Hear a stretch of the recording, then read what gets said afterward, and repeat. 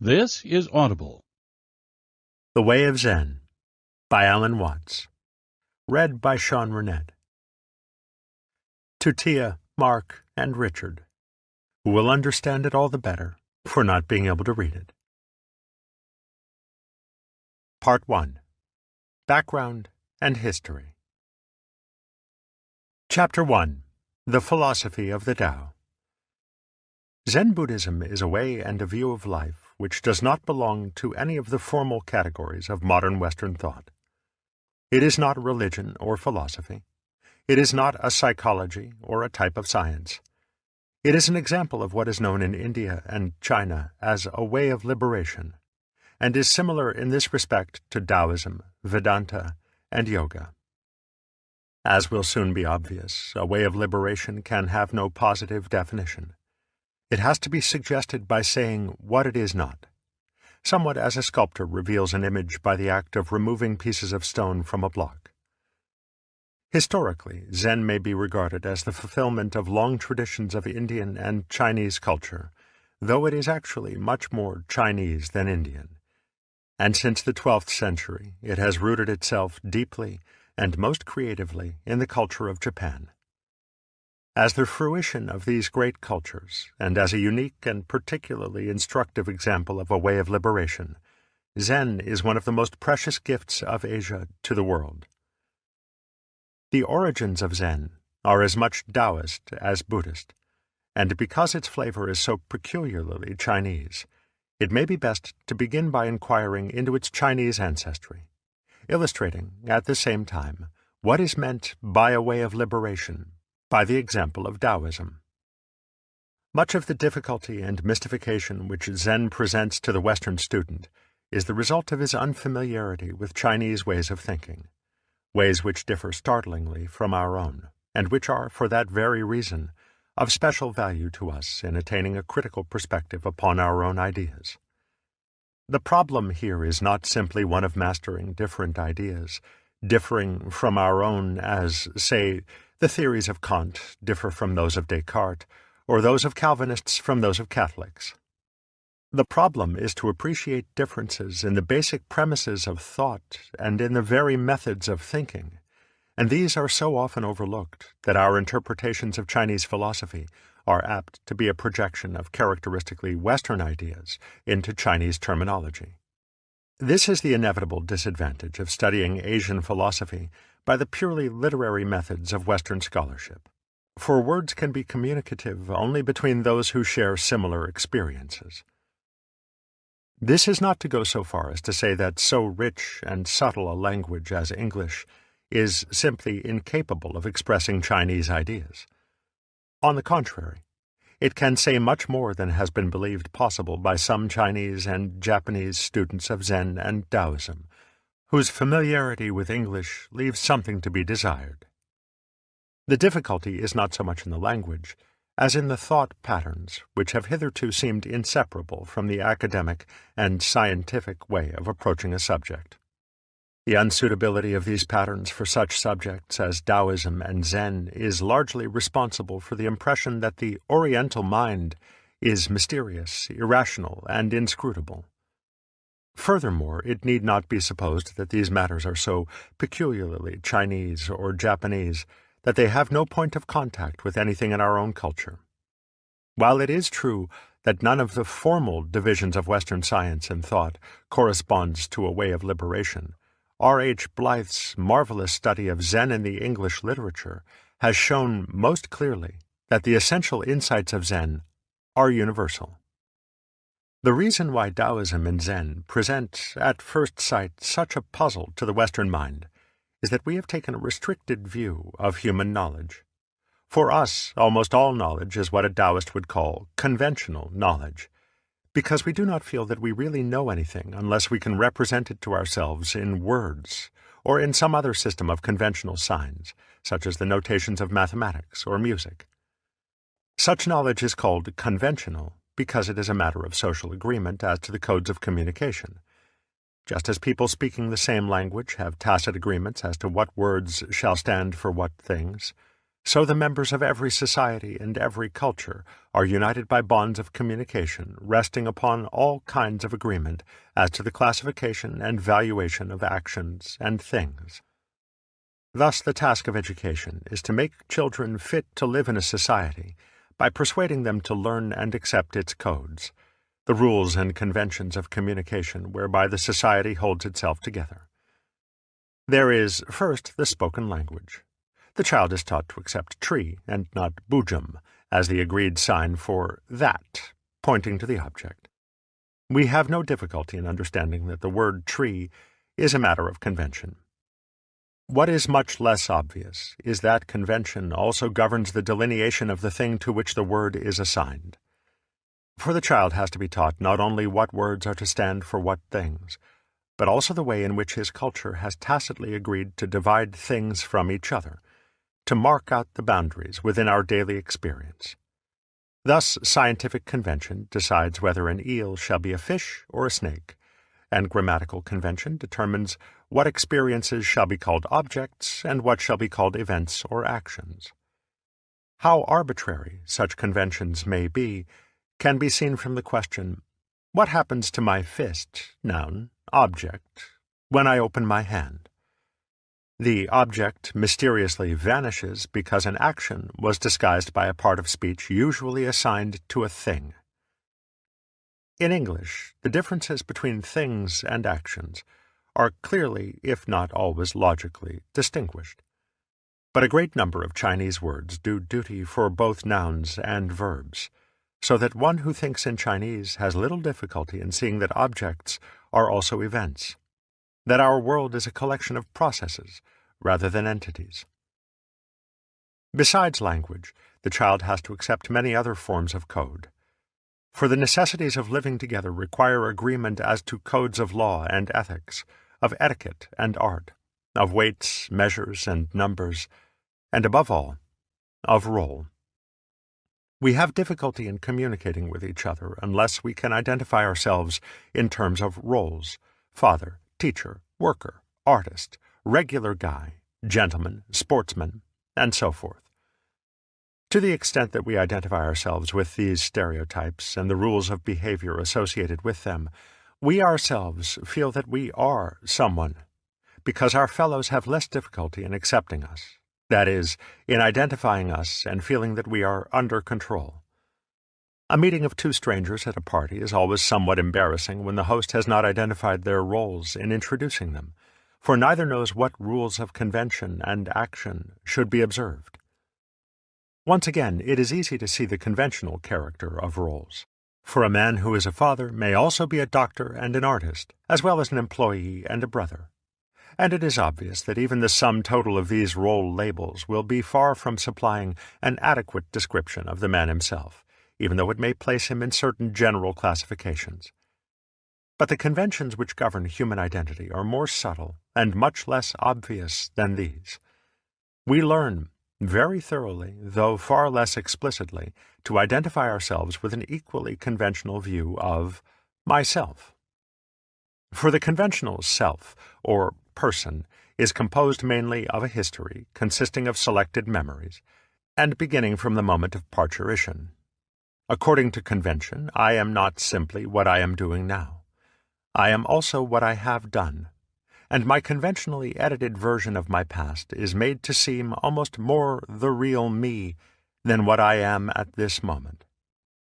For what I am seems so fleeting and intangible, but what I was is fixed and final. It is the firm basis for predictions of what I will be in the future, and so it comes about that I am more closely identified with what no longer exists than with what actually is. It is important to recognize that the memories and past events which make up a man's historical identity are no more than a selection. From the actual infinitude of events and experiences, some have been picked out, abstracted, as significant, and this significance has, of course, been determined by conventional standards. For the very nature of conventional knowledge is that it is a system of abstractions. It consists of signs and symbols in which things and events are reduced to their general outlines. As the Chinese character Ren stands for man, by being the utmost simplification and generalization of the human form. The same is true of words other than ideographs. The English words man, fish, star, flower, run, grow, all denote classes of objects or events which may be recognized as members of their class by very simple attributes, abstracted from the total complexity of the things themselves. Abstraction is thus almost a necessity for communication, since it enables us to represent our experiences with simple and rapidly made grasps of the mind. When we say that we can think only of one thing at a time, this is like saying that the Pacific Ocean cannot be swallowed at a gulp. It has to be taken in a cup and downed bit by bit. Abstractions and conventional signs are like the cup. They reduce experience to units simple enough to be comprehended one at a time. In a similar way, curves are measured by reducing them to a sequence of tiny straight lines, or by thinking of them in terms of the squares which they cross when plotted on graph paper. Other examples of the same process are the newspaper photograph and the transmission of television. In the former, a natural scene is reproduced in terms of light and heavy dots arranged in a screen or grid-like pattern, so as to give the general impression of a black-and-white photograph when seen without a magnifying glass. Much as it may look like the original scene, it is only a reconstruction of the scene in terms of dots, somewhat as our conventional words and thoughts are reconstructions of experience in terms of abstract signs. Even more like the thought process, the television camera transmits a natural scene in terms of a linear series of impulses which may be passed along a wire.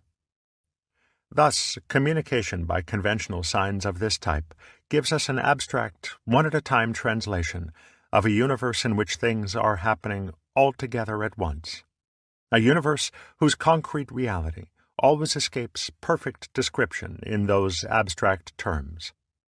The perfect description of a small particle of dust by these means would take everlasting time, since one would have to account for every point in its volume. The linear, one-at-a-time character of speech and thought is particularly noticeable in all languages using alphabets, representing experience in long strings of letters. It is not easy to say why we must communicate with others, speak, and with ourselves, think, by this one-at-a-time method. Life itself does not proceed in this cumbersome linear fashion, and our own organisms could hardly live for a moment if they had to control themselves by taking thought of every breath, every beat of the heart, and every neural impulse. But if we are to find some explanation for this characteristic of thought, the sense of sight offers a suggestive analogy. For we have two types of vision, central and peripheral, not unlike the spotlight and the floodlight. Central vision is used for accurate work, like reading, in which our eyes are focused on one small area after another, like spotlights. Peripheral vision is less conscious, less bright than the intense ray of the spotlight. We use it for seeing at night, and for taking subconscious notice of objects and movements, not in the direct line of central vision. Unlike the spotlight, it can take in very many things at a time. There is, then, an analogy, and perhaps more than a mere analogy, between central vision and conscious one-at-a-time thinking, and between peripheral vision and the rather mysterious process which enables us to regulate the incredible complexity of our bodies without thinking at all. It should be noted, further, that we call our bodies complex as a result of trying to understand them in terms of linear thought, of words and concepts. But the complexity is not so much in our bodies as in the task of trying to understand them by this means of thinking. It is like trying to make out the features of a large room with no other light than a single bright ray. It is as complicated as trying to drink water with a fork instead of a cup. In this respect, the Chinese written language has a slight advantage over our own, and is perhaps symptomatic of a different way of thinking. It is still linear, still a series of abstractions taken in one at a time, but its written signs are a little closer to life than spelled words because they are essentially pictures, and as a Chinese proverb puts it, "One showing is worth 100 sayings."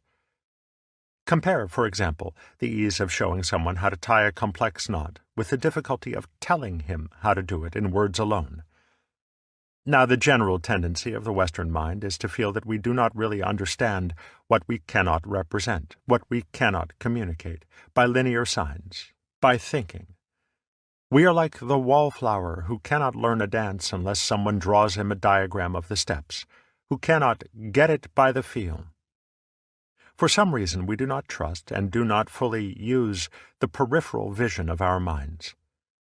We learn music, for example, by restricting the whole range of tone and rhythm to a notation of fixed tonal and rhythmic intervals, a notation which is incapable of representing Oriental music. But the Oriental musician has a rough notation which he uses only as a reminder of a melody. He learns music not by reading notes, but by listening to the performance of a teacher, getting the feel of it, and copying him. And this enables him to acquire rhythmic and tonal sophistications, matched only by those Western jazz artists who use the same approach.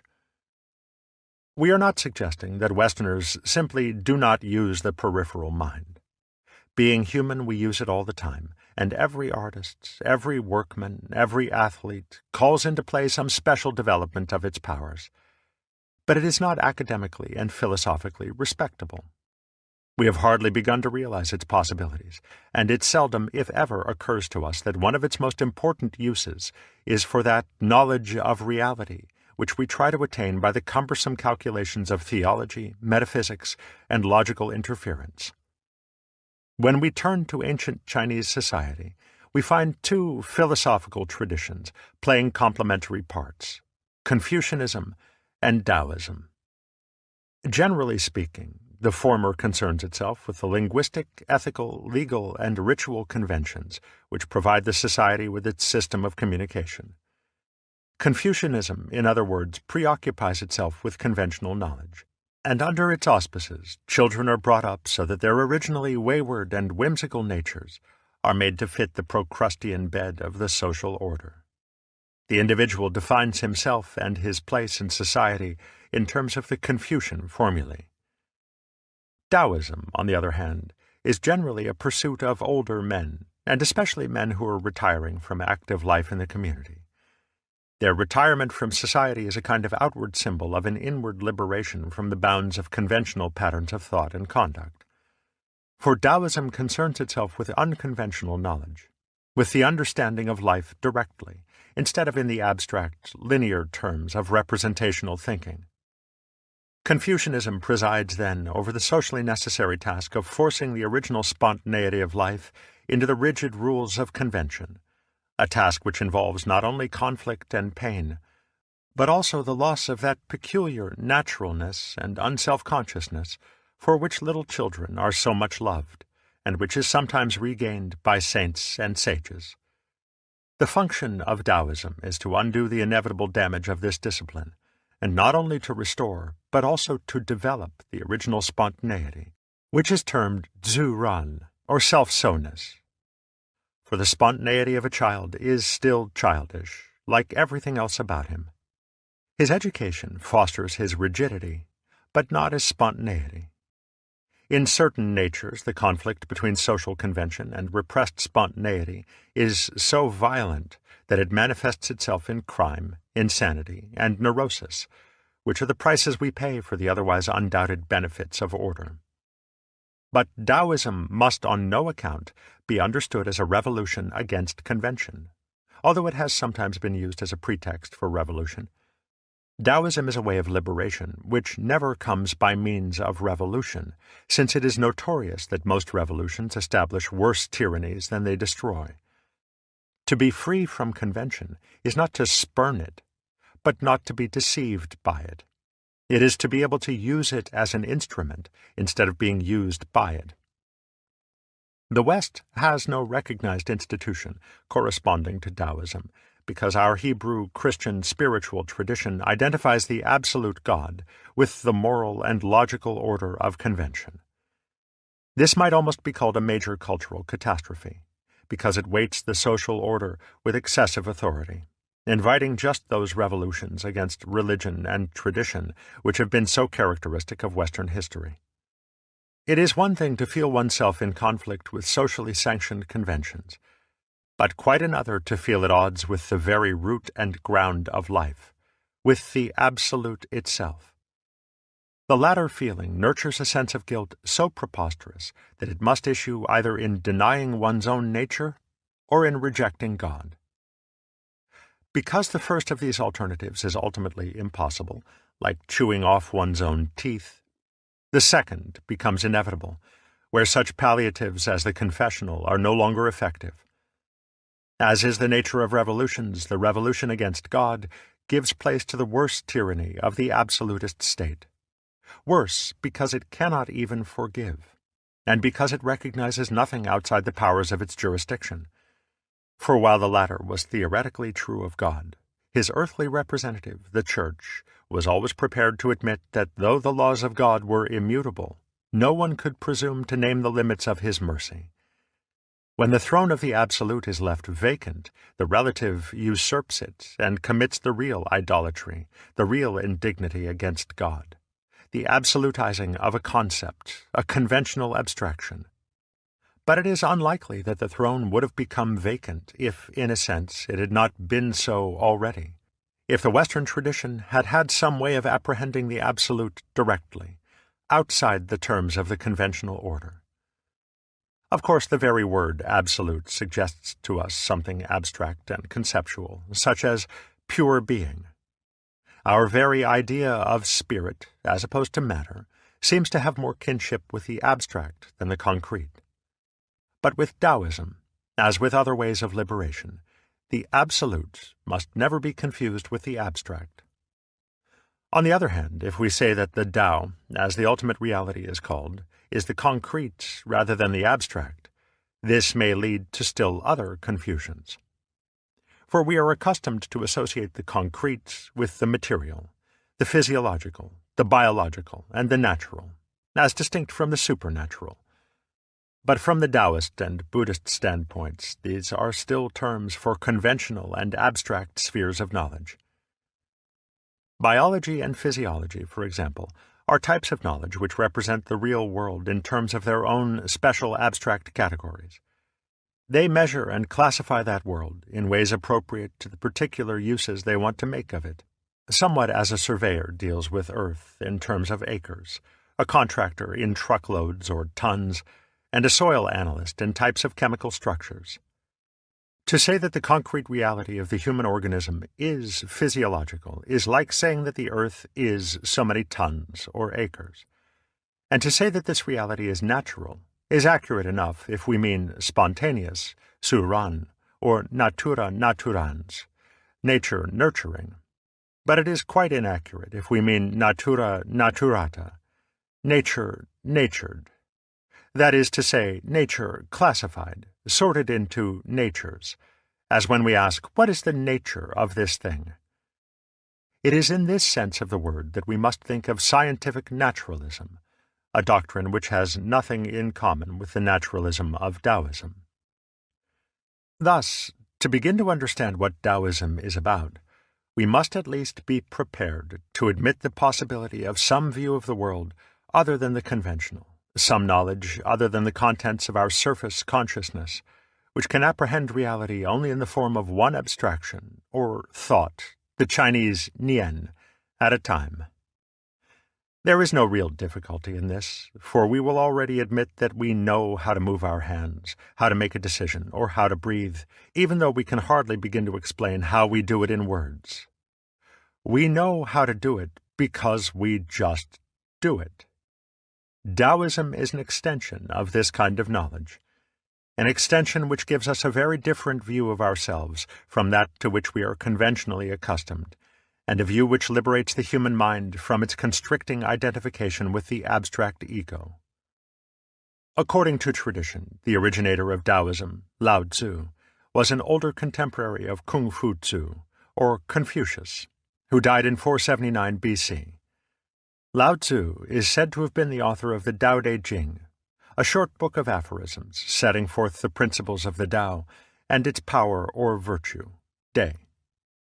But traditional Chinese philosophy ascribes both Taoism and Confucianism to a still earlier source, to a work which lies at the very foundation of Chinese thought and culture, dating anywhere from 3000 to 1200 BC. This is the I Ching, or Book of Changes. The I Ching is ostensibly a book of divination. It consists of oracles based on 64 abstract figures, each of which is composed of 6 lines. The lines are of 2 kinds: divided, negative, and undivided, positive. And the 6-line figures, or hexagrams, are believed to have been based on the various ways in which a tortoise shell will crack when heated. This refers to an ancient method of divination in which the soothsayer bored a hole in the back of a tortoise shell, heated it, and then foretold the future from the cracks in the shell so formed, much as palmists use the lines on the hand. Naturally, these cracks were most complicated, and the 64 hexagrams are supposed to be a simplified classification of the various patterns of cracks. For many centuries now, the tortoise shell has fallen into disuse, and instead, the hexagram appropriate to the moment in which a question is asked of the oracle is determined by the random division of a set of 50 yarrow stalks. But an expert in the I Ching need not necessarily use tortoise shells or yarrow stalks. He can see a hexagram in anything, in the chance arrangement of a bowl of flowers, in objects scattered upon a table, in the natural markings on a pebble. A modern psychologist will recognize in this something not unlike a Rorschach test, in which the psychological condition of a patient is diagnosed from the spontaneous images which he sees in a complex ink blot. Could the patient interpret his own projections upon the ink blot, he would have some useful information about himself for the guidance of his future conduct. In view of this, we cannot dismiss the divinatory art of the I Ching as mere superstition. Indeed, an exponent of the I Ching might give us quite a tough argument about the relative merits of our ways for making important decisions. We feel that we decide rationally because we base our decisions on collecting relevant data about the matter in hand. We do not depend upon such irrelevant trifles as the chance tossing of a coin, or the patterns of tea leaves, or cracks in a shell. Yet he might ask whether we really know what information is relevant, since our plans are constantly upset by utterly unforeseen incidents. He might ask how we know when we have collected enough information upon which to decide. If we were rigorously scientific in collecting information for our decisions, it would take us so long to collect the data that the time for action would have passed long before the work had been completed. So how do we know when we have enough? Does the information itself tell us that it is enough? On the contrary, we go through the motions of gathering the necessary information in a rational way, and then, just because of a hunch, or because we are tired of thinking, or because the time has come to decide, we act. He would ask whether this is not depending just as much upon irrelevant trifles as if we had been casting the yarrow stalks. In other words, the rigorously scientific method of predicting the future can be applied only in special cases, where prompt action is not urgent, where the factors involved are largely mechanical, or in circumstances so restricted as to be trivial. By far the larger part of our important decisions depend upon hunch, in other words, upon the peripheral vision of the mind. Thus, the reliability of our decisions rests ultimately upon our ability to feel the situation, upon the degree to which this peripheral vision has been developed. Every exponent of the I Ching knows this. He knows that the book itself does not contain an exact science, but rather a useful tool which will work for him if he has a good intuition, or if, as he would say, he is in the Tao. Thus, one does not consult the oracle without proper preparation, without going quietly and meticulously through the prescribed rituals in order to bring the mind into that calm state where the intuition is felt to act more effectively. It would seem, then, that if the origins of Taoism are to be found in the I Ching, they are not so much in the text of the book itself, as in the way in which it was used, and in the assumptions underlying it. For experience in making decisions by intuition might well show that this peripheral aspect of the mind works best when we do not try to interfere with it, when we trust it to work by itself, zuran, spontaneously, self-so. Thus the basic principles of Taoism begin to unfold themselves. There is, first of all, the Tao, the indefinable, concrete process of the world, the way of life. The Chinese word means originally a way or road, and sometimes to speak, so that the first line of the Tao Te Ching contains a pun on the two meanings. The Tao which can be spoken is not eternal Tao. But in trying at least to suggest what he means, Lao Tzu says, "There was something vague before heaven and earth arose. How calm, how void! It stands alone, unchanging. It acts everywhere, untiring. It may be considered the mother of everything under heaven. I do not know its name, but call it by the word Tao." And again, the Tao is something blurred and indistinct. How indistinct, how blurred! Yet within it are images. How blurred, how indistinct! Yet within it are things. How dim, how confused! Yet within it is mental power. Because this power is most true, within it there is confidence. Mental power is Jing, a word which combines the ideas of essential, subtle, psychic, or spiritual, and skillful. For the point seems to be that as one's own head looks like nothing to the eyes, yet is the source of intelligence, so the vague, void-seeming, and indefinable Tao is the intelligence which shapes the world with a skill beyond our understanding. The important difference between the Tao and the usual idea of God is that whereas God produces the world by making, Wei, the Tao produces it by not making, Wu Wei, which is approximately what we mean by growing. For things made are separate parts put together, like machines, or things fashioned from without inwards, like sculptures, whereas things grown divide themselves into parts, from within outwards. Because the natural universe works mainly according to the principles of growth, it would seem quite odd to the Chinese mind to ask it how it was made. If the universe were made, there would of course be someone who knows how it is made, who could explain how it was put together bit by bit, as a technician can explain in one-at-a-time words how to assemble a machine. But a universe which grows utterly excludes the possibility of knowing how it grows in the clumsy terms of thought and language, so that no Taoist would dream of asking whether the Tao knows how it produces the universe. For it operates according to spontaneity, not according to plan. Lao Tzu says, the Tao's principle is spontaneity. But spontaneity is not by any means a blind, disorderly urge, a mere power of caprice. A philosophy restricted to the alternatives of conventional language has no way of conceiving an intelligence which does not work according to plan, according to a one-at-a-time order of thought. Yet the concrete evidence of such an intelligence is right to hand in our own thoughtlessly organized bodies. For the Tao does not know how it produces the universe, just as we do not know how we construct our brains. In the words of Lao Tzu's great successor, Zhuangzi, things are produced around us, but no one knows the whence. They issue forth, but no one sees the portal. Men, one and all, value that part of knowledge which is known. They do not know how to avail themselves of the unknown in order to reach knowledge. Is not this misguided? The conventional relationship of the knower to the known is often that of the controller to the controlled, and thus of lord to servant. Thus, whereas God is the master of the universe, since he knows about it all, he knows, the relationship of the Tao to what it produces is quite otherwise. The great Tao flows everywhere, to the left and to the right.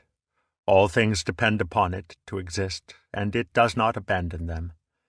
To its accomplishments it lays no claim. It loves and nourishes all things, but does not lord it over them. In the usual Western conception, God is also self-knowing, transparent through and through to his own understanding, the image of what man would like to be, the conscious ruler and controller, the absolute dictator of his own mind and body. But in contrast with this, the Tao is through and through mysterious and dark, Xuan. As a Zen Buddhist said of it in later times, "There is one thing. Above it supports heaven. Below it upholds earth. It is black like lacquer, always actively functioning." Xuan is, of course, a metaphorical darkness, not the darkness of night, of black as opposed to white, but the sheer inconceivability which confronts the mind when it tries to remember the time before birth or to penetrate its own depths. Western critics often poke fun at such nebulous views of the Absolute, deriding them as misty and mystical in contrast with their own robustly definite opinions. But as Lao Tzu said, "When the superior man hears of the Tao, he does his best to practice it. When the middling man hears of the Tao, he sometimes keeps it and sometimes loses it. When the inferior man hears of the Tao, he will laugh aloud at it. If he did not laugh, it would not be the Tao." For it is really impossible to appreciate what is meant by the Tao without becoming, in a rather special sense, stupid. So as long as the conscious intellect is frantically trying to clutch the world in its net of abstractions, and to insist that life be bound and fitted to its rigid categories, the mood of Taoism will remain incomprehensible, and the intellect will wear itself out. The Tao is accessible only to the mind which can practice the simple and subtle art of Wu Wei, which, after the Tao, is the second important principle of Taoism. We saw that the I Ching had given the Chinese mind some experience in arriving at decisions spontaneously, decisions which are effective to the degree that one knows how to let one's mind alone, trusting it to work by itself. This is Wu Wei, since Wu means not or non, and Wei means action, making, doing, striving, straining, or busyness. To return to the illustration of eyesight, the peripheral vision works most effectively, as in the dark, when we see out of the corners of the eyes, and do not look at things directly. Similarly, when we need to see the details of a distant object, such as a clock, the eyes must be relaxed, not staring, not trying to see. So, too, no amount of working with the muscles of the mouth and tongue will enable us to taste our food more acutely. The eyes and the tongue must be trusted to do the work by themselves. But when we have learned to put excessive reliance upon central vision, upon the sharp spotlight of the eyes and mind, we cannot regain the powers of peripheral vision unless the sharp and staring kind of sight is first relaxed. The mental or psychological equivalent of this is the special kind of stupidity to which Lao Tzu and Zhuang Tzu so often refer. It is not simply calmness of mind, but non-graspingness of mind. In Zhuang Tzu's words, "The perfect man employs his mind as a mirror. It grasps nothing. It refuses nothing. It receives, but does not keep." One might almost say that it fuzzes itself a little, to compensate for too harsh a clarity. Thus Lao Tzu says of himself, "Cut out cleverness, and there are no anxieties." People in general are so happy, as if enjoying a feast, or as if going up a tower in spring. I alone am tranquil, and have made no signs, like a baby who is yet unable to smile, forlorn as if I had no home to go to. Others all have more than enough, and I alone seem to be in want. Possibly mine is the mind of a fool, which is so ignorant. The vulgar are bright, and I alone seem to be dull. The vulgar are discriminative, and I alone seem to be blunt. I am negligent, as if being obscure, drifting, as if being attached to nothing. The people in general all have something to do, and I alone seem to be impractical and awkward. I alone am different from others. But I value seeking sustenance from the mother, Tao. In most Taoist writings, there is a slight degree of exaggeration or overstatement of the point which is actually a kind of humor, a self-caricature. Thus, Zhuang Tzu writes on the same theme, "The man of character, Day, lives at home without exercising his mind, and performs actions without worry. The notions of right and wrong, and the praise and blame of others do not disturb him. When within the four seas all people can enjoy themselves, that is happiness for him. Sorrowful in countenance, he looks like a baby who has lost his mother. Appearing stupid, he goes about like one who has lost his way. He has plenty of money to spend, but does not know where it comes from. He drinks and eats just enough, and does not know where the food comes from. Lao Tzu is still more forceful in his apparent condemnation of conventional cleverness. Cut out sagacity, discard knowingness, and the people will benefit an hundredfold. Cut out humanity, discard righteousness, and the people will regain love of their fellows. Cut out cleverness, discard the utilitarian, and there will be no thieves and robbers. Become unaffected, cherish sincerity, belittle the personal, reduce desires. The idea is not to reduce the human mind to a moronic vacuity, but to bring into play its innate and spontaneous intelligence by using it without forcing it. It is fundamental to both Taoist and Confucian thought that the natural man is to be trusted, and from their standpoint it appears that the Western mistrust of human nature, whether theological or technological, is a kind of schizophrenia. It would be impossible, in their view, to believe oneself innately evil without discrediting the very belief, since all the notions of a perverted mind would be perverted notions. However religiously emancipated, the technological mind shows that it has inherited the same division against itself when it tries to subject the whole human order to the control of conscious reason. It forgets that reason cannot be trusted if the brain cannot be trusted, since the power of reason depends upon organs that were grown by unconscious intelligence. The art of letting the mind alone is vividly described by another Taoist writer, Lieh Tzu, circa 398 BC, celebrated for his mysterious power of being able to ride upon the wind. This, no doubt, refers to the peculiar sensation of walking on air, which arises when the mind is first liberated. It is said that when Professor D.T. Suzuki was once asked how it feels to have attained Satori, the Zen experience of awakening, he answered, "Just like ordinary everyday experience, except about 2 inches off the ground." Thus, when asked to explain the art of riding on the wind, Lieh Tzu gave the following account of his training under his master Lao Sheng.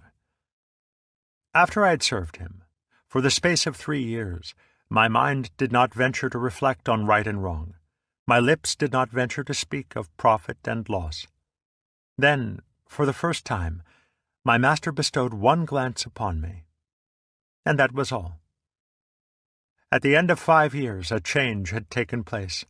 My mind was reflecting on right and wrong, and my lips were speaking of profit and loss. Then, for the first time, my master relaxed his countenance and smiled. At the end of 7 years, there was another change. I let my mind reflect on what it would, but it no longer occupied itself with right and wrong.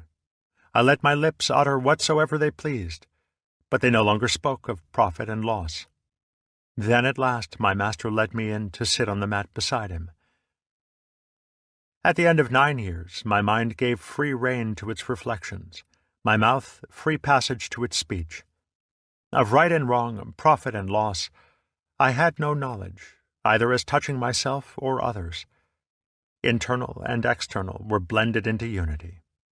After that, there was no distinction between eye and ear, ear and nose, nose and mouth. All were the same. My mind was frozen, my body in dissolution, my flesh and bones all melted together. I was wholly unconscious of what my body was resting on, or what was under my feet. I was borne this way and that on the wind, like dry chaff or leaves falling from a tree. In fact, I knew not whether the wind was riding on me, or I on the wind. The state of consciousness described sounds not unlike being pleasantly drunk, though without the morning-after effects of alcohol. Chuang-Tzu noticed the similarity, for he wrote, "A drunken man who falls out of a cart, though he may suffer, does not die. His bones are the same as other people's, but he meets the accident in a different way. His spirit is in a condition of security. He is not conscious of riding in the cart, neither is he conscious of falling out of it. Ideas of life, death, fear, etc. cannot penetrate his breast, so he does not suffer from contact with objective existences. And if such security is to be got from wine, how much more is it to be got from spontaneity?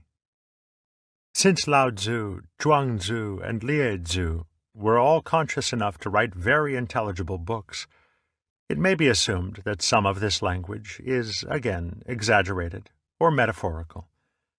Their unconsciousness is not coma, but what the exponents of Zen later signified by Wu Xin, literally no mind, which is to say unself-consciousness. It is a state of wholeness in which the mind functions freely and easily, without the sensation of a second mind or ego standing over it with a club. If the ordinary man is one who has to walk by lifting his legs with his hands, the Taoist is one who has learned to let the legs walk by themselves. Various passages in the Taoist writings suggest that no-mindedness is employing the whole mind as we use the eyes when we rest them upon various objects, but make no special effort to take anything in. According to Zhuang Tzu, the baby looks at things all day without winking. That is because his eyes are not focused on any particular object. He goes without knowing where he is going, and stops without knowing what he is doing. He merges himself with the surroundings, and moves along with it. These are the principles of mental hygiene. And again, if you regulate your body and unify your attention, the harmony of heaven will come upon you.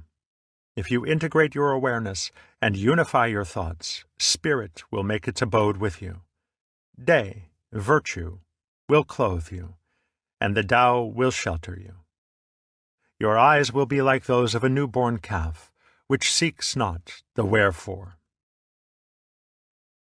Each of the other senses might similarly be used to illustrate the non-active functioning of the mind: listening without straining to hear, smelling without strong inhalation, tasting without screwing up the tongue, and touching without pressing the object. Each is a special instance of the mental function which works through all, and which Chinese designates with the peculiar word Xin. This term is so important for the understanding of Zen that some attempt must be made to say what Taoism and Chinese thought in general take it to mean.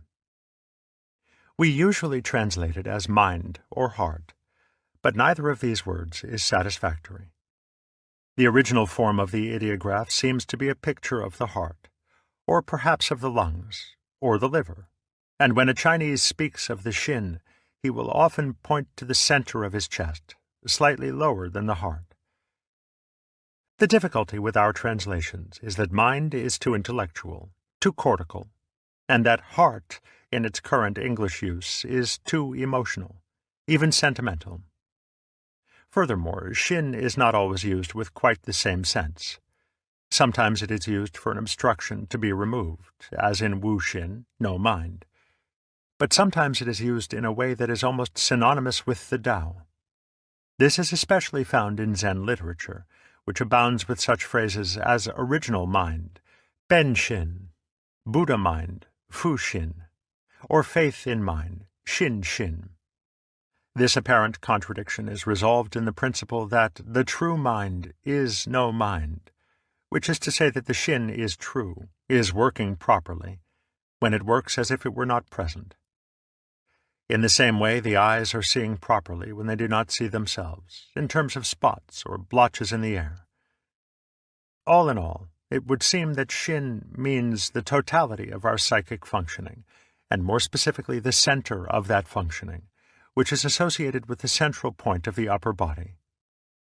The Japanese form of the word, kokoro, is used with even more subtleties of meaning.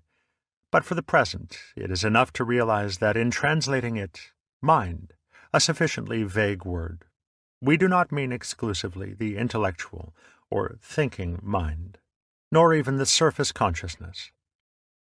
The important point is that according to both Taoism and Zen, the center of the mind's activity is not in the conscious thinking process, not in the ego.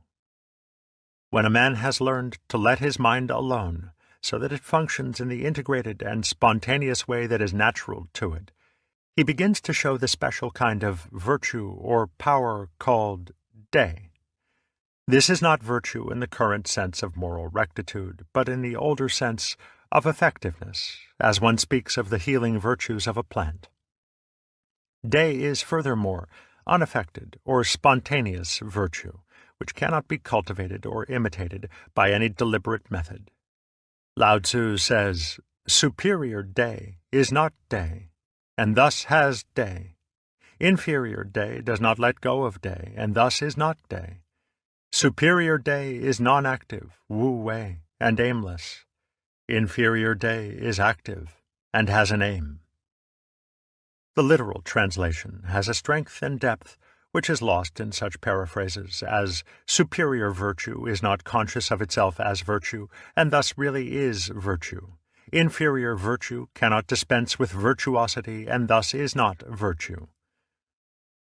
When the Confucians prescribed a virtue which depended upon the artificial observance of rules and precepts, the Taoists pointed out that such virtue was conventional and not genuine.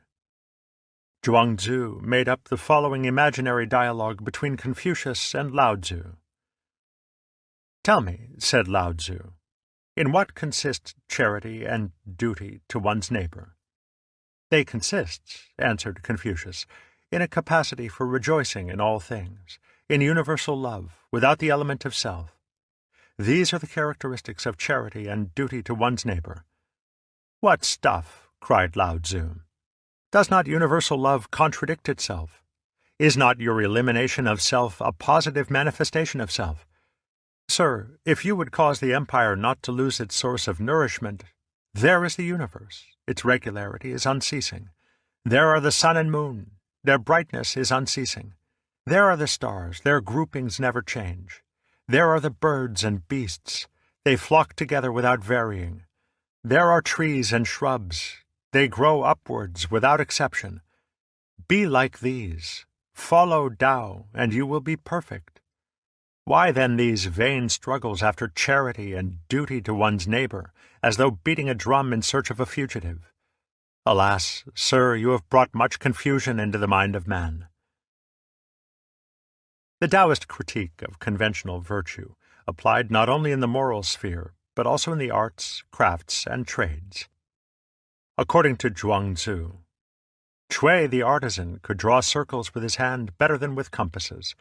His fingers seemed to accommodate themselves so naturally to the thing he was working at that it was unnecessary to fix his attention. His mental faculties thus remained one, that is, integrated, and suffered no hindrance. To be unconscious of one's feet implies that the shoes are easy. To be unconscious of a waist implies that the girdle is easy. The intelligence of being unconscious of positive and negative implies that the heart, Shin, is at ease. And he who, beginning with ease, is never not at ease, is unconscious of the ease of ease. Just as the artisan who had mastered day could do without the artificiality of the compass, so the painter, the musician, and the cook would have no need for the conventional classifications of their respective arts. Thus Lao Tzu said, "The 5 colors will blind a man's sight. The 5 sounds will deaden a man's hearing. The 5 tastes will spoil a man's palate. Chasing and hunting will drive a man wild. Things hard to get will do harm to a man's conduct. Therefore the sage makes provision for the stomach, and not for the eye." This must by no means be taken as an ascetic's hatred of sense experience, for the point is precisely that the eye's sensitivity to color is impaired by the fixed idea that there are just 5 true colors. There is an infinite continuity of shading, and breaking it down into divisions with names distracts the attention from its subtlety. This is why the sage makes provision for the stomach and not for the eye, which is to say that he judges by the concrete content of the experience, and not by its conformity with purely theoretical standards. In sum, then, day is the unthinkable ingenuity and creative power of man's spontaneous and natural functioning. a power which is blocked when one tries to master it in terms of formal methods and techniques. It is like the centipede's skill in using 100 legs at once. The centipede was happy, quite, until a toad in fun said, "Pray, which leg goes after which?" This worked his mind to such a pitch, he lay distracted in a ditch, considering how to run. A profound regard for day underlies the entire higher culture of the Far East, so much so that it has been made the basic principle of every kind of art and craft. While it is true that these arts employ what are, to us, highly difficult technical disciplines, it is always recognized that they are instrumental and secondary, and that superior work has the quality of an accident. This is not a masterful mimicry of the accidental, an assumed spontaneity in which the careful planning does not show. It lies at a much deeper and more genuine level.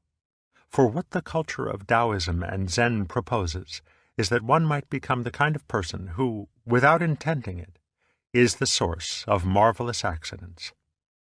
Taoism is, then, the original Chinese way of liberation, which combined with Indian Mahayana Buddhism to produce Zen.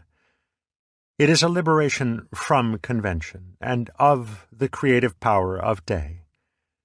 Every attempt to describe and formulate it in words and one-at-a-time thought symbols must, of necessity, distort it. The foregoing chapter has perforce made it seem one of the vitalist or naturalistic philosophical alternatives. For Western philosophers are constantly bedeviled by the discovery that they cannot think outside certain well-worn ruts, that however hard they may try, their new philosophies turn out to be restatements of ancient positions, monist or pluralist, realist or nominalist, vitalist or mechanist. This is because they are the only alternatives which the conventions of thought can present, and they cannot discuss anything else without presenting it in their own terms. When we try to represent a third dimension upon a two-dimensional surface, it will of necessity seem to belong more or less to the two alternatives of length and breadth. In the words of Zhuangzi, were language adequate, it would take but a day fully to set forth Tao. Not being adequate, it takes that time to explain material existences. Tao is something beyond material existences. It cannot be conveyed either by words or by silence. Chapter 2. The Origins of Buddhism. Chinese civilization was at least 2,000 years old when it first encountered Buddhism.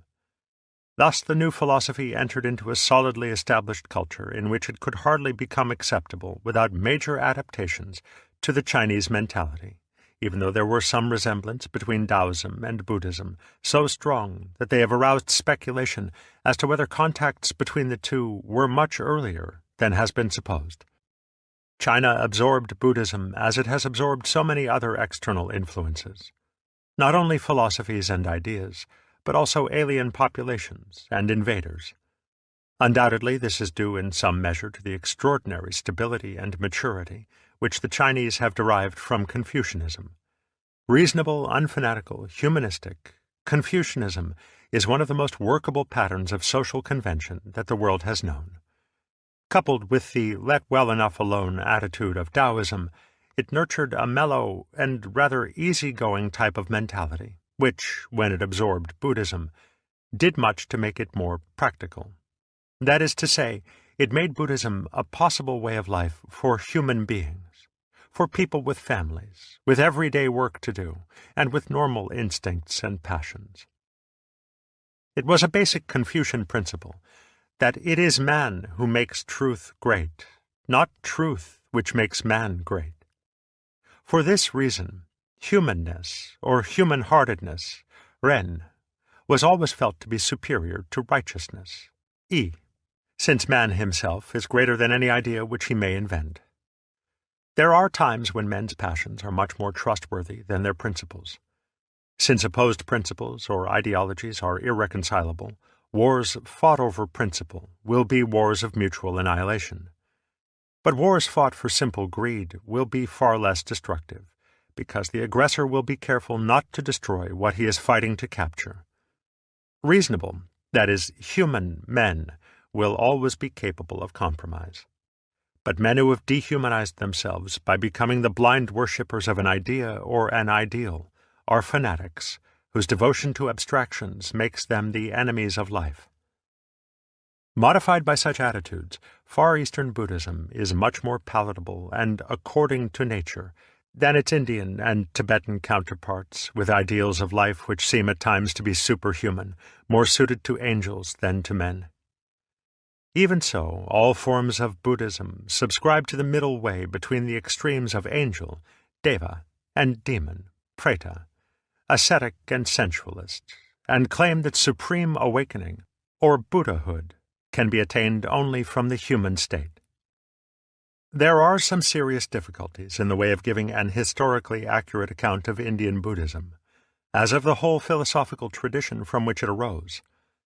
No student of Asian thought should be unaware of these difficulties, because they make it necessary to take almost every important pronouncement about ancient Indian thought with caution. Thus, before attempting to describe Indian Buddhism, some of these difficulties should be mentioned. The first, and most serious, is the problem of interpreting the Sanskrit and Pali texts in which ancient Indian literature is preserved. This is especially true of Sanskrit, the sacred language of India, and more particularly the form of Sanskrit used in the Vedic period.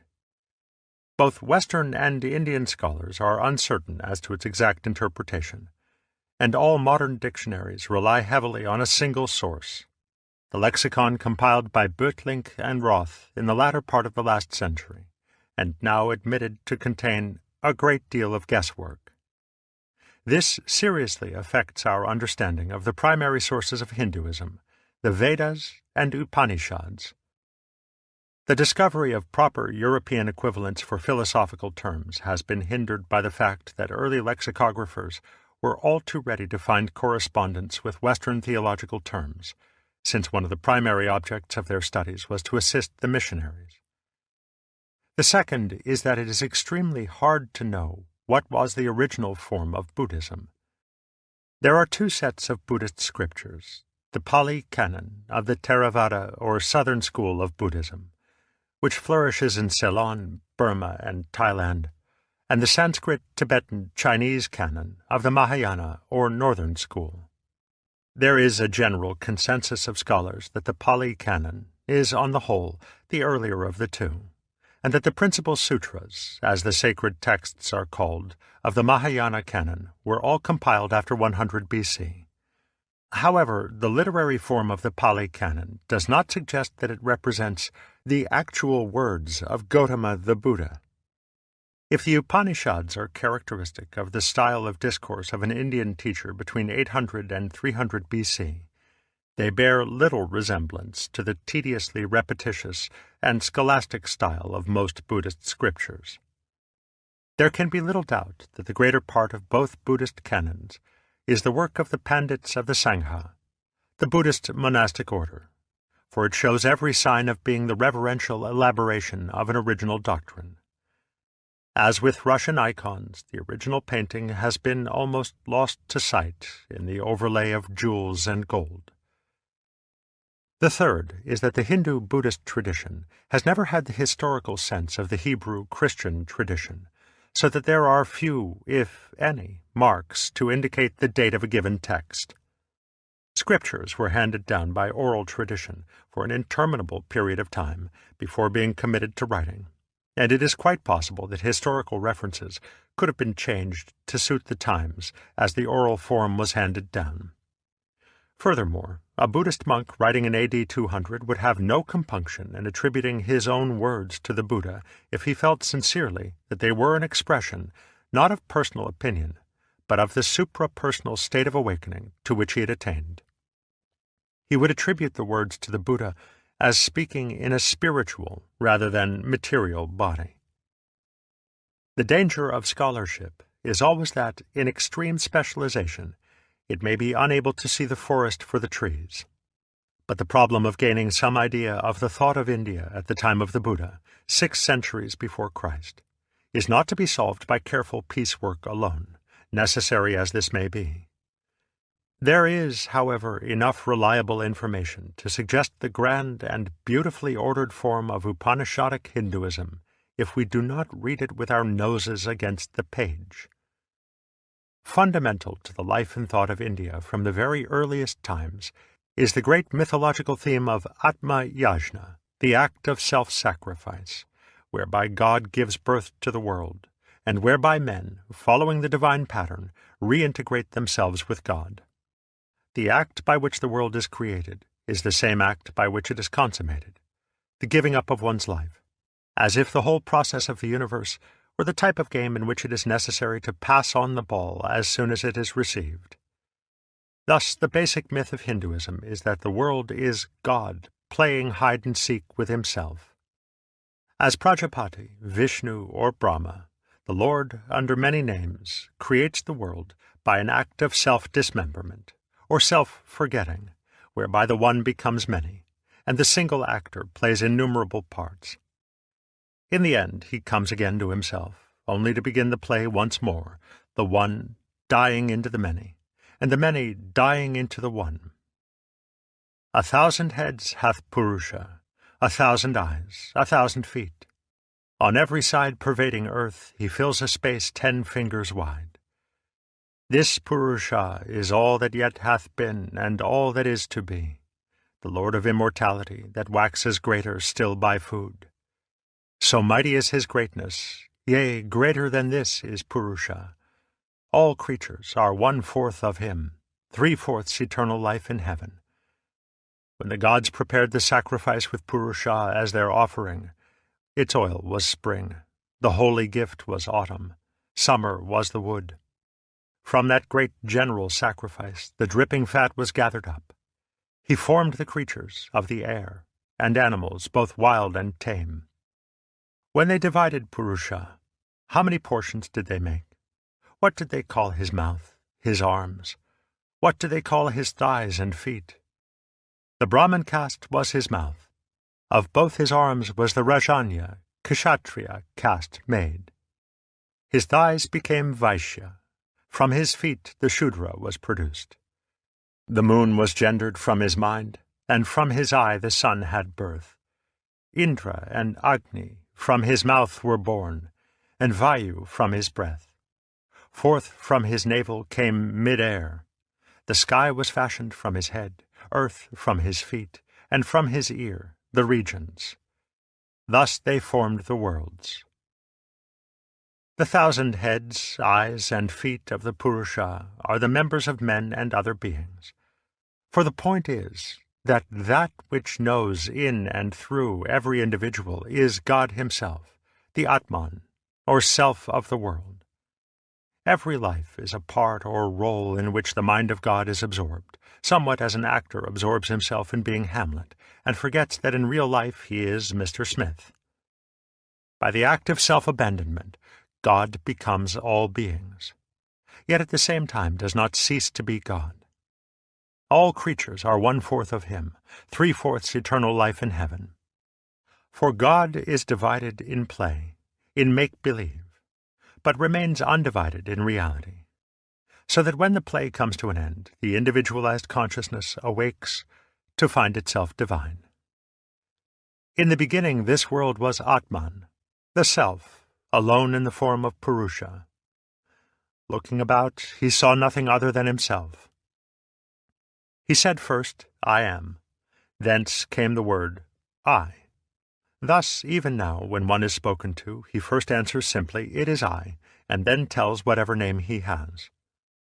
On all sides that has hands and feet, on all sides eyes, heads, and faces, on all sides in the world it hears. All things it embraces. It is important to remember that this picture of the world as the play, Leela, of God, is mythological in form. If, at this stage, we were to translate it directly into philosophical statement, it would be a crude type of pantheism, with which Hindu philosophy is generally and erroneously confused. Thus the idea of each man, each thing, as a part which the Purusha plays in the state of self-forgetting, must not be confused with a logical or scientific statement of fact. The form of statement is poetic, not logical. In the words of the Mundaka Upanishad, truly this Atman, self, the poets say, travels on this earth from body to body. Hindu philosophy has not made the mistake of imagining that one can make an informative, factual, and positive statement about the ultimate reality. As the same Upanishad says, where knowledge is without duality, without action, cause or effect, unspeakable, incomparable, beyond description, what is that? It is impossible to say. Every positive statement about ultimate things must be made in the suggestive form of myth, of poetry. For in this realm, the direct and indicative form of speech can say only neti neti, no, no, since what can be described and categorized must always belong to the conventional realm. Hindu mythology elaborates the theme of the divine play on a fabulous scale, embracing not only colossal concepts of time and space, but also the widest extremes of pleasure and pain, virtue and depravity. The inmost self of saint and sage is no less the veiled Godhead than the inmost self of the debauchee, the coward, the lunatic, and the very demons. The opposites, dvandva, of light and darkness, good and evil, pleasure and pain, are the essential elements of the game. For although the Godhead is identified with truth, sat, consciousness, chit, and bliss, ananda, the dark side of life has its integral part in the game, just as every drama must have its villain, to disrupt the status quo, and as the cards must be shuffled, thrown into chaos, in order that there may be a significant development of the play. For Hindu thought, there is no problem of evil. The conventional, relative world is necessarily a world of opposites. Light is inconceivable apart from darkness. Order is meaningless without disorder. And likewise, up without down, sound without silence, pleasure without pain. In the words of Ananda Kumaraswamy, for anyone who holds that God made the world, the question, why did he permit the existence in it of any evil, or of that evil one in whom all evil is personified, is altogether meaningless. One might as well inquire why he did not make a world without dimensions, or one without temporal succession. According to the myth, the divine play goes on through endless cycles of time, through periods of manifestation and withdrawal of the worlds measured in units of kalpas, the kalpa being a span of 4,320,000,000 years. From the human standpoint, such a conception presents a terrifying monotony, since it goes on aimlessly, forever and ever. But from the divine standpoint, it has all the fascination of the repetitious games of children, which go on, because time has been forgotten, and has reduced itself to a single, wondrous instant. The foregoing myth is not the expression of a formal philosophy, but of an experience or state of consciousness which is called moksha, or liberation. On the whole, it is safer to say that Indian philosophy is primarily this experience. It is only quite secondarily a system of ideas which attempt to translate the experience into conventional language. At root, then, the philosophy becomes intelligible only by sharing the experience, which consists of the same type of non-conventional knowledge found in Taoism. It is also termed Atma-jnana, self-knowledge, or Atma-bodha, self-awakening, since it may be considered as the discovery of who or what I am when I am no longer identified with any role or conventional definition of the person. Indian philosophy does not describe the content of this discovery, except in mythological terms, using the phrase I am Brahman, Aham Brahman, or that art thou, Tat Tvam Asi, to suggest that self-knowledge is a realization of one's original identity with God.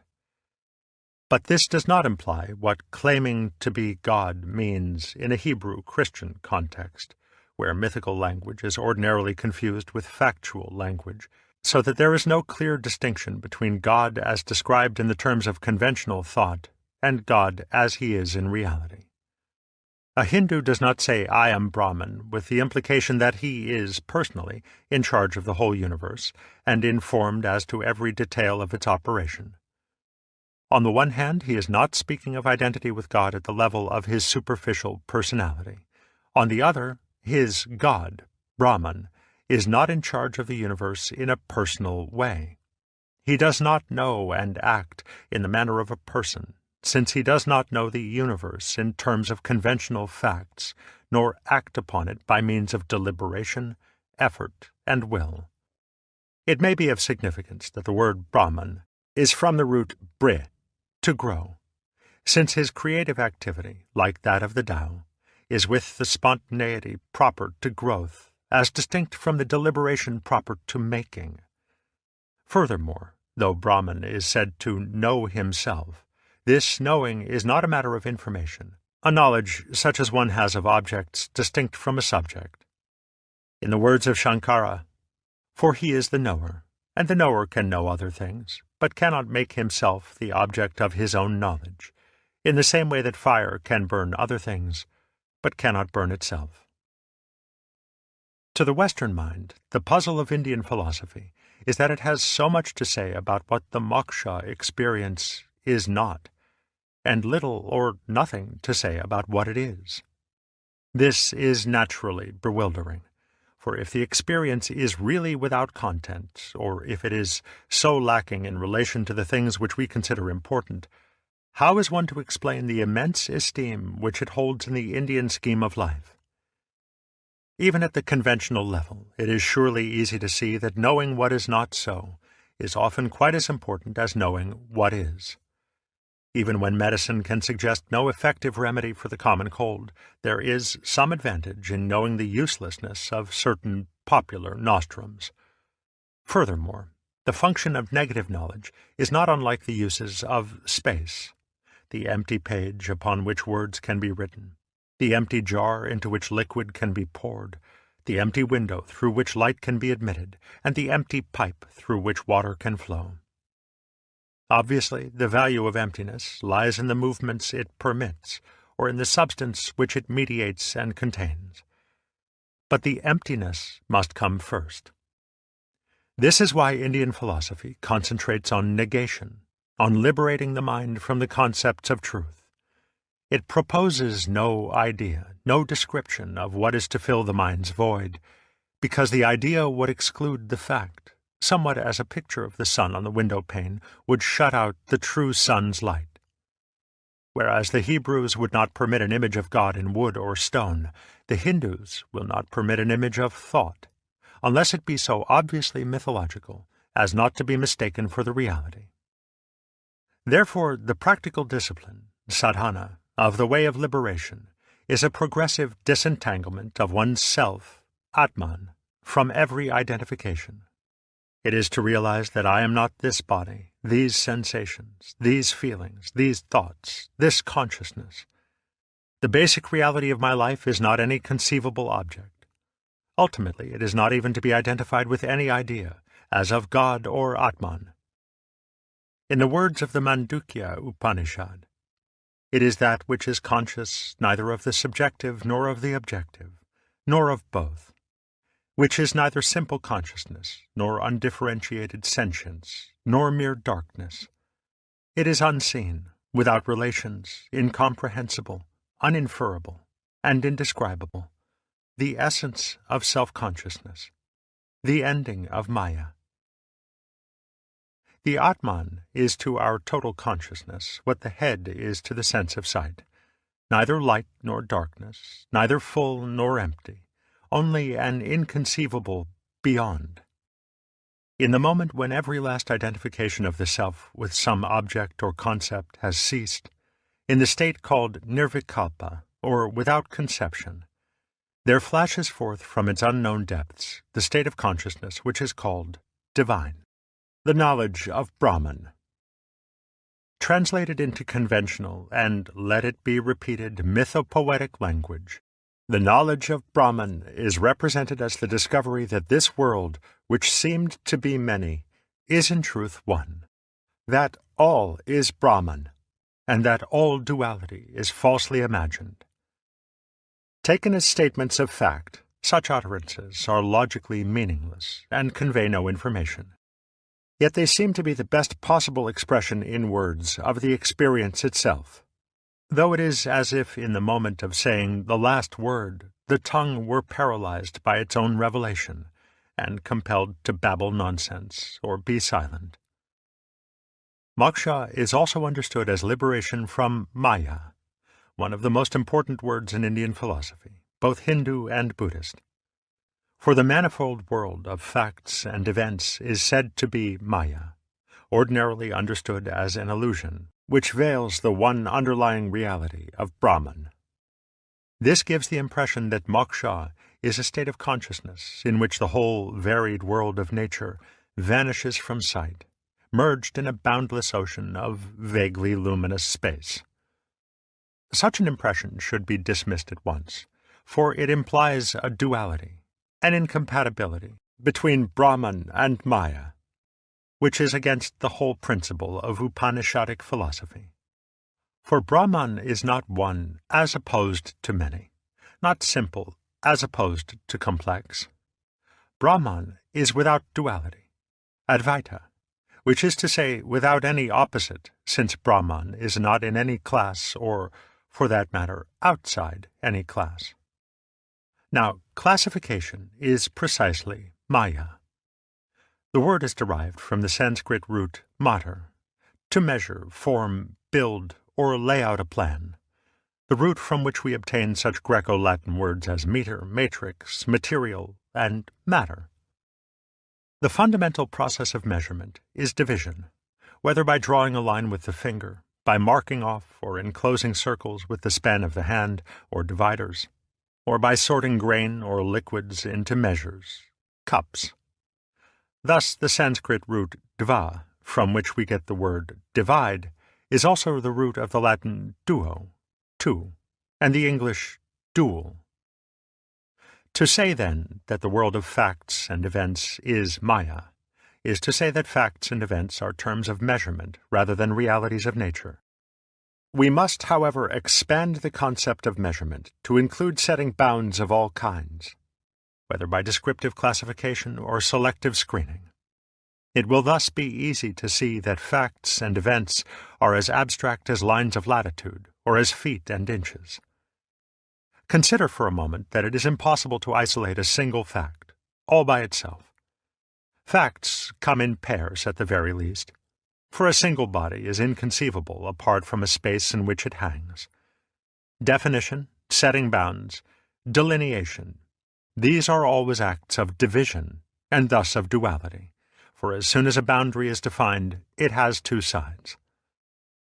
This point of view is somewhat startling, and even quite hard to understand, for those long accustomed to think that things, facts, and events are the very building blocks of the world, the most solid of solid realities.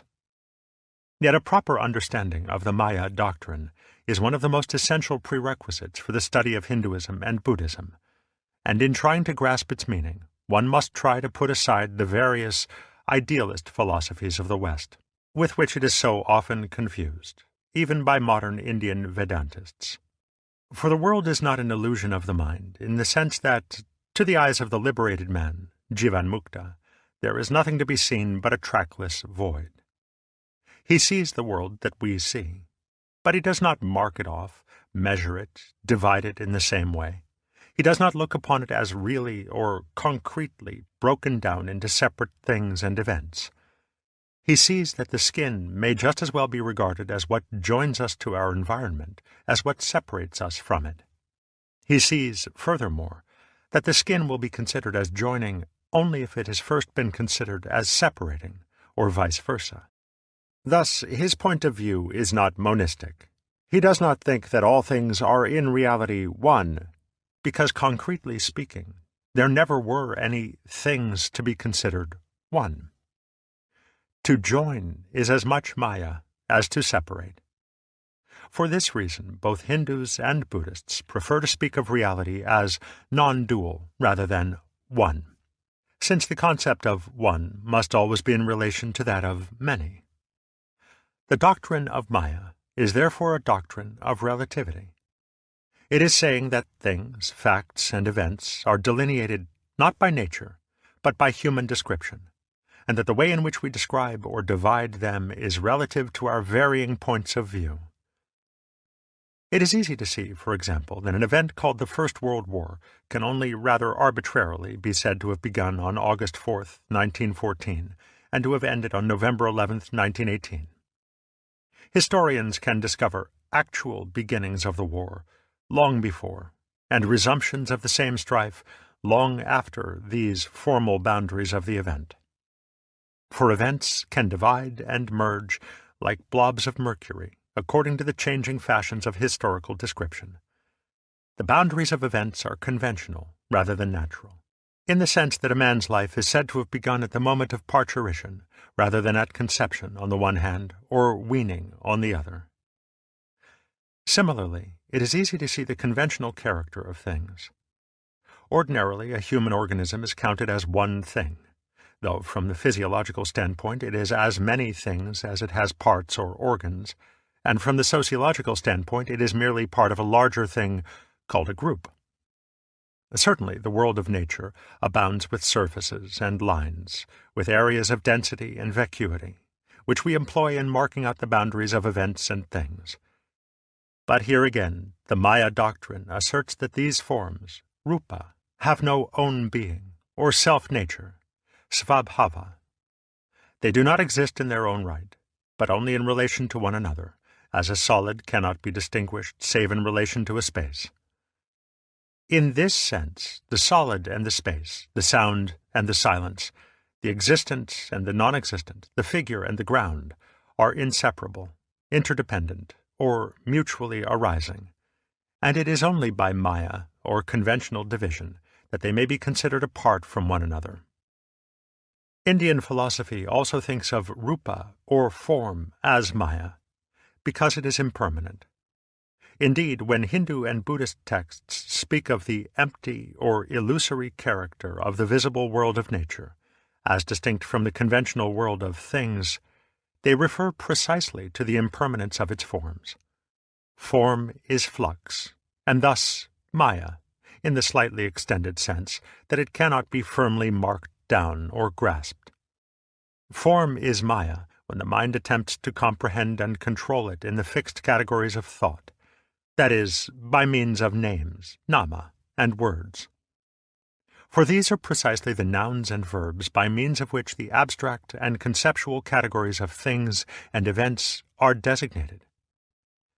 To serve their purpose, names and terms must of necessity be fixed and definite like all other units of measurement.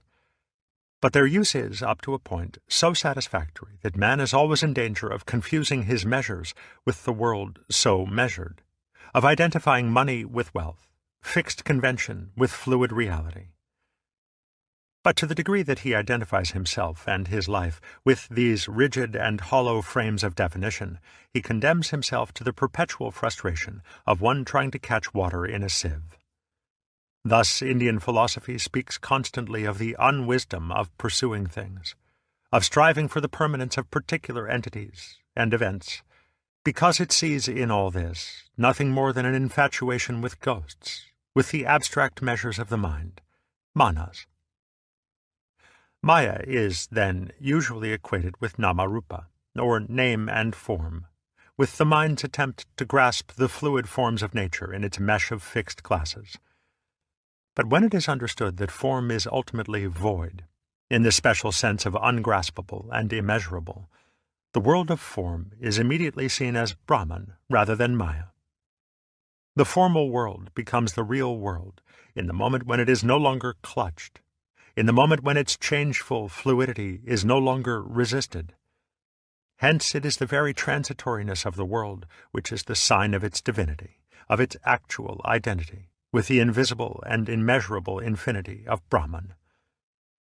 This is why the Hindu-Buddhist insistence on the impermanence of the world is not the pessimistic and nihilistic doctrine which Western critics normally suppose it to be. Transitoriness is depressing only to the mind which insists upon trying to grasp, but to the mind which lets go and moves with the flow of change, which becomes, in Zen Buddhist imagery, like a ball in a mountain stream. The sense of transience or emptiness becomes a kind of ecstasy. This is perhaps why, in both East and West, impermanence is so often the theme of the most profound and moving poetry. So much so that the splendor of change shines through even when the poet seems to resent it the most. Tomorrow and tomorrow and tomorrow creeps in this petty pace from day to day, to the last syllable of recorded time, and all our yesterdays have lighted fools the way to dusty death. Out, out, brief candle, life's but a walking shadow, a poor player that struts and frets his hour upon the stage, and then is heard no more. It is a tale told by an idiot, full of sound and fury, signifying nothing. Stated thus, as R.H. Blyth observes, it seems not so bad after all. In sum, then, the Maya doctrine points out, firstly, the impossibility of grasping the actual world in the mind's net of words and concepts, and secondly, the fluid character of those very forms which thought attempts to define. The world of facts and events is altogether nama, abstract names, and rupa, fluid form. It escapes both the comprehension of the philosopher and the grasp of the pleasure-seeker, like water from a clutching fist. There is even something deceptive in the idea of Brahman as the eternal reality underlying the flux, and of the Atman as the divine ground of human consciousness. For insofar as these are concepts, they are as incapable of grasping the real as any other. It is precisely this realization of the total elusiveness of the world which lies at the root of Buddhism. This is the special shift of emphasis, which more than anything else distinguishes the doctrine of the Buddha from the teaching of the Upanishads, which is the raison d'etre for the growth of Buddhism as a distinct movement in Indian life and thought. For Gautama, the Awakened One, or Buddha, died circa 545 BC, lived at a time when the major Upanishads were already in existence, and their philosophy must be seen as the point of departure for his own teaching. It would be a serious mistake, however, to look upon the Buddha as the founder or reformer of a religion which came into being as some kind of organized revolt against Hinduism. For we are speaking of a time when there was no consciousness of religions, when such terms as Hinduism or Brahmanism would have meant nothing.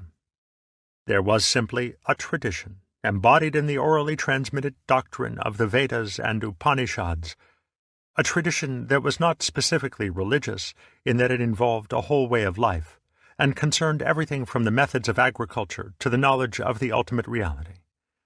The Buddha was acting in full accord with this tradition when he became a rishi, or forest sage, who had abandoned the life of the householder and divested himself of caste in order to follow a way of liberation.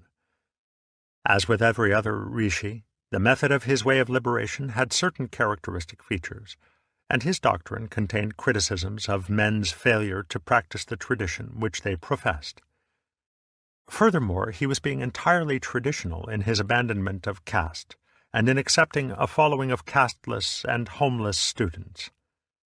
For the Indian tradition, even more than the Chinese, specifically encourages the abandonment of the conventional life at a certain age, after the duties of family and citizenship have been fulfilled. Relinquishment of caste is the outward and visible sign of the realization that one's true state is unclassified, that one's role or person is simply conventional, and that one's true nature is no thing and no body. This realization was the crux of the Buddha's experience of awakening, Bodhi, which dawned upon him one night as he sat under the celebrated Bo tree at Gaya after 7 years of meditation in the forests. From the standpoint of Zen, this experience is the essential content of Buddhism, and the verbal doctrine is quite secondary to the wordless transmission of the experience itself from generation to generation. For 7 years, Gautama had struggled by the traditional means of yoga and tapas, contemplation and ascesis, to penetrate the cause of man's enslavement to Maya, to find release from the vicious circle of clinging to life, Trishna, which is like trying to make the hand grasp itself. All his efforts had been in vain. The eternal Atman, the real self, was not to be found. However much he concentrated upon his own mind to find its root and ground, he found only his own effort to concentrate. The evening before his awakening, he simply gave up, relaxed his ascetic diet, and ate some nourishing food. Thereupon he felt at once that a profound change was coming over him.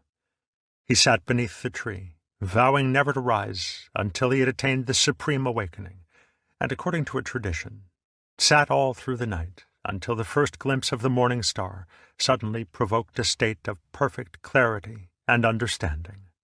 This was Anuttara Samyak Sambodhi, unexcelled, complete awakening, liberation from Maya, and from the everlasting round of birth and death, samsara, which goes on and on for as long as a man tries in any way whatsoever to grasp at his own life.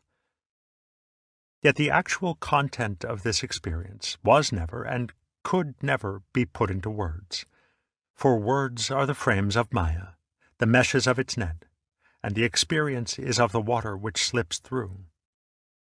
Thus, so far as words are concerned, the most that may be said of this experience are the words attributed to the Buddha in the Vajrachedika.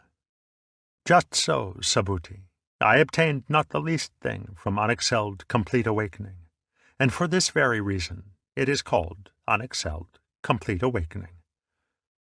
Thus, from the standpoint of Zen, the Buddha never said a word, despite the volumes of scriptures attributed to him, for his real message remained always unspoken, and was such that when words attempted to express it, they made it seem as if it were nothing at all. Yet it is the essential tradition of Zen that what cannot be conveyed by speech can nevertheless be passed on by direct pointing, by some nonverbal means of communication without which the Buddhist experience could never have been handed down to future generations. In its own, probably rather late tradition, Zen maintains that the Buddha transmitted awakening to his chief disciple, Mahakasyapa, by holding up a flower and remaining silent. The Pali Canon, however, relates that immediately after his awakening, the Buddha went to the deer park at Benares and set forth his doctrine to those who had formerly been his companions in the ascetic life, expressing it in the form of those Four Noble Truths which provide so convenient a summary of Buddhism. These four truths are patterned on the traditional Vedic form of a physician's diagnosis and prescription, the identification of the disease and of its cause, the pronouncement as to whether it may be cured, and the prescription for the remedy. The first truth is concerned with the problematic word dukkha, loosely translatable as suffering, and which designates the great disease of the world for which the Buddha's method, dharma, is the cure. Birth is dukkha, decay is dukkha, sickness is dukkha, death is dukkha. So also are sorrow and grief. To be bound with things which we dislike, and to be parted from things which we like, these also are dukkha. Not to get what one desires, this also is dukkha. In a word, this body, this fivefold aggregation based on clutching, trishna, this is dukkha. This, however, cannot be compressed into the sweeping assertion that life is suffering. The point is rather that life, as we usually live it, is suffering, or, more exactly, is bedeviled by the peculiar frustration which comes from attempting the impossible. Perhaps, then, frustration is the best equivalent for dukkha, even though the word is the simple antonym of sukha, which means pleasant or sweet.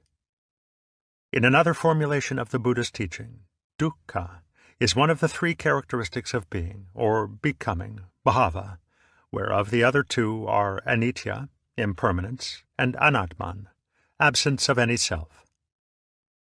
These two terms are of basic importance.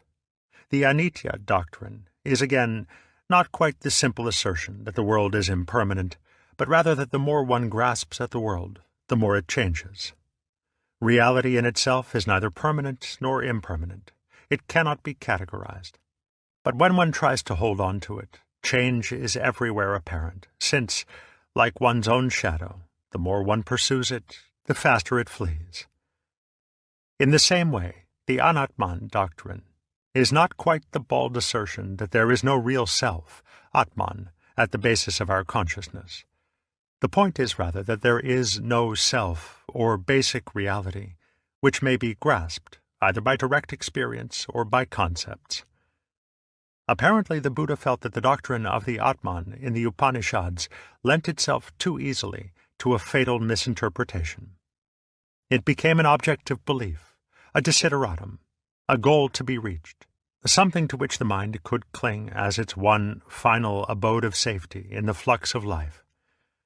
The Buddha's view was that a self so grasped was no longer the true self, but only one more of the innumerable forms of Maya.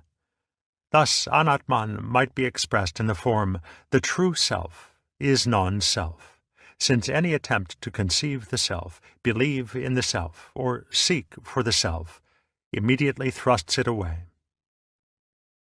The Upanishads distinguish between Atman, the true supra-individual self, and the Jivatman, or individual soul, and the Buddha's Anatman doctrine agrees with them in denying the reality of the latter. It is fundamental to every school of Buddhism that there is no ego, no enduring entity which is the constant subject of our changing experiences. For the ego exists in an abstract sense alone, being an abstraction from memory, somewhat like the illusory circle of fire made by a whirling torch. We can, for example, imagine the path of a bird through the sky as a distinct line which it has taken, but this line is as abstract as a line of latitude.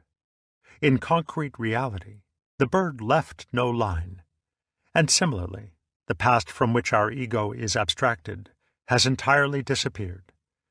Thus, any attempt to cling to the ego, or to make it an effective source of action, is doomed to frustration. The second noble truth relates to the cause of frustration, which is said to be trishna, clinging or grasping, based on avidya, which is ignorance or unconsciousness. Now, avidya is the formal opposite of awakening. It is the state of mind when hypnotized or spellbound by Maya, so that it mistakes the abstract world of things and events for the concrete world of reality. At a still deeper level, it is lack of self-knowledge, lack of the realization that all grasping turns out to be the futile effort to grasp oneself, or rather, to make life catch hold of itself. For to one who has self-knowledge, there is no duality between himself and the external world. Avidya is ignoring the fact that subject and object are relational, like the two sides of a coin, so that when one pursues, the other retreats. This is why the egocentric attempt to dominate the world, to bring as much of the world as possible under the control of the ego, has only to proceed for a little while before it raises the difficulty of the ego's controlling itself. This is really a simple problem of what we now call cybernetics, the science of control. Mechanically and logically, it is easy to see that any system approaching perfect self-control is also approaching perfect self-frustration. Such a system is a vicious circle, and has the same logical structure as a statement which states something about itself. For example, I am lying, when it is implied that the statement is itself a lie. The statement circulates fatuously forever, since it is always true to the extent that it is false, and false to the extent that it is true. Expressed more concretely, I cannot throw a ball so long as I am holding on to it, so as to maintain perfect control of its movement. Thus the desire for perfect control of the environment and of oneself is based on a profound mistrust of the controller. Avidya is the failure to see the basic self-contradiction of this position. From it, therefore, arises a futile grasping or controlling of life, which is pure self-frustration. And the pattern of life which follows is the vicious circle, which in Hinduism and Buddhism is called samsara, the round of birth and death. The active principle of the round is known as karma, or conditioned action. Action, that is, arising from a motive and seeking a result. The type of action which always requires the necessity for further action.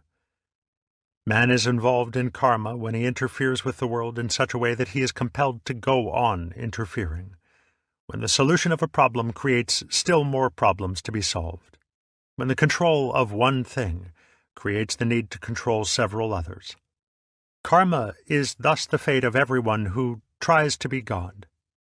He lays a trap for the world in which he himself gets caught.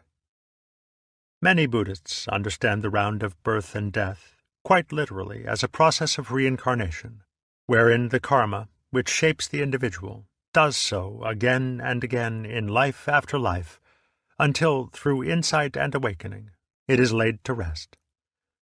But in Zen, and in other schools of the Mahayana, it is often taken in a more figurative way, as that the process of rebirth is from moment to moment, so that one is being reborn so long as one identifies himself with a continuing ego, which reincarnates itself afresh at each moment of time. Thus, the validity and interest of the doctrine does not require acceptance of a special theory of survival. Its importance is rather that it exemplifies the whole problem of action in vicious circles and its resolution. And in this respect, Buddhist philosophy should have a special interest for students of communication theory, cybernetics, logical philosophy, and similar matters. The third noble truth is concerned with the ending of self-frustration, of grasping, and of the whole viciously circular pattern of karma, which generates the round. The ending is called nirvana, a word of such dubious etymology that a simple translation is exceedingly difficult. It has been variously connected with Sanskrit roots, which would make it mean the blowing out of a flame, or simply blowing out, ex or despiration, or with the cessation of waves, turnings, or circlings, vritti, of the mind. The two latter interpretations seem, on the whole, to make the most sense. If nirvana is despiration, it is the act of one who has seen the futility of trying to hold his breath, or life, prana, indefinitely, since to hold the breath is to lose it. Thus, nirvana is the equivalent of moksha, release or liberation. Seen from one side, it appears to be despair, the recognition that life utterly defeats our efforts to control it, that all human striving is no more than a vanishing hand clutching at clouds.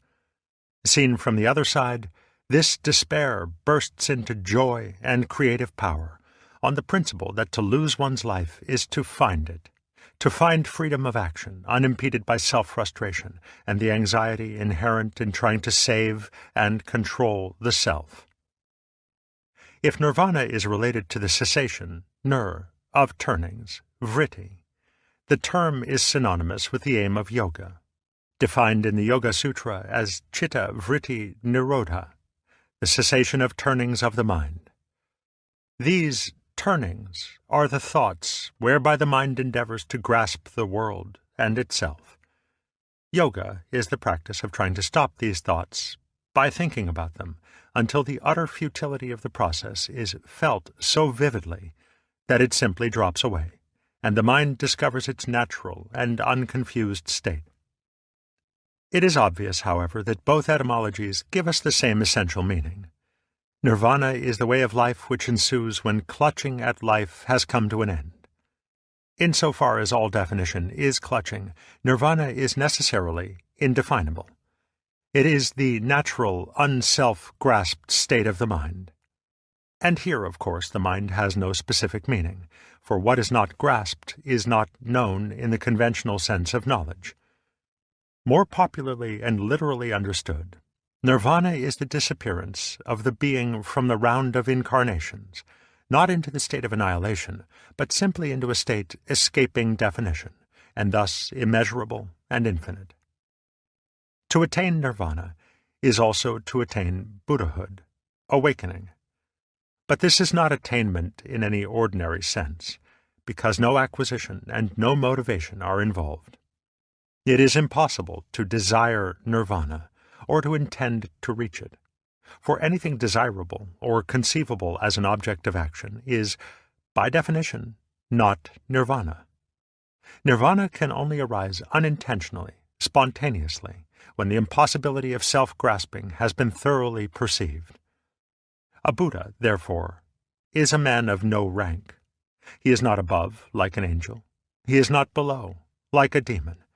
He does not appear anywhere in the 6 divisions of the round, and it would be mistaken to think of him as superior to the angels, for the law of the round is that what goes up must come down, and vice versa. He has transcended all dualities whatsoever, and thus it would mean nothing to him to think of himself as a superior person or a spiritual success. The 4th noble truth describes the 8-fold path of the Buddha's Dharma, that is, the method or doctrine whereby self-frustration is brought to an end.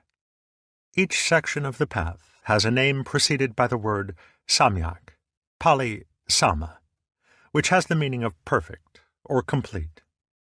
The first 2 sections have to do with thought, the following 4 have to do with action, and the final 2 have to do with contemplation or awareness. We therefore have 1. Samyak drishti, or complete view, 2. Samyak samkalpa, or complete understanding, 3. Samyak vak, or complete, that is, truthful speech, 4. Samyak karmanta, or complete action, 5. Samyak ajiva, or complete vocation, 6. Samyak vyayama, or complete application, 7. Samyak smriti, or complete recollectedness, 8. Samyak samadhi, or complete contemplation. Without discussing these sections in detail, it may simply be said that the first 2 are concerned with a proper understanding of the doctrine and of the human situation. In some ways, the first section, Complete View, contains all the others, since the method of Buddhism is above all the practice of clear awareness, of seeing the world, yata bhutam, just as it is. Such awareness is a lively attention to one's direct experience, to the world as immediately sensed, so as not to be misled by names and labels. Samyak Samadhi, the last section of the path, is the perfection of the first, signifying pure experience, pure awareness, wherein there is no longer the dualism of the knower and the known. The sections dealing with action are often misunderstood because they have a deceptive similarity to a system of morals. Buddhism does not share the Western view that there is a moral law, enjoined by God or by nature, which it is man's duty to obey. The Buddha's precepts of conduct, abstinence from taking life, taking what is not given, exploitation of the passions, lying, and intoxication, are voluntarily assumed rules of expediency, the intent of which is to remove the hindrances to clarity of awareness. Failure to observe the precepts produces bad karma, not because karma is a law or moral retribution, but because all motivated and purposeful actions, whether conventionally good or bad, are karma, insofar as they are directed to the grasping of life. Generally speaking, the conventionally bad actions are rather more grasping than the good, but the higher stages of Buddhist practice are as much concerned with disentanglement from good karma as from bad. Thus, complete action is ultimately free, uncontrived, or spontaneous action, in exactly the same sense as the Taoist Wu Wei. Smriti, recollectedness, and samadhi, contemplation, constitute the section dealing with the life of meditation, the inner mental practice of the Buddha's way. Complete recollectedness is a constant awareness or watching of one's sensations, feelings, and thoughts, without purpose or comment. It is a total clarity and presence of mind, actively passive, wherein events come and go like reflections in a mirror. Nothing is reflected except what is. In walking, standing, sitting, or lying down, he understands that he is so doing, so that, however his body is engaged, he understands it just as it is. In setting out or returning, in looking before or around, in bending or stretching his arm, he acts with clear awareness. Through such awareness, it is seen that the separation of the thinker from the thought, the knower from the known, the subject from the object, is purely abstract.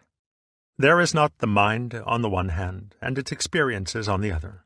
There is just a process of experiencing in which there is nothing to be grasped as an object, and no one as a subject to grasp it. Seen thus, the process of experiencing ceases to clutch at itself. Thought follows thought without interruption. That is, without any need to divide itself from itself, so as to become its own object. Where there is an object, there thought arises. Is then the thought one thing and the object another? No. What is the object? Just that is the thought.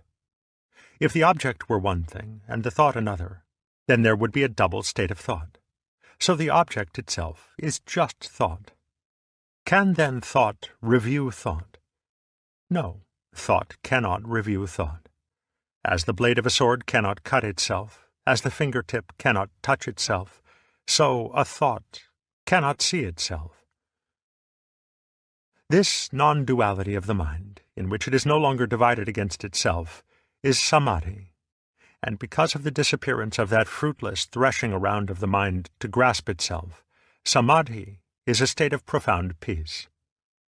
This is not the stillness of total inactivity, for once the mind returns to its natural state, samadhi persists at all times, in walking, standing, sitting, and lying. But from the earliest times, Buddhism has especially emphasized the practice of recollectedness and contemplation while sitting.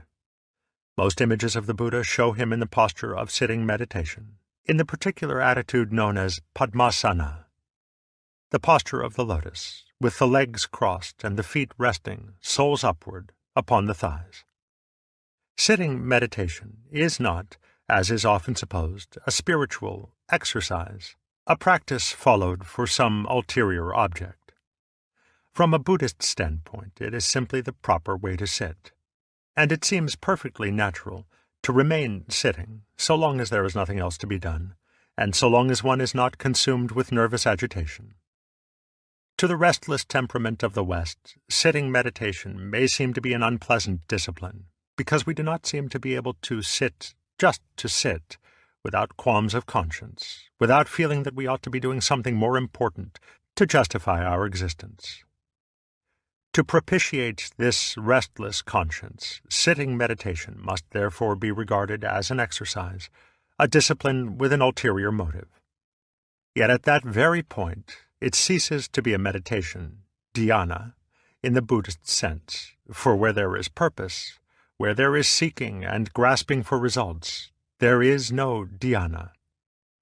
This word, dhyana, Pali jhana, is the original Sanskrit form of the Chinese chan and the Japanese zen, and thus its meaning is of central importance for an understanding of Zen Buddhism.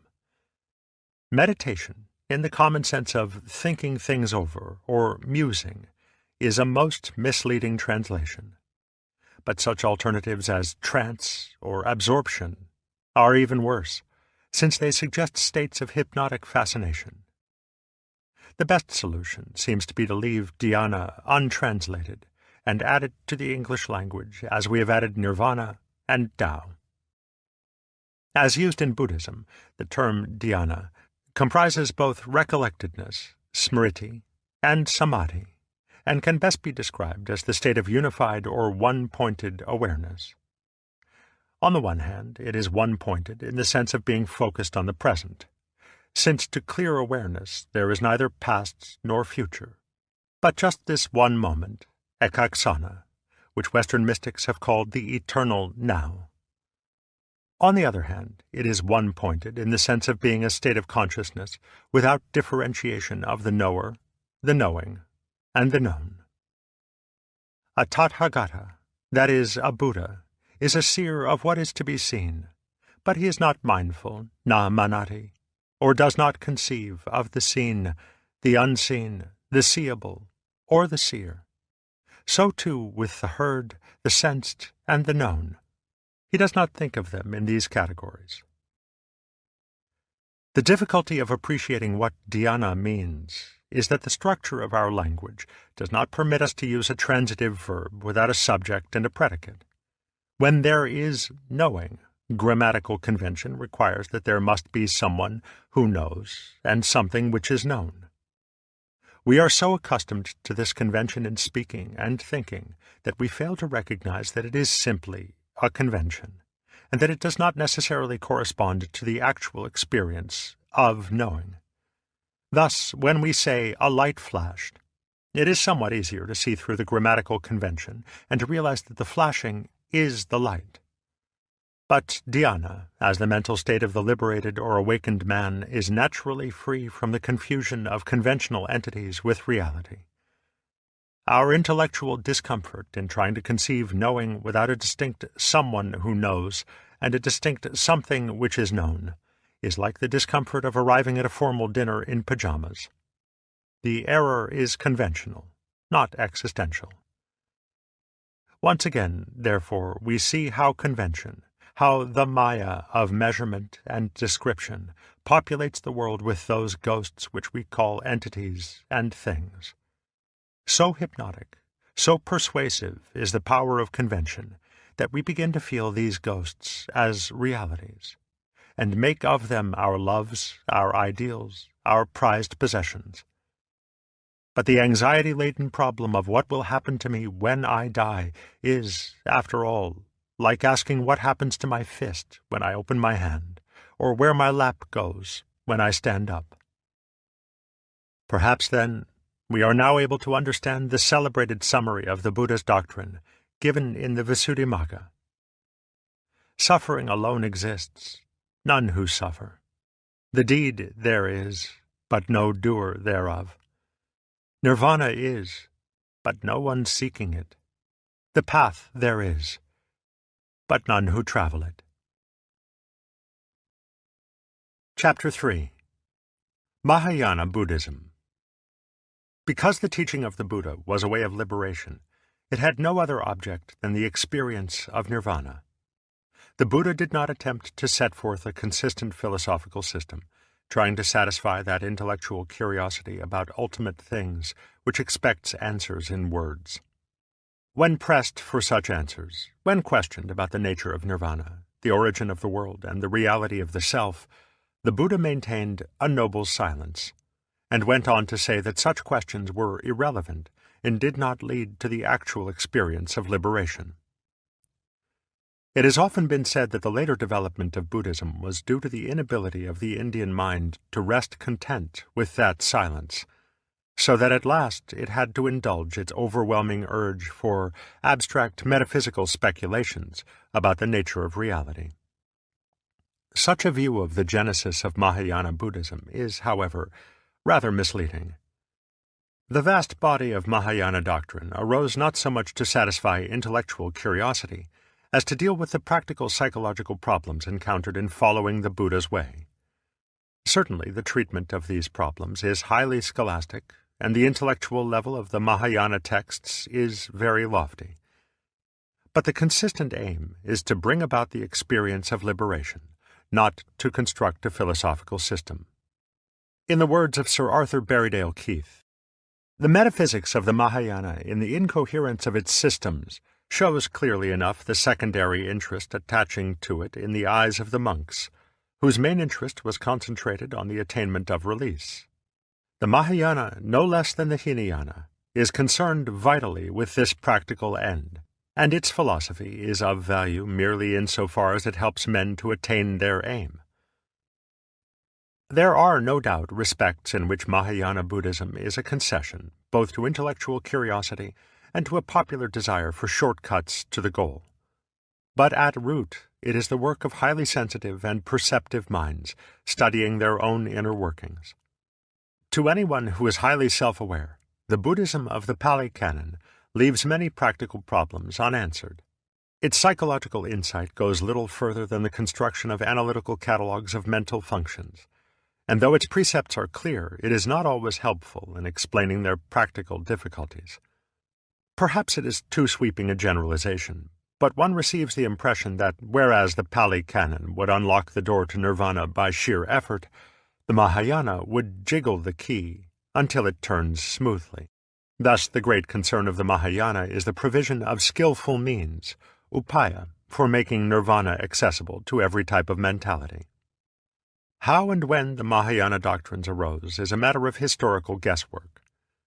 The great Mahayana Sutras are ostensibly the teaching of the Buddha and his immediate disciples, but their style is so different and their doctrine so much more subtle than that of the Pali Canon that scholars almost unanimously assign them to later dates. There is no evidence of their existence in the time of the great Buddhist emperor Asoka, grandson of Chandragupta Maurya, who was converted to Buddhism in 262 BC. Asoka's rock inscriptions reflect no more than the social teachings of the Pali Canon, its insistence on ahimsa, or nonviolence to both men and animals, and its general precepts for the life of the laity. The principal Mahayana texts were being translated into Chinese by Kumarajiva shortly after AD 400. But our knowledge of Indian history during the intervening 600 years from Asoka's death is so fragmentary, and the internal evidences of the sutras themselves so vague, that we can do little more than assign them to the 400 years between 100 BC and AD 300. Even specific individuals associated with their development, Asvaghosha, Nagarjuna, Asanga, and Vasubandhu, can be dated only very approximately.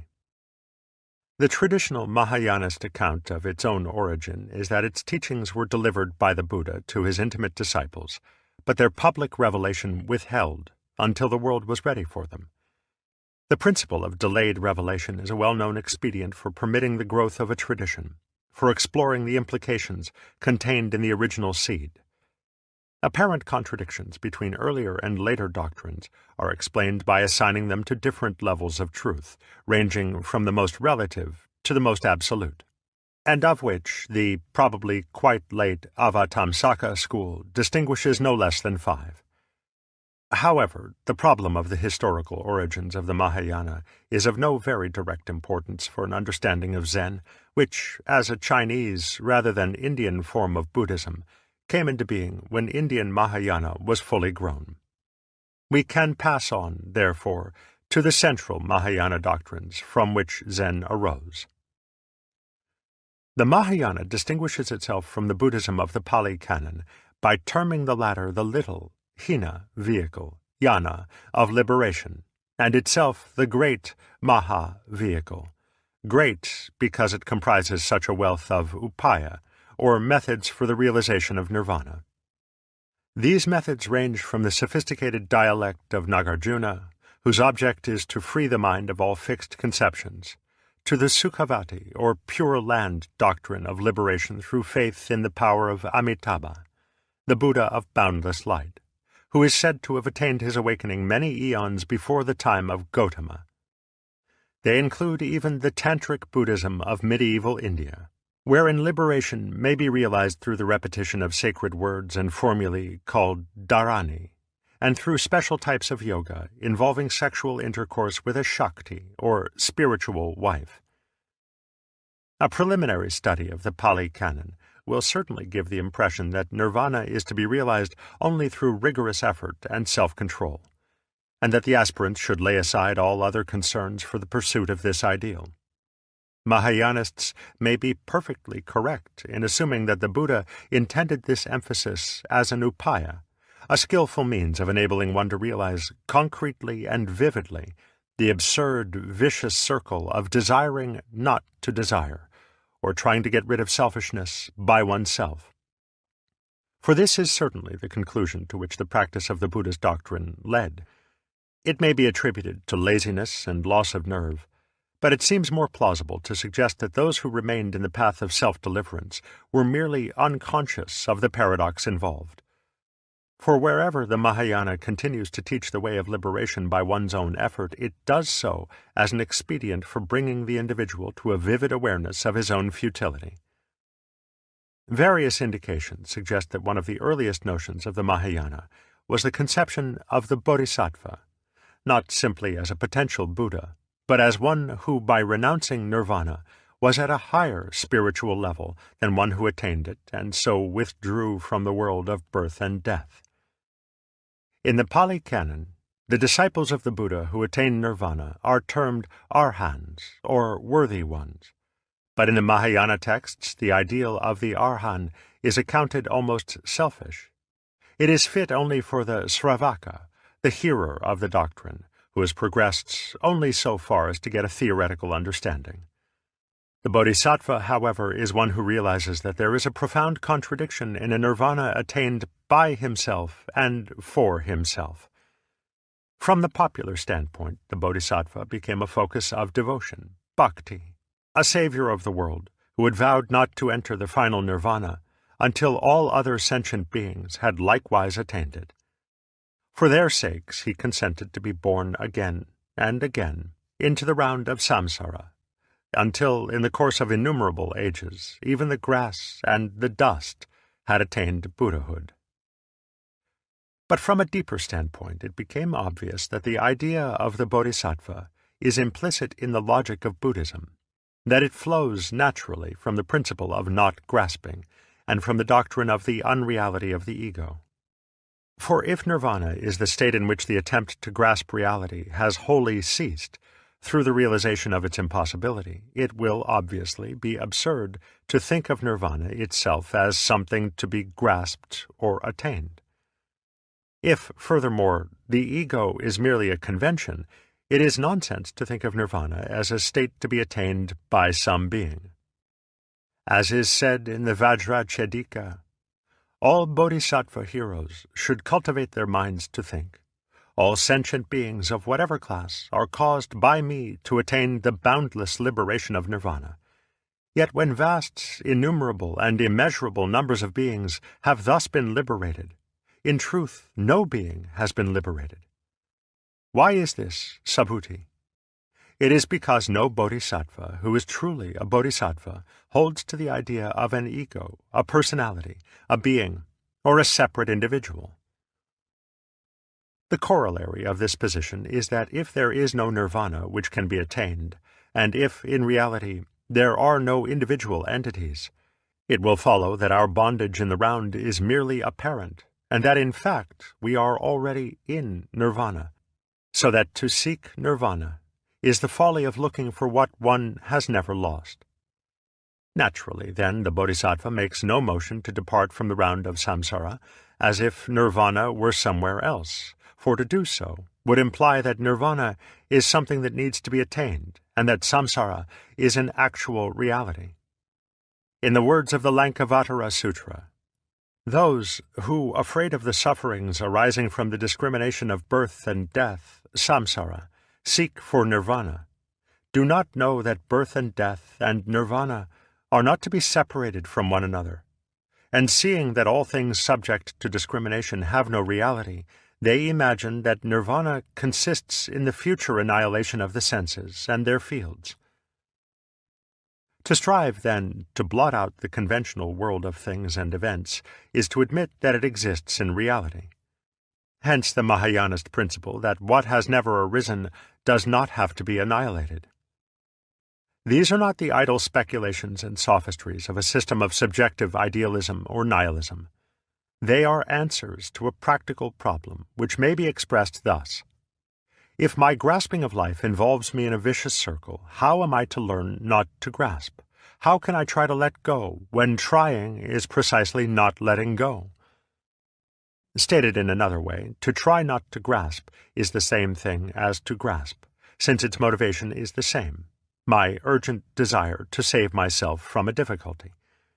I cannot get rid of this desire, since it is one and the same desire as the desire to get rid of it. This is the familiar, everyday problem of the psychological double bind, of creating the problem by trying to solve it, of worrying because one worries, and of being afraid of fear. Mahayana philosophy proposes a drastic but effective answer, which is the theme of a class of literature called Prajna Paramita, or Wisdom for Crossing to the Other Shore, a literature closely associated with the work of Nagarjuna, circa AD 200, who ranks with Shankara as one of the greatest minds of India. Stated baldly, the answer is that all grasping, even for nirvana, is futile, for there is nothing to be grasped. This is Nagarjuna's celebrated Sunyavada, his doctrine of the void, otherwise known as the Madhyamika, the middle way, because it refutes all metaphysical propositions by demonstrating their relativity. From the standpoint of academic philosophy, the Prajna Paramita and the doctrine of Nagarjuna are no doubt some form of nihilism or absolute relativism.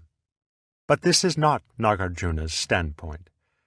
The dialectic with which he demolishes every conception of reality is merely a device for breaking the vicious circle of grasping, and the terminus of his philosophy is not the abject despair of nihilism, but the natural and uncontrived bliss, ananda, of liberation. The Sunyavada takes its name from the term sunya, void, or sunyata, voidness, with which Nagarjuna described the nature of reality, or rather of the conceptions of reality which the human mind can form. Conceptions here include not only metaphysical views, but also ideals, religious beliefs, ultimate hopes, and ambitions of every kind, everything which the mind of man seeks and grasps for his physical or spiritual security. Not only does the Sunyavada demolish the beliefs which one consciously adopts, it also seeks out the hidden and unconscious premises of thoughts and action, and submits them to the same treatment until the very depths of the mind are reduced to a total silence. Even the idea of sunya is itself to be voided. It cannot be called void or not void, or both or neither, but in order to point it out, it is called the void. Shtcherbatsky is certainly right in thinking that the Sunyavada is best called a doctrine of relativity, for Nagarjuna's method is simply to show that all things are without self-nature, svabhava, or independent reality, since they exist only in relation to other things. Nothing in the universe can stand by itself, no thing, no fact, no being, no event, and for this reason it is absurd to single anything out as the ideal to be grasped. For what is singled out exists only in relation to its own opposite, since what is defined by what is not. Pleasure is defined by pain, life is defined by death, and motion is defined by stillness. Obviously, the mind can form no idea of what to be means without the contrast of not to be, since the ideas of being and non-being are abstractions from such simple experiences as that there is a penny in the right hand and no penny in the left. From one point of view, the same relativity exists between nirvana and samsara, bodhi, awakening, and klesa, defilement. That is to say, the search for nirvana implies the existence and the problem of samsara, and the quest for awakening implies that one is in the state of defilement with delusion. To put it in another way, as soon as nirvana is made an object of desire, it becomes an element of samsara. The real nirvana cannot be desired because it cannot be conceived. Thus the Lankavatara Sutra says, again, Mahatma, what is meant by non-duality? It means that light and shade, long and short, black and white, are relative terms, Mahatma, and not independent of each other. As nirvana and samsara are, all things are not too. There is no nirvana except where is samsara. There is no samsara except where is nirvana. For the condition of existence is not of a mutually exclusive character. Therefore it is said that all things are non-dual, as are nirvana and samsara. But the equation, nirvana is samsara, is true in another sense as well, namely that what appears to us to be samsara is really nirvana, and what appears to be the world of form, rupa, is really the void, sunya. Hence the famous saying, form is not different from emptiness. Emptiness is not different from form. Form is precisely emptiness. Emptiness is precisely form. Once again, this is not to say that awakening will cause the world of form to vanish without a trace, for nirvana is not to be sought as the future annihilation of the senses and their fields. The sutra is saying that form is void, just as it is, in all its prickly uniqueness. The point of this equation is not to assert a metaphysical proposition, but to assist the process of awakening. For awakening will not come to pass when one is trying to escape or change the everyday world of form, or to get away from the particular experience in which one finds oneself at this moment. Every such attempt is a manifestation of grasping. Even the grasping itself is not to be changed by force, for bodhi, awakening, is the 5 offenses, and the 5 offenses are bodhi. If anyone regards bodhi as something to be attained, to be cultivated by discipline, he is guilty of the pride of self. Some of these passages may suggest that the bodhisattva may just as well be an easy-going, worldly fellow, who, because samsara is nirvana anyhow, can go on living just as he pleases. He may be thoroughly deluded, but since even delusion is bodhi, there would be no point in trying to change it. There is often a deceptive resemblance between opposite extremes. Lunatics frequently resemble saints, and the unaffected modesty of the sage often lets him seem to be a very ordinary person. Yet there is no easy way of pointing out the difference, of saying what it is that the ordinary worldly fellow does or does not do, which makes him different from a bodhisattva, or vice versa. The entire mystery of Zen lies in this problem, and we shall return to it at the proper time. It is enough to say here that the so-called ordinary person is only apparently natural, or perhaps that his real naturalness feels unnatural to him. In practice, it is simply impossible to decide intentionally to stop seeking for nirvana and to live an ordinary life, for as soon as one's ordinary life is intentional, it is not natural. It is for this reason that the insistence of the Mahayana texts on the unattainability of nirvana and bodhi is not something to be accepted theoretically, as a mere philosophical opinion. One has to know, in one's bones, that there is nothing to be grasped. Thereupon the thought came to some of the gods in that assembly, what the fairies talk and murmur, that we understand, though mumbled. What Subhuti has just told us, that we do not understand. Subhuti read their thoughts and said, there is nothing to understand. There is nothing to understand. For nothing in particular has been indicated, nothing in particular has been explained. No one will grasp this perfection of wisdom as here explained, for no dharma, doctrine, at all has been indicated, lit up, or communicated, so there will be no one who can grasp it. The point arrives, then, when it is clearly understood that all one's intentional acts, desires, ideals, stratagems, are in vain. In the whole universe, within and without, there is nothing whereon to lay any hold, and no one to lay any hold on anything. This has been discovered through clear awareness of everything that seemed to offer a solution, or to constitute a reliable reality, through the initiative wisdom called prajna, which sees into the relational character of everything. With the eye of prajna, the human situation is seen for what it is, a quenching of thirst with salt water, a pursuit of goals which simply require the pursuit of other goals, a clutching of objects which the swift course of time renders as insubstantial as mist.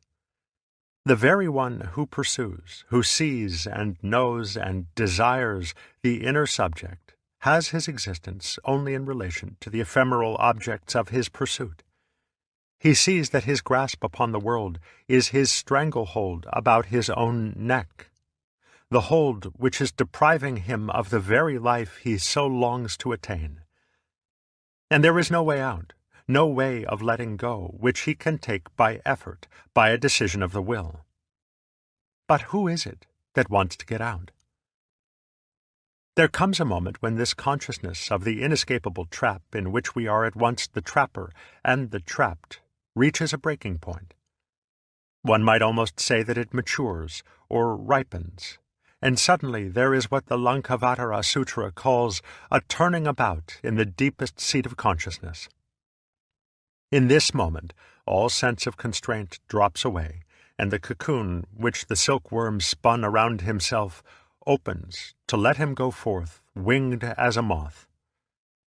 The peculiar anxiety which Kierkegaard has rightly seen to lie at the very roots of the ordinary man's soul is no longer there. Contrivances, ideals, ambitions, and self-propitiations are no longer necessary, since it is now possible to live spontaneously, without trying to be spontaneous. Indeed, there is no alternative, since it is now seen that there never was any self to bring the self under control. Reduced to the bare essentials, such is the inner process which the Sunyavada is trying to set in motion with its philosophy of total negation. Thus, the greater part of Nagarjuna's work was a carefully logical and systematic refutation of every philosophical position to be found in the India of his time. Granting that its object is an inner experience, Western students have always had difficulty in understanding how such a purely negative point of view could have any creative consequences. It must therefore be repeated that the negations apply not to reality itself, but to our ideas of reality.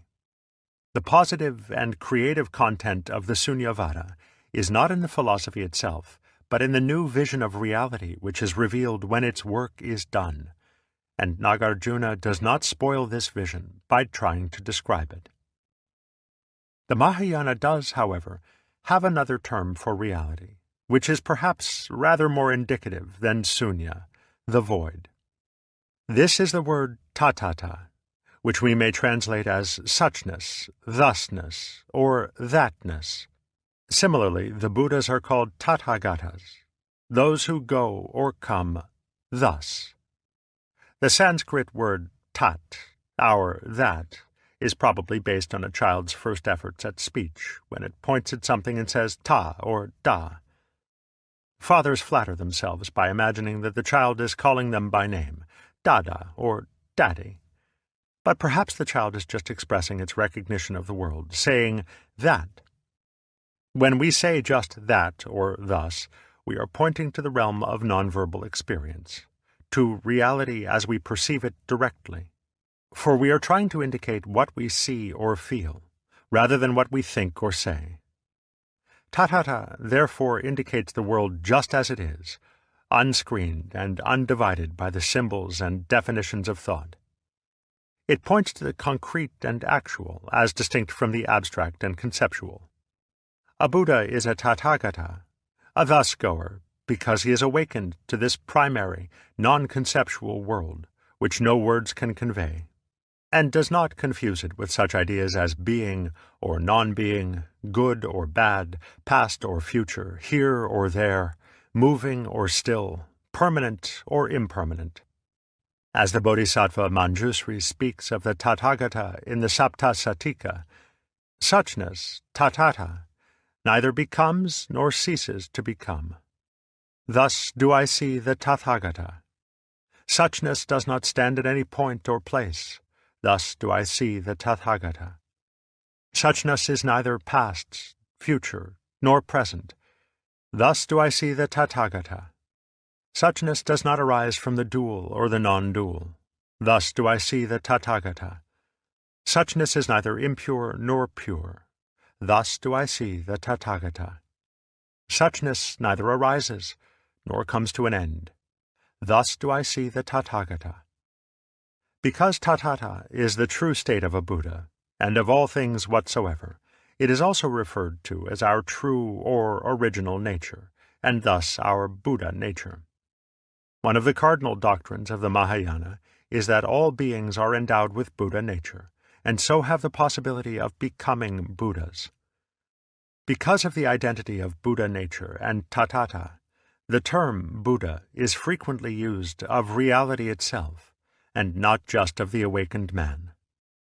It so comes about that in the Mahayana a Buddha is often seen as a personification of reality, forming the basis of those popular cults in which the Buddhas seem to be worshipped as gods.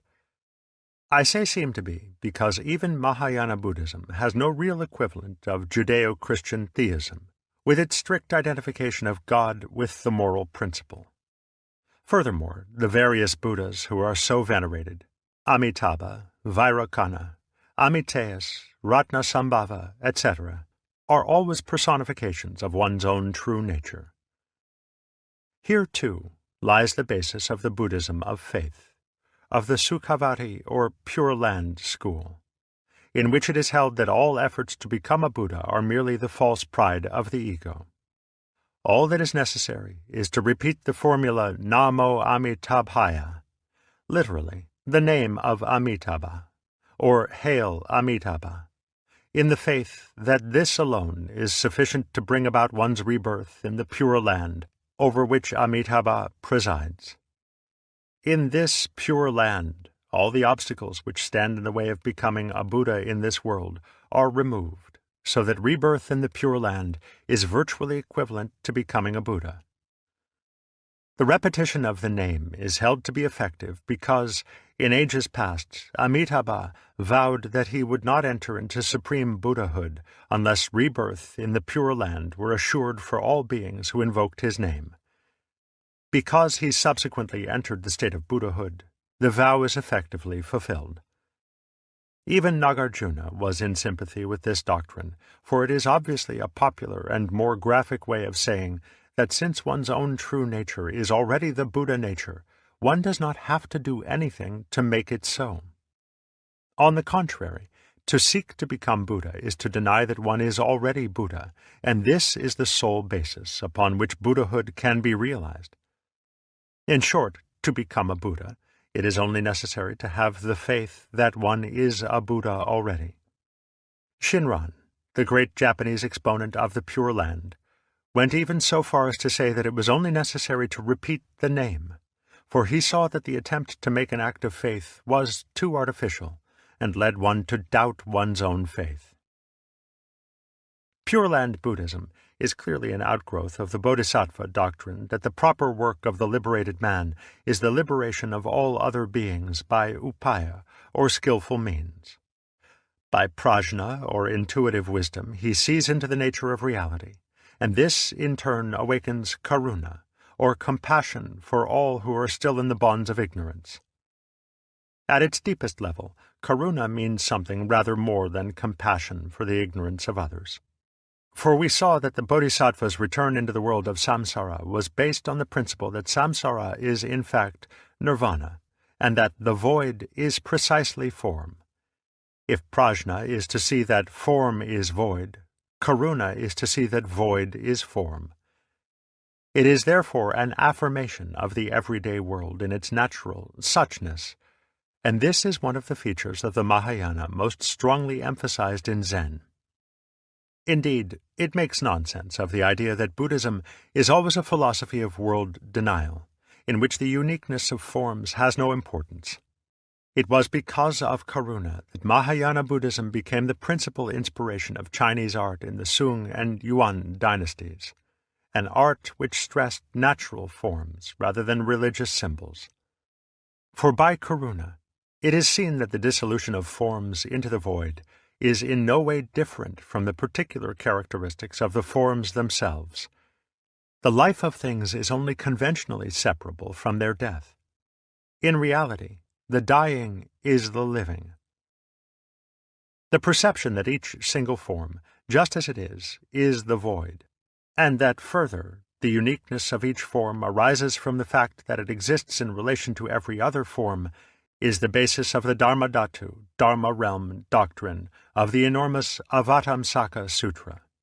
This voluminous work is probably the final culmination of Indian Mahayana, and one of its central images is a vast network of gems or crystals, like a spider's web at dawn, in which each gem reflects all the others. This net of gems is the Dharmadhatu, the universe, the realm of innumerable dharmas, or thing events.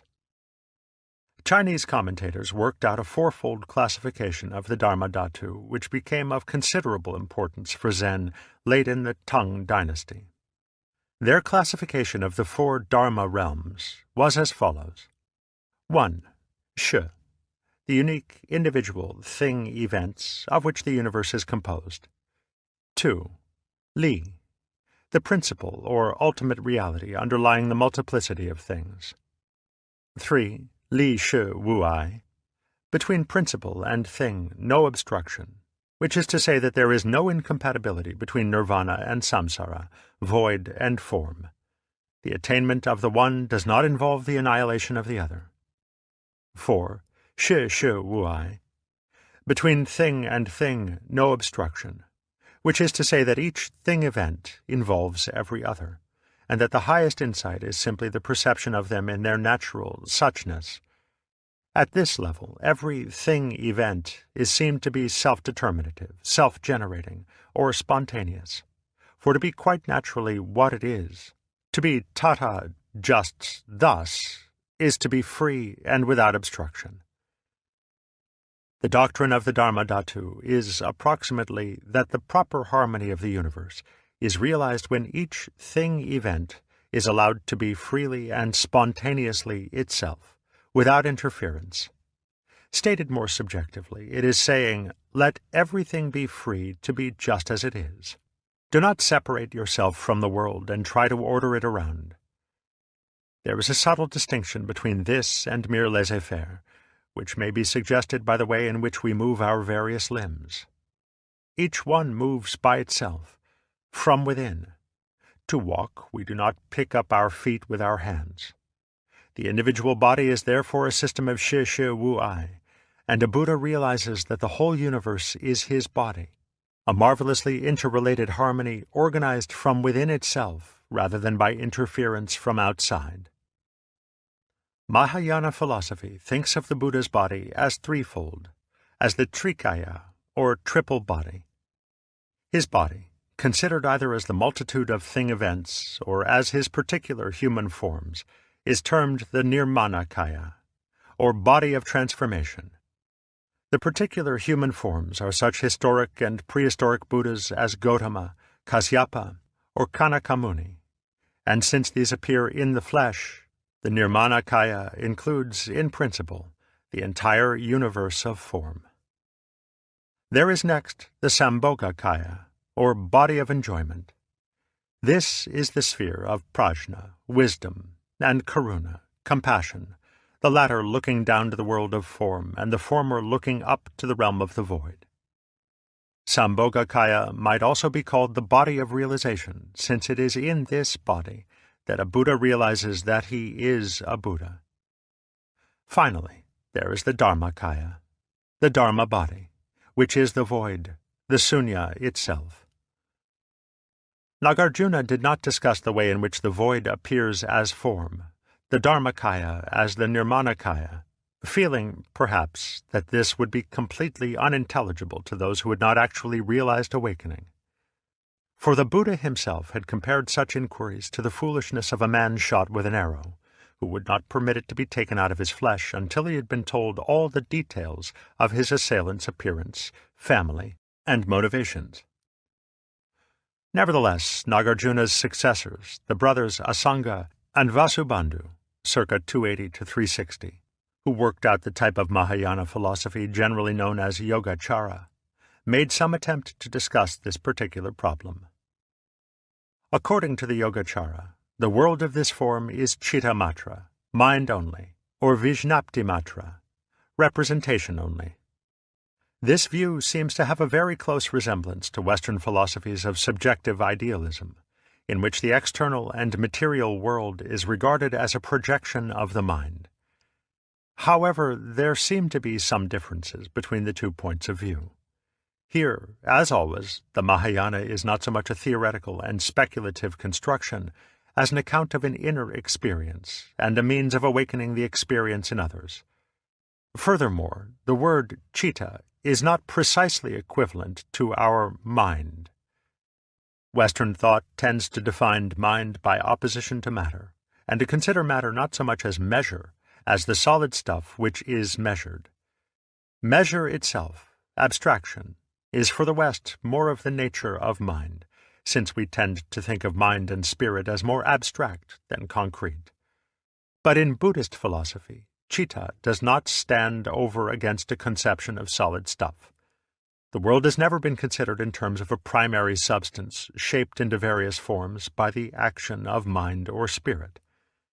Such an image is not in the history of Buddhist thought, and thus the problem of how impalpable mind can influence solid matter has never arisen. Wherever we should speak of the material or physical or substantial world, Buddhism employs the term rupa, which is not so much our matter as form. There is no material substance underlying rupa unless it be citta itself.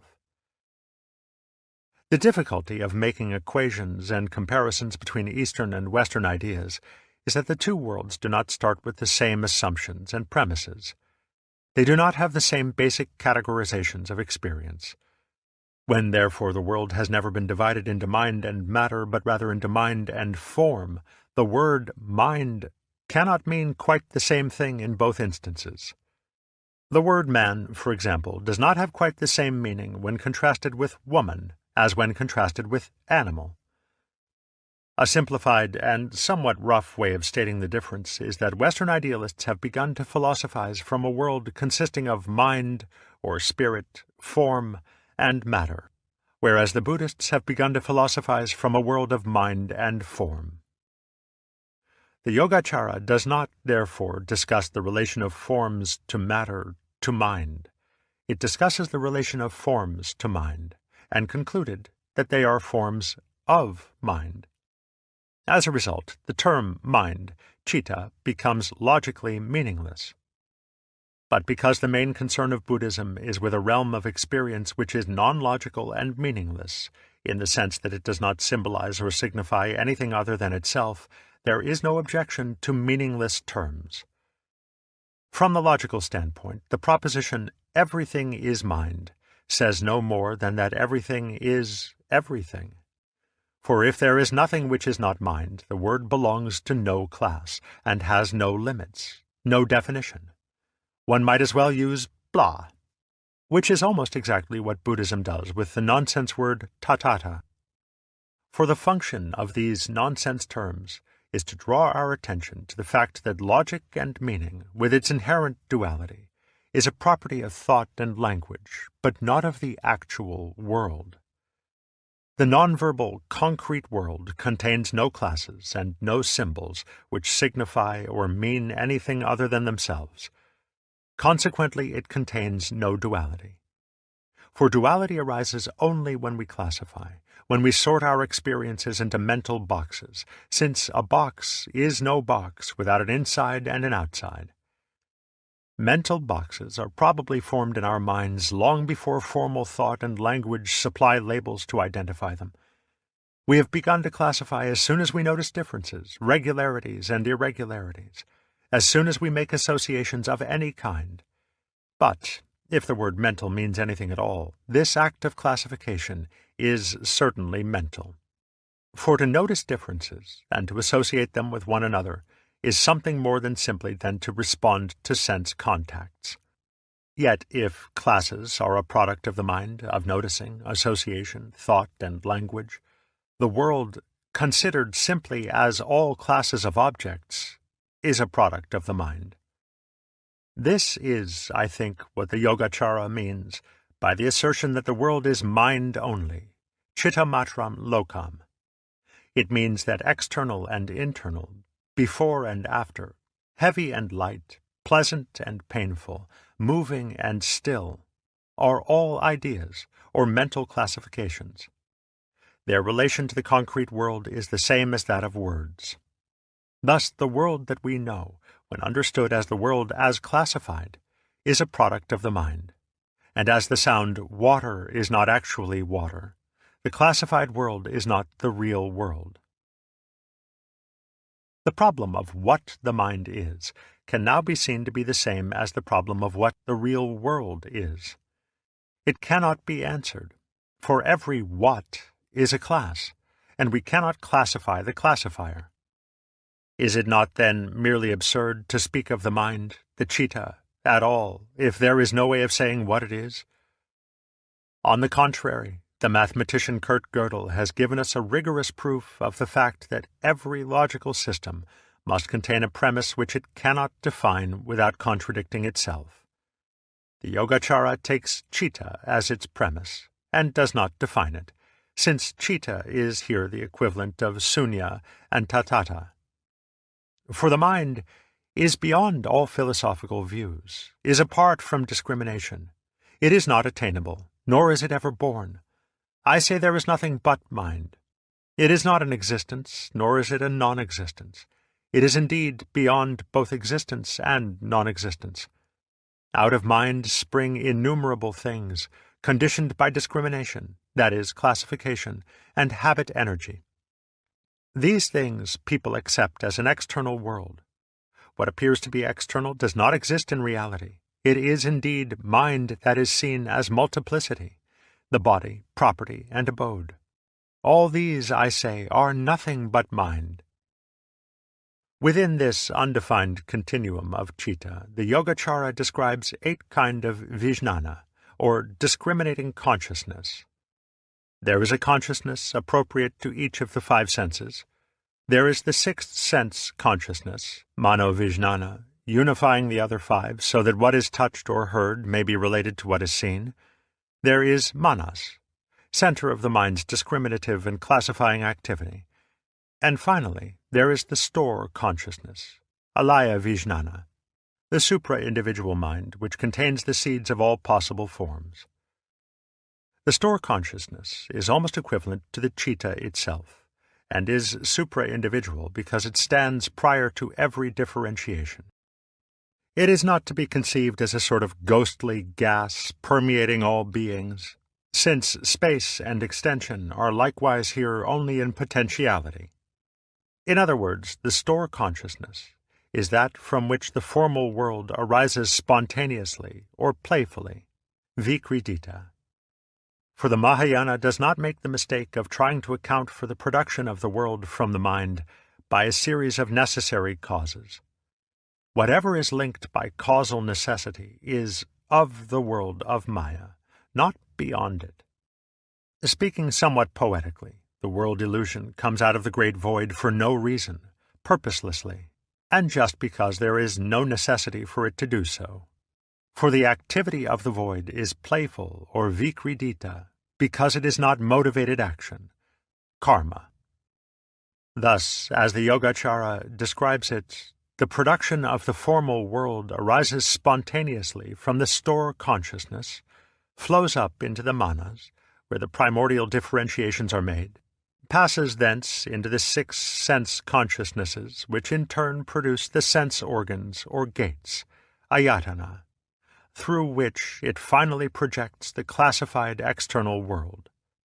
The Buddhist yoga, therefore, consists in reversing the process, instilling the discriminative activity of the mind, and letting the categories of Maya fall back into potentiality, so that the world may be seen in its unclassified suchness.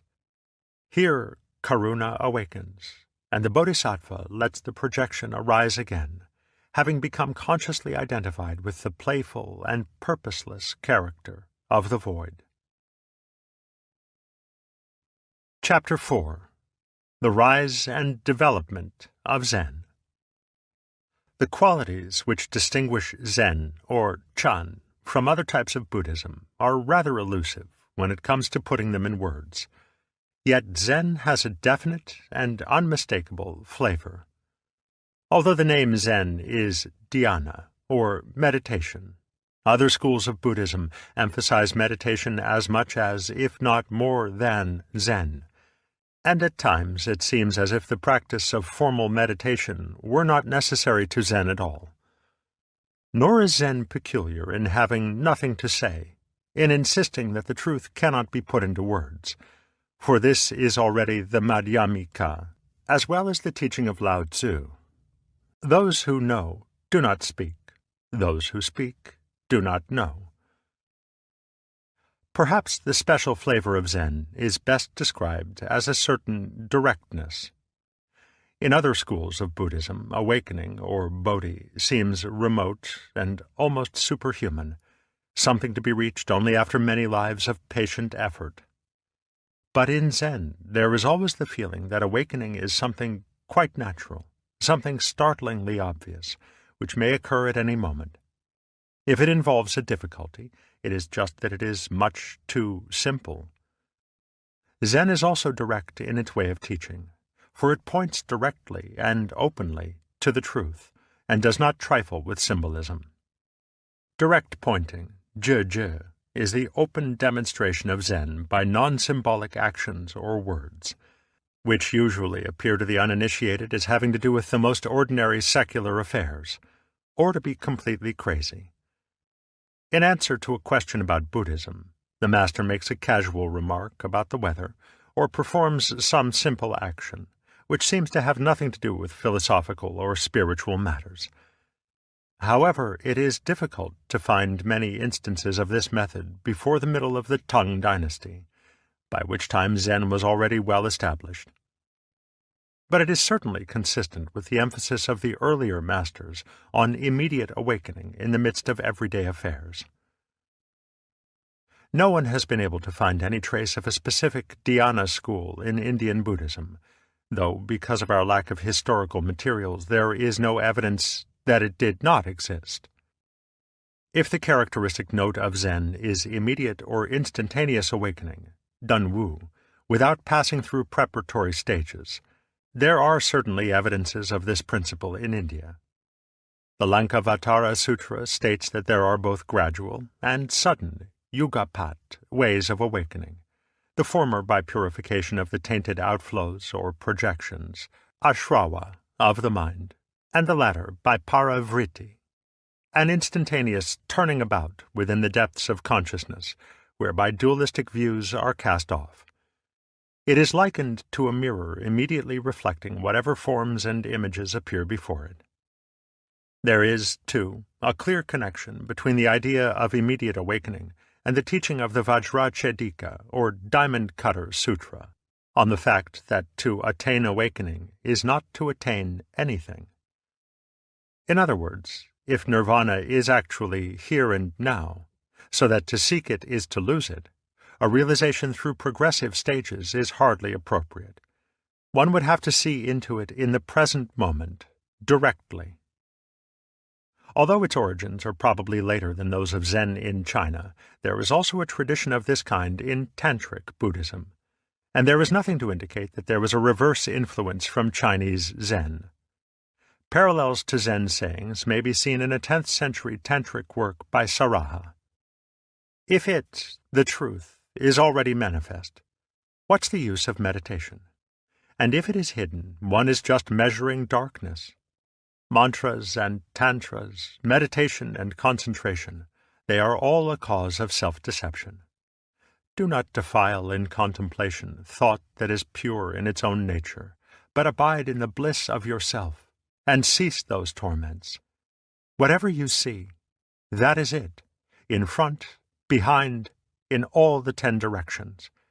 Even today let your master make an end of delusion.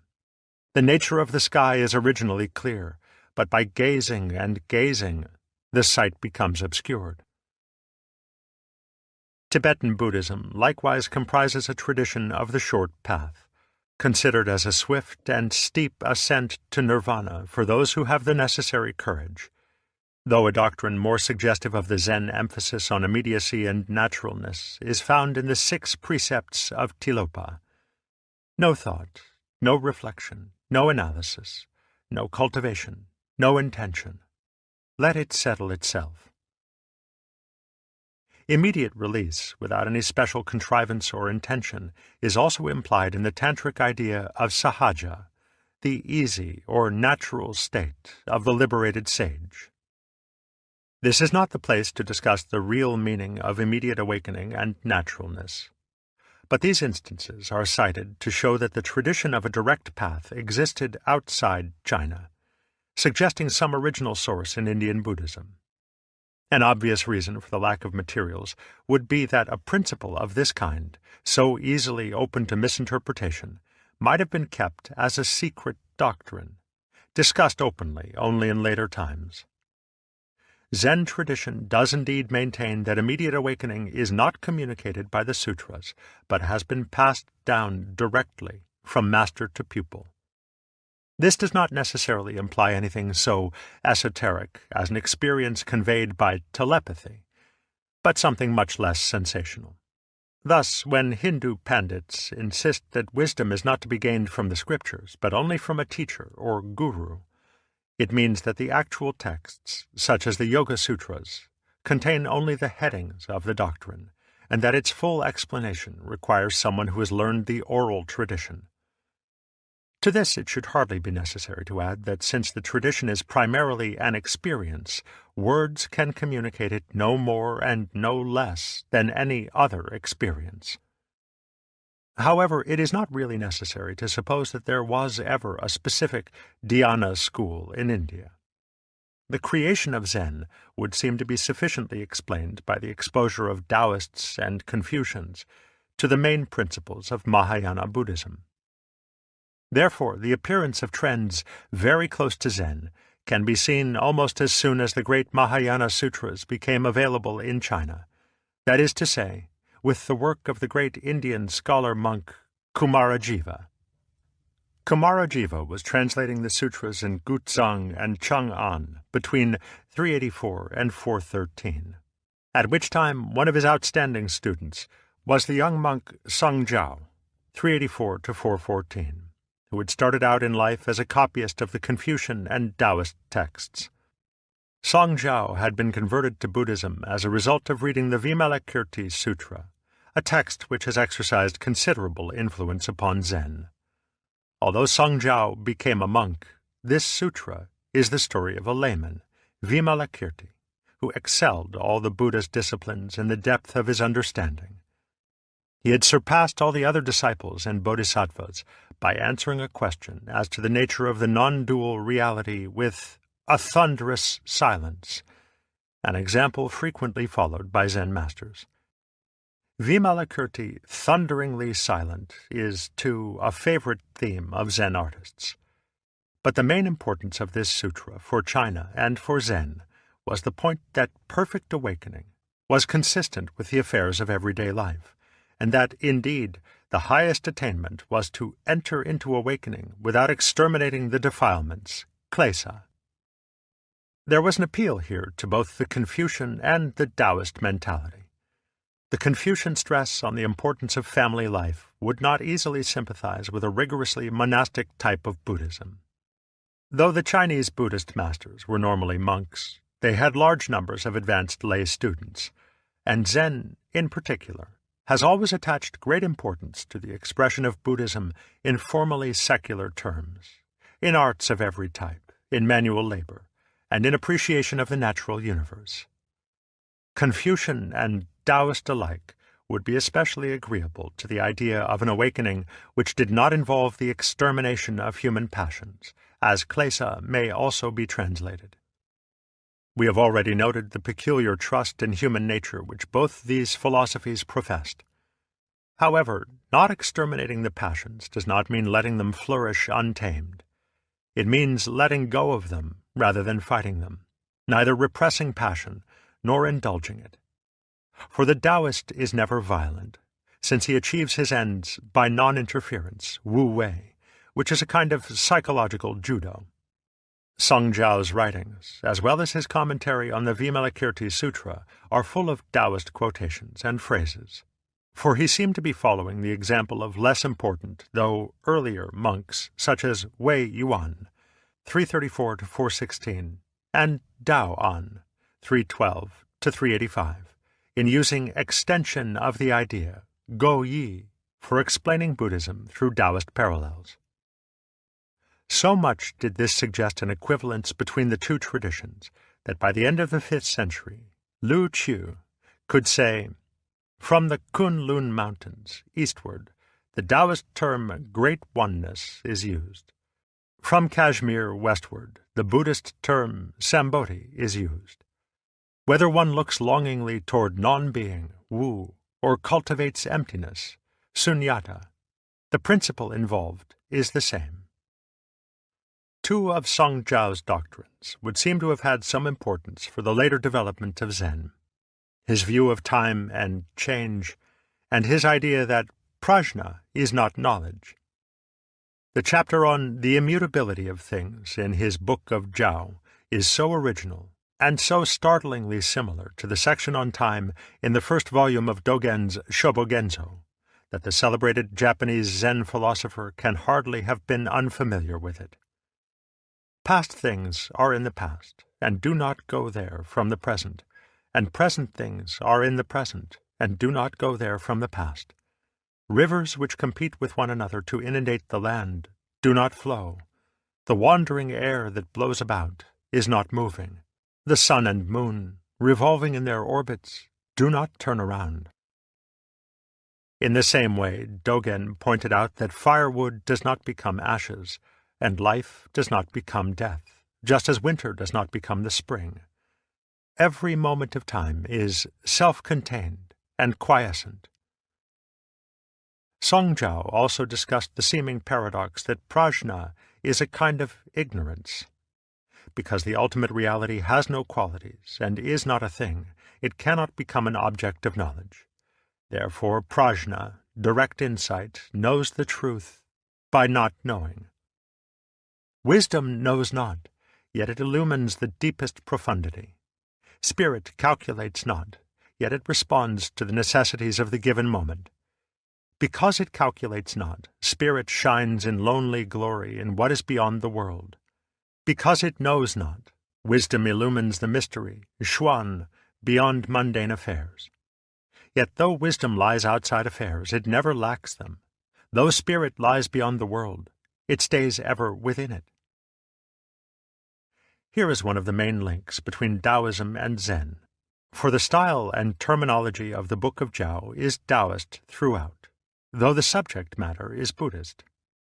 The sayings of the early Zen masters, such as Wei Neng, Sheng Hui, and Huang Po, are full of these very ideas, that truly to know is not to know, that the awakened mind responds immediately, without calculation, and that there is no incompatibility between Buddhahood and the everyday life of the world. Even closer to the standpoint of Zen was Songzhao's fellow student Dao Sheng, 360 to 434, the first clear and unequivocal exponent of the doctrine of instantaneous awakening. If nirvana is not to be found by grasping, there can be no question of approaching it by stages, by the slow process of the accumulation of knowledge. It must be realized in a single flash of insight, which is Tunwu, or in Japanese, satori, the familiar Zen term for sudden awakening. Xie Ling Yun, in his discussion of Dao Sheng's doctrine, even suggests that instantaneous awakening is more appropriate to the Chinese mentality than to the Indian, and lends weight to Suzuki's description of Zen as the Chinese revolution against Indian Buddhism. Dao Sheng's doctrine, however unusual and startling, must have found considerable acceptance. It is mentioned again, more than a century later, in a work by Wei Yuan, 523 to 592, who also associates it with the master Wei Dan, who lived until about 627. The importance of these early precursors of Zen is that they provide a clue to the historical beginnings of the movement, if we cannot accept the traditional story that it arrived in China in 520, with the Indian monk Bodhidharma. Modern scholars such as Feng Yulan and Pelliot have cast serious doubts upon the truth of this tradition. They suggest that the Bodhidharma story was a pious invention of later times, when the Zen school needed historical authority for its claim to be a direct transmission of experience from the Buddha himself, outside the sutras. For Bodhidharma is represented as the 28th of a somewhat fanciful list of Indian patriarchs, standing in a direct line of apostolic succession from Gautama. At this stage of the inquiry, it is hard to say whether the views of these scholars are to be taken seriously, or whether they are but another instance of an academic fashion for casting doubt upon the historicity of religious founders. The traditional story which the Zen school gives of its own origin is that Bodhidharma arrived in Canton from India around the year 520, and proceeded to the court of the Emperor Wu of Liang, an enthusiastic patron of Buddhism. However, Bodhidharma's doctrine and his abrupt attitude did not appeal to the emperor, so that he withdrew for some years to a monastery in the state of Wei, and spent his time gazing at the wall until at last he found a suitable disciple in Wei Ko, who subsequently became the second patriarch of Zen in China. There is, of course, nothing improbable in the arrival of a great Buddhist master from India at this period. Kumarajiva had arrived shortly before 400, Bodhiruchi just after 500, and Paramartha was at the court of Liang about the same time as Bodhidharma. Is it really surprising that there should be no surviving record of his existence until little more than 100 years after his time? These were not the days of newspapers and who's who's, and even in our own excessively documented times, people with important contributions to our knowledge and culture can remain unrecognized and unrecorded until years after their death. Here again, it seems that we may as well accept the story of Bodhidharma until there is some really overwhelming evidence against it, recognizing that the ideas of Songjiao, Daosheng, and others could also have been tributaries to the stream of Zen. One of the reasons for suspecting the Bodhidharma story is that Zen is so Chinese in style that an Indian origin seems improbable. Yet the very Taoistic Songjiao was a pupil of Kumarajiva, as was Daosheng, and the writings attributed to the Bodhidharma and his successors until Wei Neng, 638 to 713, show a clear transition from an Indian to a Chinese view of dhyana. The absence of any record of a dhyana school in Indian Buddhist literature, or of Bodhidharma in any connection with it, is perhaps due to the fact that there was never any dhyana or Zen school, even in China, until some 200 years after Bodhidharma's time. On the other hand, there would have been an almost universal practice of dhyana, that is, or tso-chun, Japanese zazen, or sitting meditation, among Buddhist monks, and the special instructors who supervised this practice were called dhyana masters, no matter what their school or sect. There were likewise Vinaya masters, or instructors in monastic discipline, and Dharma masters, or instructors in doctrine. Zen became a distinct school only as it promulgated a view of dhyana which differed sharply from the generally accepted practice. Zen tradition represents Bodhidharma as a fierce-looking fellow with a bushy beard and wide-open, penetrating eyes, in which, however, there is just the hint of a twinkle. A legend says that he once fell asleep in meditation and was so furious that he cut off his eyelids, and falling to the ground they arose as the first tea plant. Tea has thereafter supplied Zen monks with a protection against sleep, and so clarifies and invigorates the mind that it has been said the taste of Zen, chun, and the taste of tea, cha, are the same. Another legend holds that Bodhidharma sat so long in meditation that his legs fell off. Hence the delightful symbolism of those Japanese Daruma dolls which represent Bodhidharma as a legless roly-poly so weighted inside that he always stands up again when pushed over. A popular Japanese poem says of the Daruma doll, Jinsei nana korobi, ya oki. Such is life, 7 times down, 8 times up. Bodhidharma's alleged interview with the Emperor Wu of Liang is typical of his abrupt and direct manner. For the emperor described all that he had done to promote the practice of Buddhism, and asked what merit he had gained thereby, taking the popular view that Buddhism is a gradual accumulation of merit through good deeds, leading to better and better circumstances in future lives, and finally to nirvana. But Bodhidharma replied, "No merit whatever."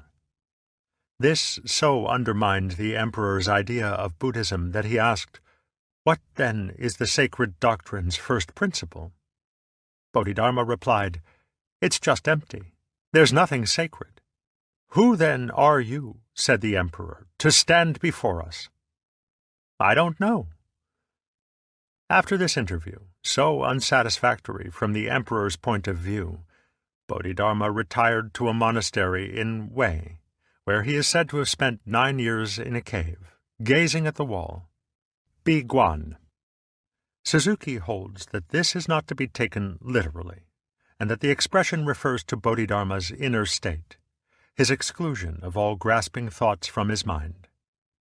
Thus Bodhidharma remained, until he was approached by the monk Shengguang, afterwards Wei Ko, 486 to 493, maybe, who was to become Bodhidharma's successor as the second patriarch.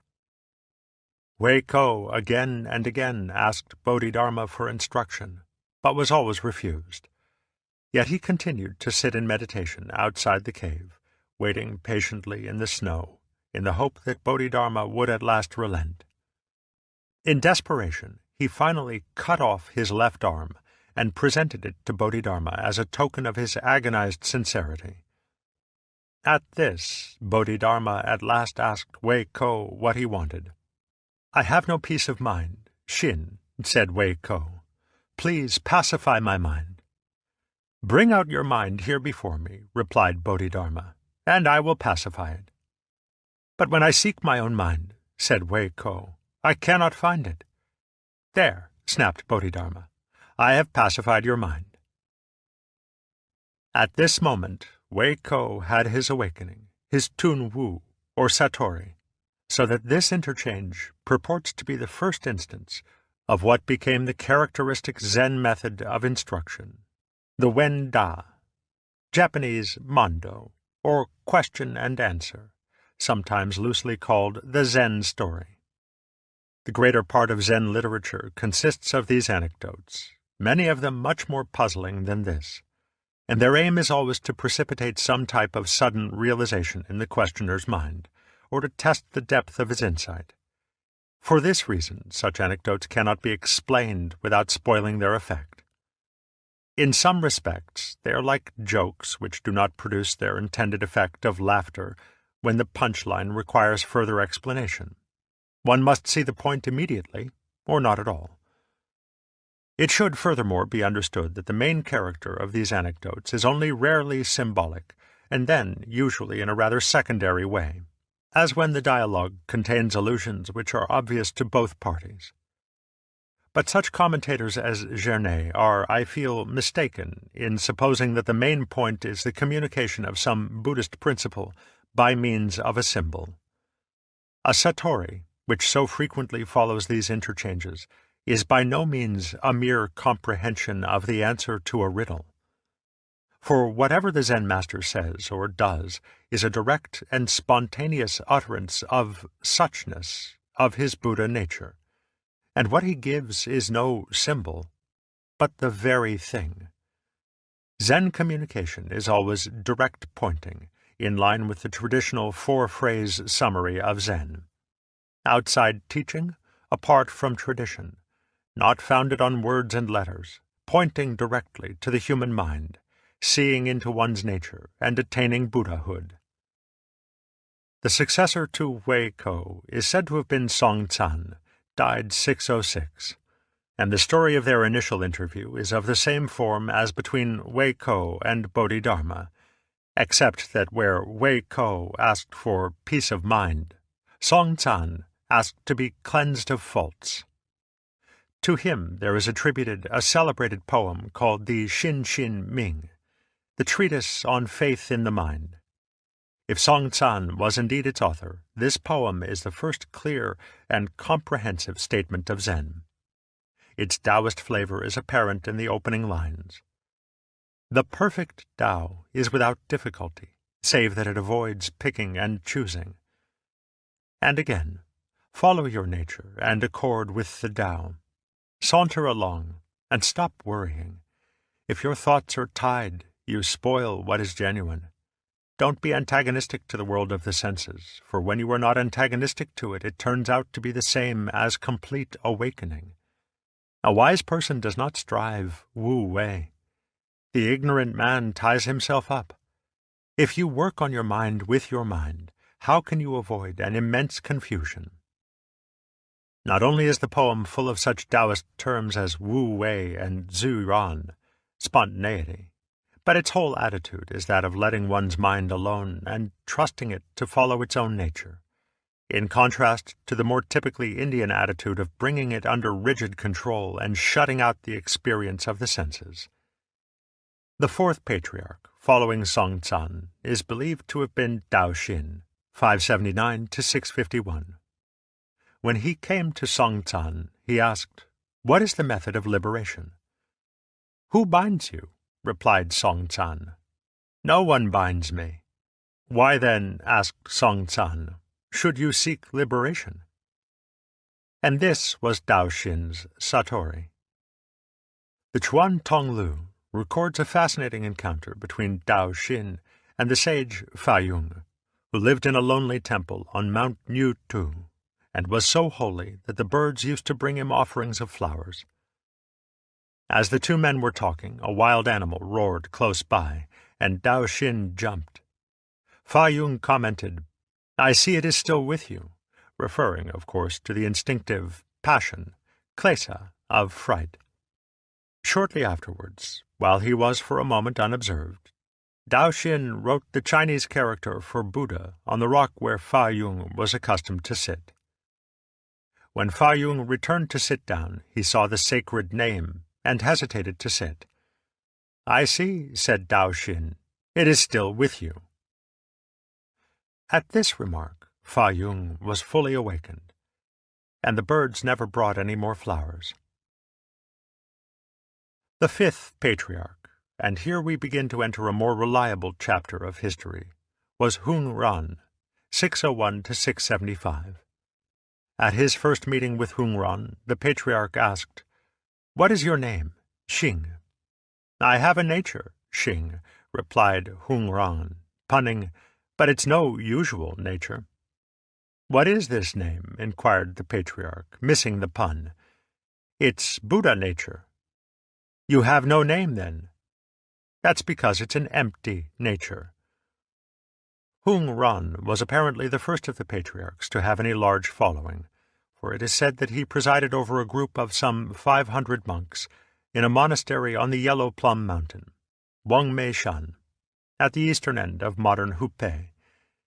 He is, however, much overshadowed by his immediate successor, Wei Neng, 637 to 713. Whose life and teaching mark the definitive beginning of a truly Chinese Zen, of Zen as it flourished during what was later called the Epoch of Zen Activity, the latter 200 years of the Tang Dynasty, from about 700 to 906. One must not overlook Wei Neng's contemporaries, for he lived at a time which was most creative for Chinese Buddhism as a whole. The great translator and traveler Chuan Tsang had returned from India in 645 and was expounding the Vijnaptimatra, representation-only doctrines of the Yogacara in Chang'an. His former student, Fa Zeng, 643 to 712, was developing the important school of the Huayan, Japanese Keigon, based on the Avatamsaka Sutra, and which later provided Zen with a formal philosophy.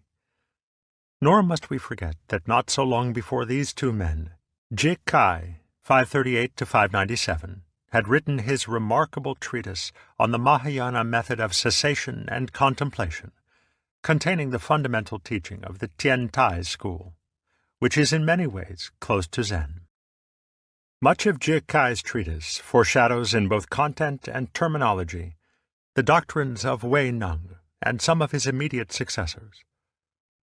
Wei Neng is said to have had his first awakening when, almost as a boy, he happened to overhear someone reading the Vajrachedika. He set out almost at once for Hung Ran's monastery at Wangmei to have his understanding confirmed and to receive further instructions. We should note, for future reference, that his original Satori occurred spontaneously, without the benefit of a master, and that his biography represents him as an illiterate peasant from the neighborhood of Canton. Apparently, Hung Ran immediately recognized the depth of his insight, but fearing that his humble origins might make him unacceptable in a community of scholarly monks, the patriarch put him to work in the kitchen compound. Some time later, the patriarch announced that he was looking for a successor to whom he might transmit his office, together with the robe and begging bowl, said to have been handed down from the Buddha, which were its insignia. This honor was to be conferred upon the person who submitted the best poem, expressing his understanding of Buddhism.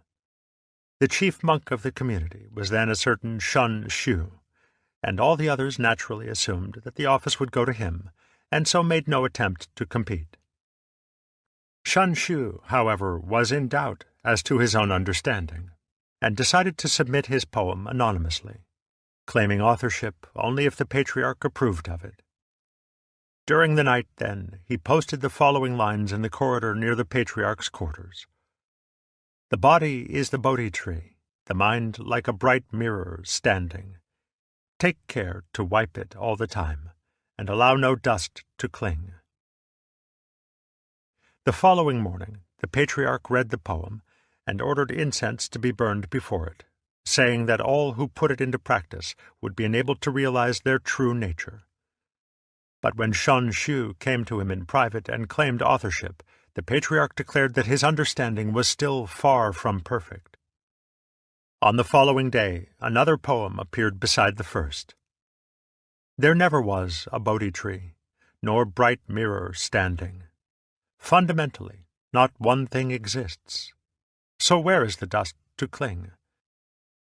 The patriarch knew that only Wei Nung could have written this, but to avoid jealousy, he rubbed out the poem with his shoe and summoned Wei Nung to his room secretly, by night. Here he conferred the patriarchate, the robe, and the bowl upon him, and told him to flee into the mountains until the hurt feelings of the other monks had subsided, and the time was ripe for him to begin his public teaching. A comparison of the two poems shows at once the distinctive flavor of Wei Nung's Zen. Shun Shu's poem reflects what was apparently the general and popular view of dhyana practice in Chinese Buddhism. It was obviously understood as the discipline of sitting meditation, Tso-chan, in which the mind was purified by an intense concentration which would cause all thoughts and attachments to cease. Taken rather literally, many Buddhist and Taoist texts would substantiate this view, that the highest state of consciousness is a consciousness empty of all contents, all ideas, feelings, and even sensations.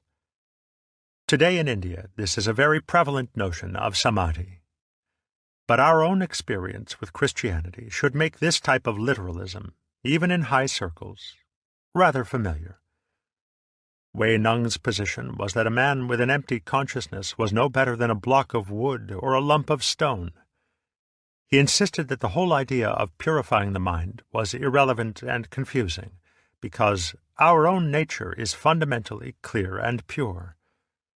In other words, there is no analogy between consciousness or mind and a mirror that can be wiped.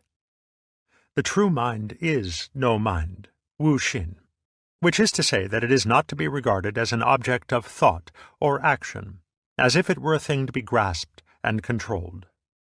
The attempt to work on one's own mind is a vicious circle. To try to purify it is to be contaminated with purity. Obviously, this is the Taoist philosophy of naturalness, according to which a person is not genuinely free, detached, or pure when his state is the result of an artificial discipline. He is just imitating purity, just faking clear awareness. Hence the unpleasant self-righteousness of those who are deliberately and methodically religious. Wei Nung's teaching is that instead of trying to purify or empty the mind, one must simply let go of the mind, because the mind is nothing to be grasped. Letting go of the mind is also equivalent to letting go of the series of thoughts and impressions, nian, which come and go in the mind, neither repressing them, holding them, nor interfering with them.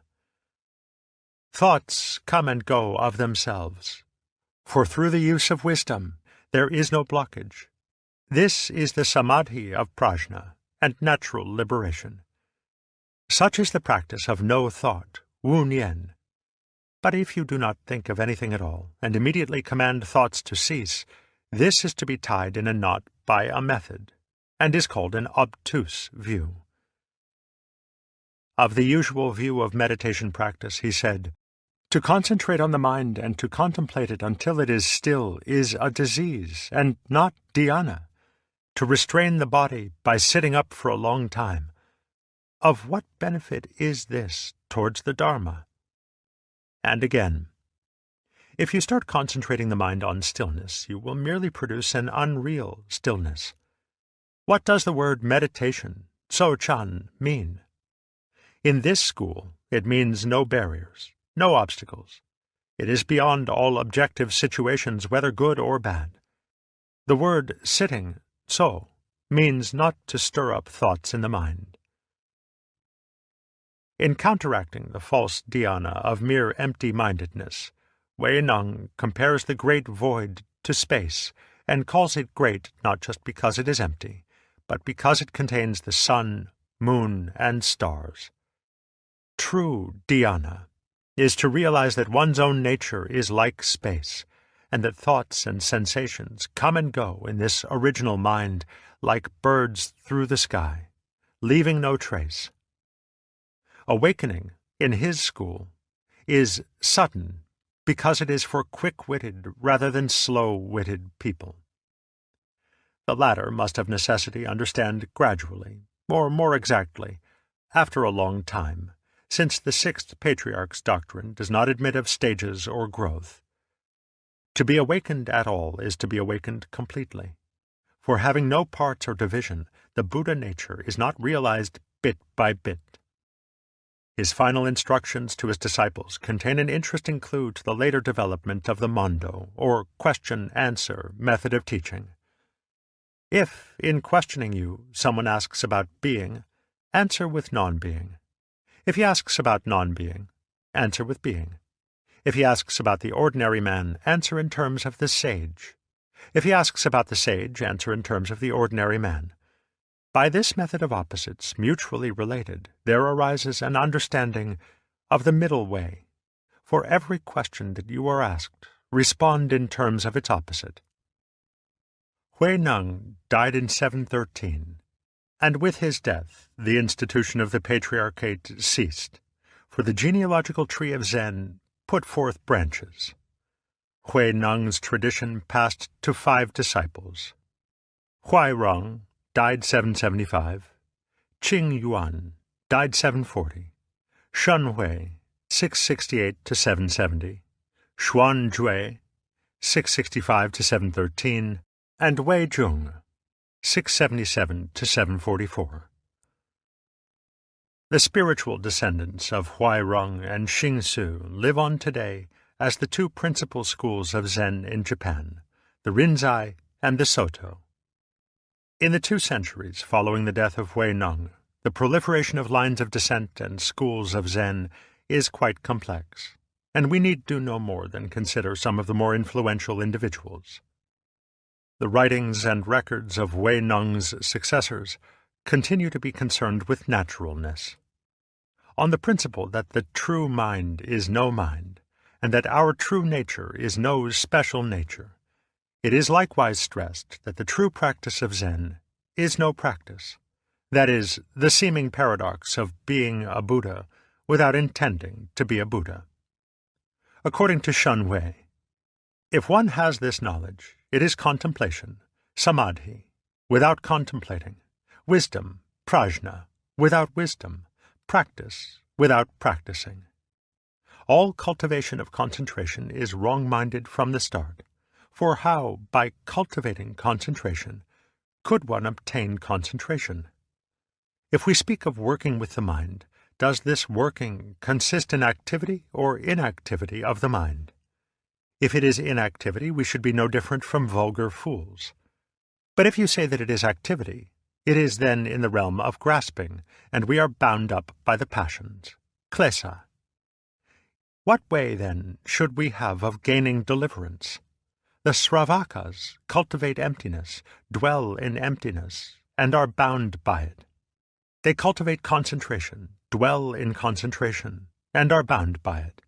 They cultivate tranquility, dwell in tranquility, and are bound by it. If working with the mind is to discipline one's mind, how could this be called deliverance?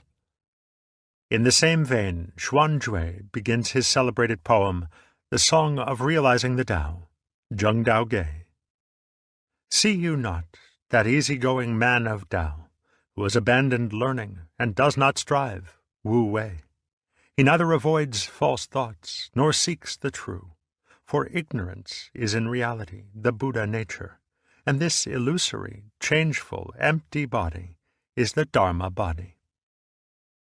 The following story is told of Huairong, initiating into Zen his great successor, Ma Zu, died 1788, who was at the time practicing sitting meditation at the monastery at Chuanfa. "Your Reverence," asked Huairong, "what is the objective of sitting in meditation?" "The objective," answered Ma Zu, "is to become a Buddha." Thereupon Huairong picked up a floor tile and began to polish it on a rock. "What are you doing, master?" asked Ma Zu. "I am polishing it for a mirror," said Huairong. How could polishing a tile make a mirror? How could sitting in meditation make a Buddha? Ma Zu was the first Zen master celebrated for strange words and extraordinary behavior, and is described as one who walked like a bull and glared like a tiger. When a monk asked him, "How do you get into harmony with the Tao?" Ma Zu replied, "I am already out of harmony with the Tao." He was the first to answer questions about Buddhism by hitting the questioner, or by giving a loud shout, "Ho!" Sometimes, however, he was more discursive, and one of his lectures takes up the problem of discipline thus: "The Tao has nothing to do with discipline. If you can say that it is attained by discipline, when the discipline is perfected, it can again be lost. Or, finishing the discipline turns out to be losing the Tao. If you say that there is no discipline, this is to be the same as ordinary people." Xing Su's disciple Shi Tu, 700 to 790, in the line of Soto Zen, was even more forthright. "My teaching, which has come down from the ancient Buddhas, is not dependent on meditation, dhyana, or on diligent application of any kind. When you attain the insight as attained by the Buddha, you realize that mind is Buddha, and Buddha is mind, that mind, Buddha, sentient beings, Bodhi and Klesa, are of one and the same substance, while they vary in names." His interesting name, Stonehead, is attributed to the fact that he lived on top of a large rock near the monastery of Hangzhou. With Ma Zu's disciple Nun Chuan, 748 to 834, and his successor Zhaozhu, 778 to 897, the teaching of Zen became peculiarly lively and disturbing. The Wu Men Guan tells us how Nun Chuan interrupted a dispute among his monks as to the ownership of a cat by threatening to cleave the animal with his spade if none of the monks could say a good word, that is, give an immediate expression of his Zen. There was dead silence, so the master cut the cat in two. Later in the day, Nun Chuan recounted the incident to Zhaozhu, who at once put his shoes on his head and left the room. "If you had been here," said Nun Chuan, "the cat would have been saved." Zhaozhu is said to have had his awakening after the following incident with Nun Chuan. Zhaozhu asked, "What is the Tao?" The master replied, "Your ordinary, that is, natural mind is the Tao. How can one return into accord with it? By intending to accord, you immediately deviate. But without intention, how can one know the Tao? The Tao," said the master, "belongs neither to knowing or not knowing. Knowing is false understanding. Not knowing is blind ignorance. If you really understand the Tao, beyond doubt, it's like the empty sky. Why drag in right and wrong?" When Zhaozhu was asked whether a dog has Buddha nature, which is certainly the usual Mahayana doctrine, he gave the one word, no, wu, Japanese, mu. When a monk asked him for instruction, he merely inquired whether he had eaten his gruel, and then added, "Go wash your bowl." When asked about the spirit which remains when the body is decomposed, he remarked, "This morning it's windy again." Ma Zu had another notable disciple in Bozheng, 720 to 814, who is said to have organized the first purely Zen community of monks, and to have laid down its regulations on the principle that a day of no working is a day of no eating. Since his time, a strong emphasis on manual work and some degree of self-support has been characteristic of Zen communities. It might be remarked here that these are not exactly monasteries in the Western sense. They are rather training schools, from which one is free to depart at any time without censure. Some members remain monks for their whole lives. Others become secular priests in charge of small temples. Still others may return to lay life. To Bojung is attributed the famous definition of Zen: when hungry, eat; when tired, sleep. He is said to have had his satori when Ma-Zu shouted at him and left him deaf for 3 days, and to have been in the habit of pointing out the Zen life to his disciples with the saying, "Don't cling, don't seek." For when asked about seeking for the Buddha nature, he answered, "It's much like riding an ox in search of an ox." Bojung's student Wang Bo, died 850, is also of considerable importance in this period. Not only was he the teacher of the great Lin Ji, but he was also the author of the Chuan Xin Fa Yao, or Treatise on the Essentials of the Doctrine of Mind. The content of this work is essentially the same body of doctrine as is found in Wei Neng, Shun Wei, and Ma-Zu, but it contains some passages of remarkable clarity, as well as some frank and careful answers to questions at the end. By their very seeking for it, the Buddha nature, they produce the contrary effect of losing it. For that is using the Buddha to seek for the Buddha, and using mind to grasp mind. Even though they do their utmost for a full kalpa, they will not be able to attain it. If those who study the Tao do not awake to this mind substance, they will create a mind over and above mind, seek the Buddha outside themselves, and remain attached to forms, practices, and performances, all of which is harmful and not the way to supreme knowledge. Much of it is devoted to a clarification of what is meant by the void, and by the terms no mind, wu xin, and no thought, wu nian, all of which are carefully distinguished from literal blankness or nothingness. The use of Taoist language and ideas is found throughout the text. Fearing that none of you would understand, they, the Buddhas, gave it the name Tao. But you must not base any concept upon that name. So it is said that when the fish is caught, the trap is forgotten. From Zhuangzi. When body and mind achieve spontaneity, the Tao is reached, and universal mind can be understood. In former times men's minds were sharp. Upon hearing a single sentence, they abandoned study, and so came to be called the sages who, abandoning learning, rest in spontaneity. In these days, people only seek to stuff themselves with knowledge and deductions, placing great reliance on written explanations, and calling all this the practice. It appears, however, that Wang Bo's personal instruction of his disciples was not always so explanatory. Lin Ji, Japanese Rinzai, died 867, could never get a word out of him. Every time he attempted to ask a question, Wang Bo struck him, until in desperation he left the monastery and sought the advice of another master, Da Yu, who scolded him for being so ungrateful for Wang Bo's grandmotherly kindness. This awakened Lin Ji, who again presented himself before Wang Bo. This time, however, it was Lin Ji who did the striking, saying, "There is not so much in Wang Bo's Buddhism after all." The record of Lin Ji's teaching, the Lin Ji Lu, Japanese Rinzai Roku, shows a character of immense vitality and originality. Lecturing his students in informal and often somewhat racy language. It is as if Lin Ji were using the whole strength of his personality to force the student into immediate awakening. Again and again he berates them for not having enough faith in themselves, for letting their minds gallop around in search of something which they have never lost, and which is right before you at this very moment. Awakening for Lin Ji seems primarily a matter of nerve, the courage to let go without further delay in the unwavering faith that one's natural, spontaneous functioning is the Buddha mind.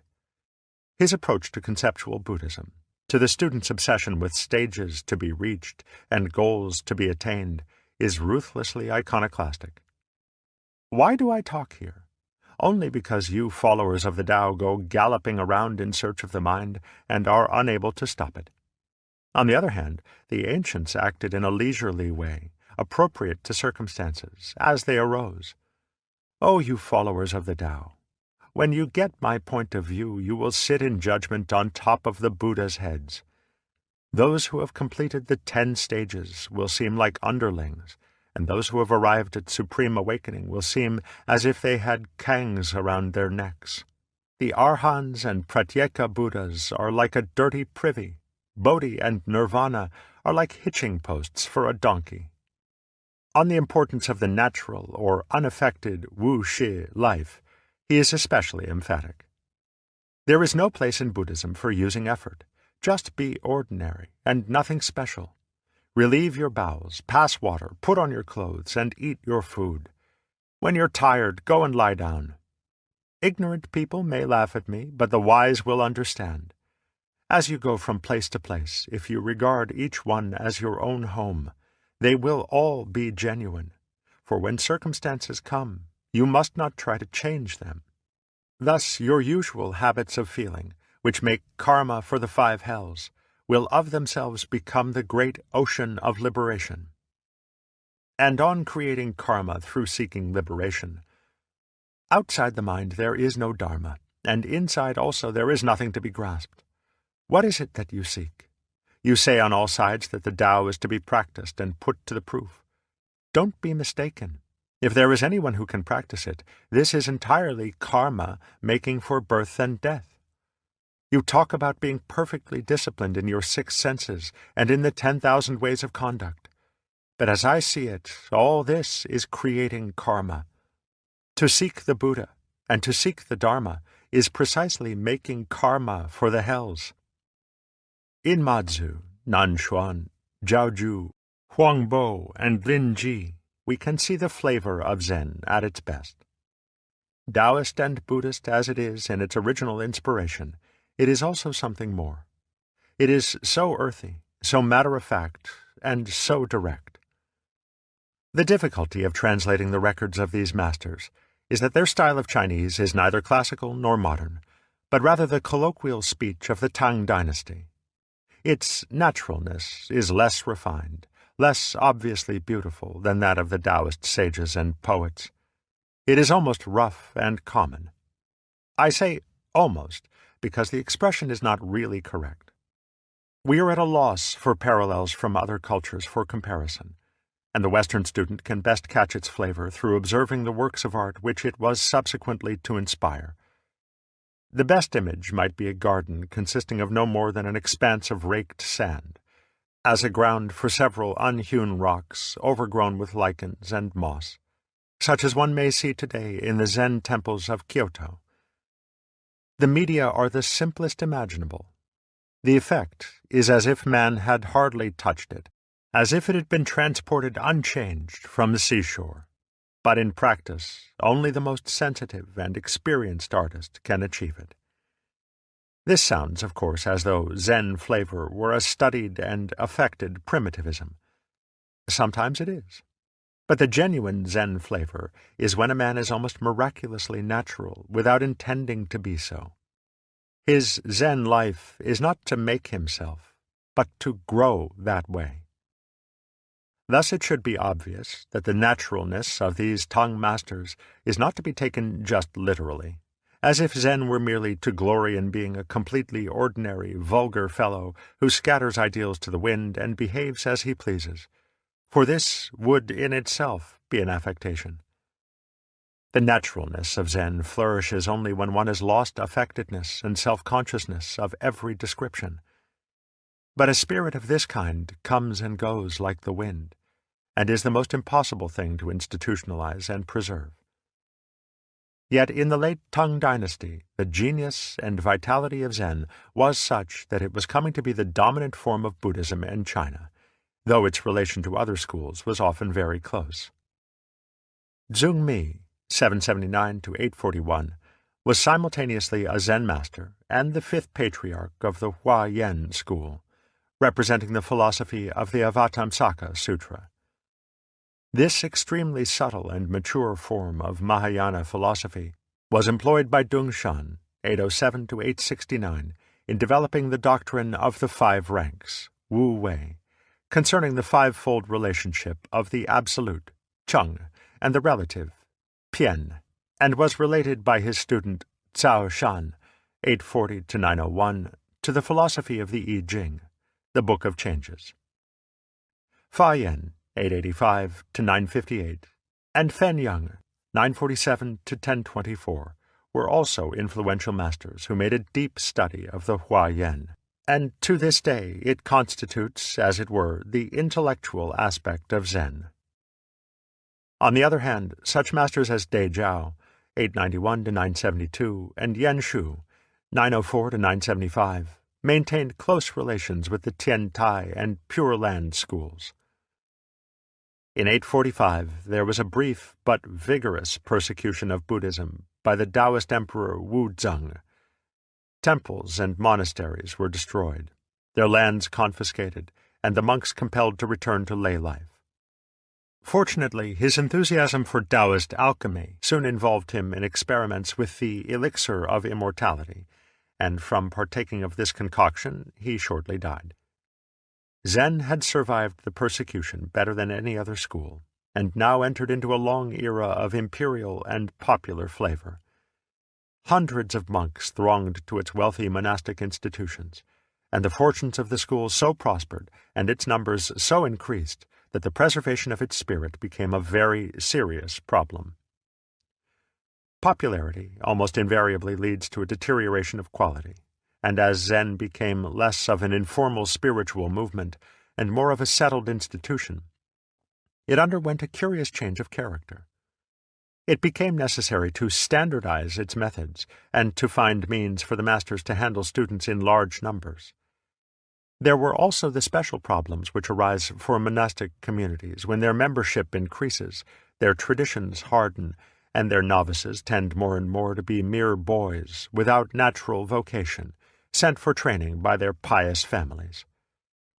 The effect of this last factor upon the development of institutional Zen can hardly be underestimated.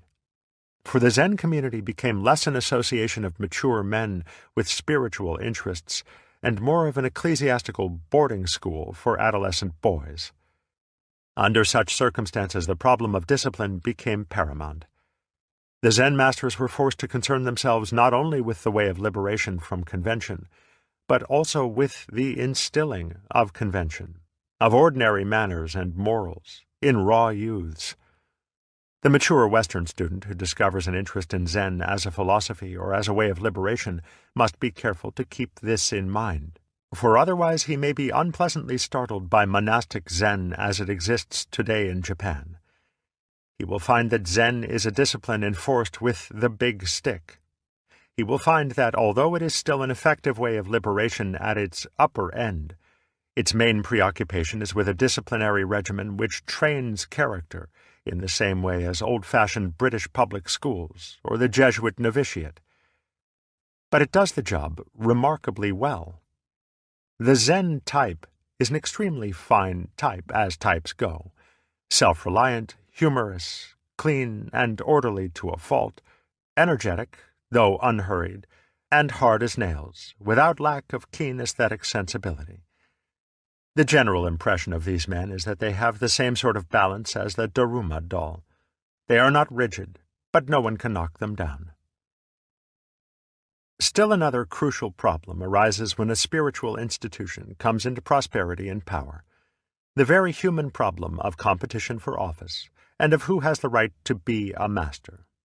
Concern for this problem is reflected in the writing of the Chuan Deng Lu, or Record of the Transmission of the Lamp, by Dao Yuan, in about 1004. For one of the main objects of this work was to establish a proper apostolic succession for the Zen tradition, so that no one could claim authority unless his satori had been approved by someone who had been approved, right back to the time of the Buddha himself. Nothing, however, is more difficult than establishing proper qualifications in the imponderable realm of spiritual insight. Where the candidates are few, the problem is not so grave, but where one master is responsible for some hundreds of students, the process of teaching and testing requires standardization. Zen solved this problem with remarkable ingenuity, employing a means which not only provided a test of competence, but, what was much more, a means of transmitting the Zen experience itself with a minimum of falsification. This extraordinary invention was the system of the Gung-an, Japanese koan, or Zen problem. Literally, this term means a public document, or case, in the sense of a decision creating a legal precedent. Thus, the koan system involves passing a series of tests based on the mondo, or anecdotes of the old masters. One of the beginning koans is Zhaoju's answer, wu, or no, to the question as to whether a dog has Buddha nature. The student is expected to show that he has experienced the meaning of the koan by a specific and usually nonverbal demonstration which he has to discover intuitively. The period of prosperity, which came with the 10th and 11th centuries, was attended by a sense of loss of spirit, which in turn gave rise to much study of the great tongue masters. Their anecdotes were subsequently collected in such anthologies as the Bi Yen Lu, 1125, and the Wu Men Kuan, 1229. The use of these anecdotes for the koan method was originated by Yuan Wu, 1063 to 1135, and his disciple Da Hui, 1089 to 1163, in the 10th or 11th generation of descent from Lin Ji. However, something which already began to resemble it was employed by Huang Lung, 1002 to 1069, in order to cope with his particularly large following. He devised 3 test questions known as Huang Lung's 3 barriers. Question: Everybody has a place of birth. Where is your place of birth? Answer: Early this morning I ate white rice gruel. Now I'm hungry again. Question: How is my hand like the Buddha's hand? Answer: Playing the lute under the moon. Question: How is my foot like a donkey's foot? Answer: When the white heron stands in the snow, it has a different color. No doubt the answers given were the original replies to the questions, but later the problem becomes both the question and its answer, for the student is expected to see into the relationship between the two, which, to say the least, is none too obvious. For the moment, it is enough to say that every koan has a point, which is some aspect of Zen experience, that its point is often concealed by being made very much more apparent than one would expect, and that koans are concerned not only with the primary awakening to the void, but also with its subsequent expression in life and thought. The koan system was developed in the Lin-ji Rinzai school of Zen, but not without opposition. The Soto school felt that it was much too artificial. Whereas the koan advocates used this technique as a means for encouraging that overwhelming feeling of doubt, I Ching, which they felt to be essential as a prerequisite for Satori, the Soto school argued that it lent itself too easily to that very seeking for Satori, which thrusts it away, or, what is worse, induces an artificial Satori.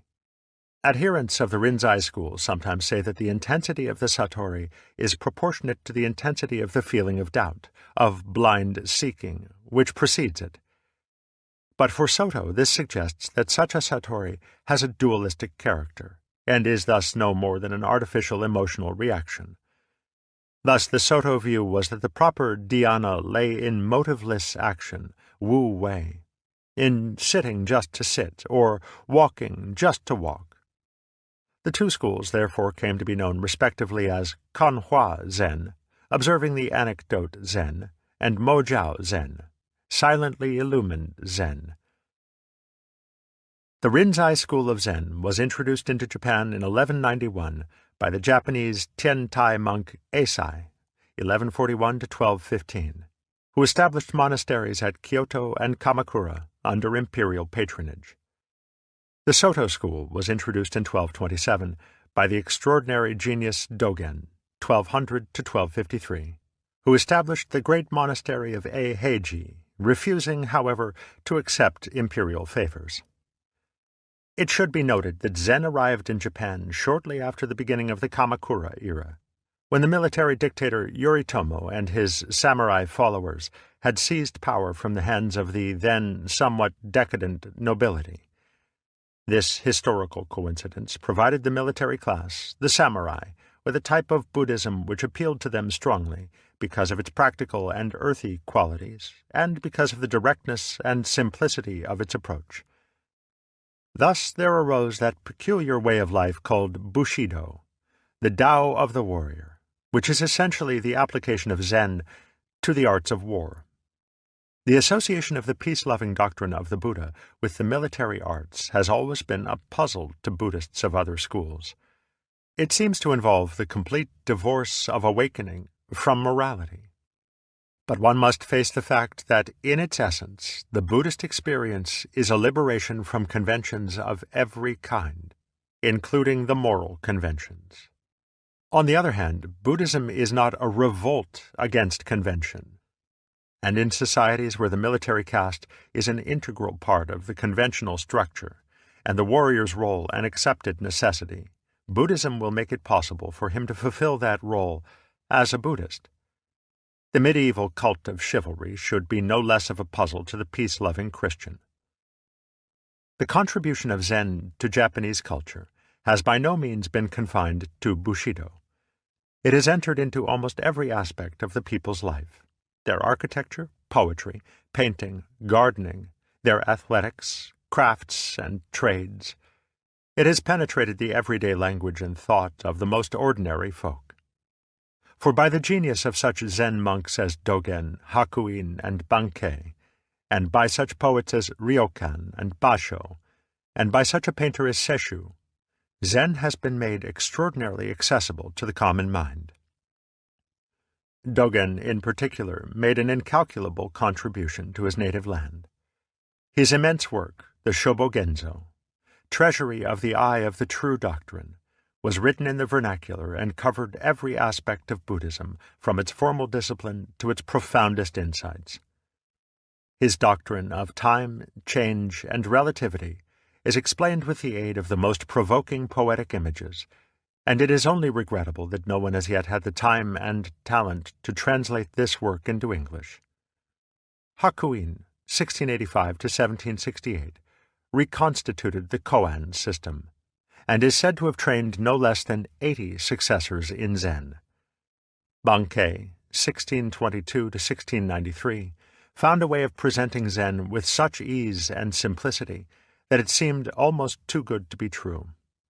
He spoke to large audiences of farmers and country folk, but no one important seems to have dared to follow him. Meanwhile, Zen continued to prosper in China until well into the Ming Dynasty, 1368 to 1643, when the divisions between the various schools of Buddhism began to fade, and the popularity of the Pure Land school, with its easy way of invoking the name of Amitabha, began to be fused with koan practice, and at last to absorb it. A few Zen communities seem to have survived to the present day, but so far as I have been able to study them, their emphasis inclines either to Soto or to the more occultist preoccupations of Tibetan Buddhism. In either case, their view of Zen seems to be involved with a somewhat complex and questionable doctrine of man's psychic anatomy, which would appear to derive from Taoist alchemical ideas. The history of Chinese Zen raises one problem of great fascination. Both Rinzai and Soto Zen, as we find them in Japanese monasteries today, put enormous emphasis on zazen, or sitting meditation, a practice which they follow for many hours of the day, attaching great importance to the correctness of posture and the way of breathing which it involves. To practice Zen is, to all intents and purposes, to practice zazen, to which the Rinzai school adds sanzen, the periodic visits of the master, Roshi, for presenting one's view of the koan. However, the Shun Hui Hojung E.G. records the following conversation between Shun Hui and a certain Chung. The master asked Dhyana Master Chung, what method must be practiced to see into one's own nature? It is first of all necessary to apply oneself to the practice of sitting cross-legged in samadhi. Once samadhi is obtained, one must, by means of samadhi, awaken prajna in oneself. By prajna, one is able to see into one's own nature. Shanwei. When one practices samadhi, isn't this a deliberate activity of the mind? Cheng. Yes. Shanwei. Then this deliberate activity of the mind is an activity of restricted consciousness, and how can it bring seeing into one's own nature? Cheng. To see into one's own nature, it is necessary to practice samadhi. How could one see it otherwise? Shanwei. All practice of samadhi is fundamentally a wrong view. How, by practicing samadhi, could one attain samadhi? We've already mentioned the incident between Ma Zu and Wai Rong, in which the latter compared sitting in meditation to polishing a tile for a mirror. On another occasion, Wai Rong said, "To train yourself in sitting meditation, zazen, is to train yourself to be a sitting Buddha. If you train yourself in zazen, you should know that Zen is neither sitting nor lying. If you train yourself to be a sitting Buddha, you should know that the Buddha is not a fixed form. Since the Dharma has no fixed abode, it is not a matter of making choices. If you make yourself a sitting Buddha, this is precisely killing the Buddha. If you adhere to the sitting position, you will not attain the principle of Zen." This seems to be the consistent doctrine of all the Tang masters, from Huineng to Linji. Nowhere in their teachings have I been able to find any instruction in or recommendation of the type of zazen which is today the principal occupation of Zen monks. On the contrary, the practice is discussed time after time in the apparently negative fashion of the two quotations just cited.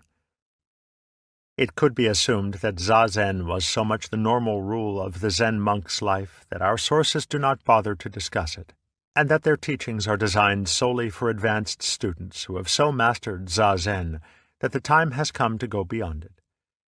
This, however, does not agree too well with the references to the enormous clerical and lay audiences attending some of the discourses, since it would be somewhat fantastic to suppose that China was swarming with accomplished yogis. The discourses frequently begin by saying, in a rather brief and offhand fashion, that these teachings are for those who are well trained in the Buddhist virtues. But this could mean no more than that they are for mature people who have mastered the ordinary social and moral conventions, and are therefore not in danger of using Buddhism as a pretext for rebellion against the common decencies. Alternatively, it could be assumed that the type of zazen under criticism is zazen practiced for a purpose, to get Buddhahood, instead of sitting just to sit. This would concur with the Soto objection to the Rinzai school, with its method of cultivating the state of great doubt by means of the koan. While the Soto is not quite fair to the Rinzai in this respect, this would certainly be a plausible interpretation of the early master's doctrine. However, there are several references to the idea that prolonged sitting is not much better than being dead. There is, of course, a proper place for sitting, along with standing, walking, and lying. But to imagine that sitting contains some special virtue is attachment to form. Thus, in the Tanjing, Huineng says, "A living man who sits and does not lie down, a dead man who lies down and does not sit. After all, these are just dirty skeletons." Even in Japanese Zen, one occasionally encounters a Zen practice which lays no special emphasis upon zazen, but rather stresses the use of one's ordinary work as the means of meditation. This was certainly true of Bankei, and this principle underlies the common use of such arts as tea ceremony, flute playing, brush drawing, archery, fencing, and jujutsu, as ways of practicing Zen. Perhaps, then, the exaggeration of zazen in later times is part and parcel of the conversion of the Zen monastery into a boys' training school. To have them sit still for hours on end under the watchful eyes of monitors with sticks is certainly a sure method of keeping them out of mischief. Yet however much zazen may have been exaggerated in the Far East, a certain amount of sitting just to sit might well be the best thing in the world for the jittery minds and agitated bodies of Europeans and Americans, provided they do not use it as a method of turning themselves into Buddhas. Part 2. Principles and Practice. Chapter 1. Empty and Marvelous. The opening words of the oldest Zen poem say that the perfect way, Tao, is without difficulty, save that it avoids picking and choosing. Only when you stop liking and disliking will all be clearly understood. A split hair's difference, and heaven and earth are set apart. If you want to get to the plain truth, be not concerned with right and wrong. The conflict between right and wrong is the sickness of the mind. The point is not to make an effort to silence the feelings and cultivate bland indifference. It is to see through the universal illusion that what is pleasant or good may be wrested from what is painful or evil. It was a first principle in Taoism that when everyone recognizes beauty as beautiful, there is already ugliness. When everyone recognizes goodness as good, there is already evil. To be and not to be arise mutually. Difficult and easy are mutually realized. Long and short are mutually contrasted. High and low are mutually posited. Before and after are in mutual sequence. To see this is to see that good without evil is like up without down, and that to make an ideal of pursuing the good is like trying to get rid of the left by turning constantly to the right. One is therefore compelled to go round in circles. The logic of this is so simple that one is tempted to think it over simple.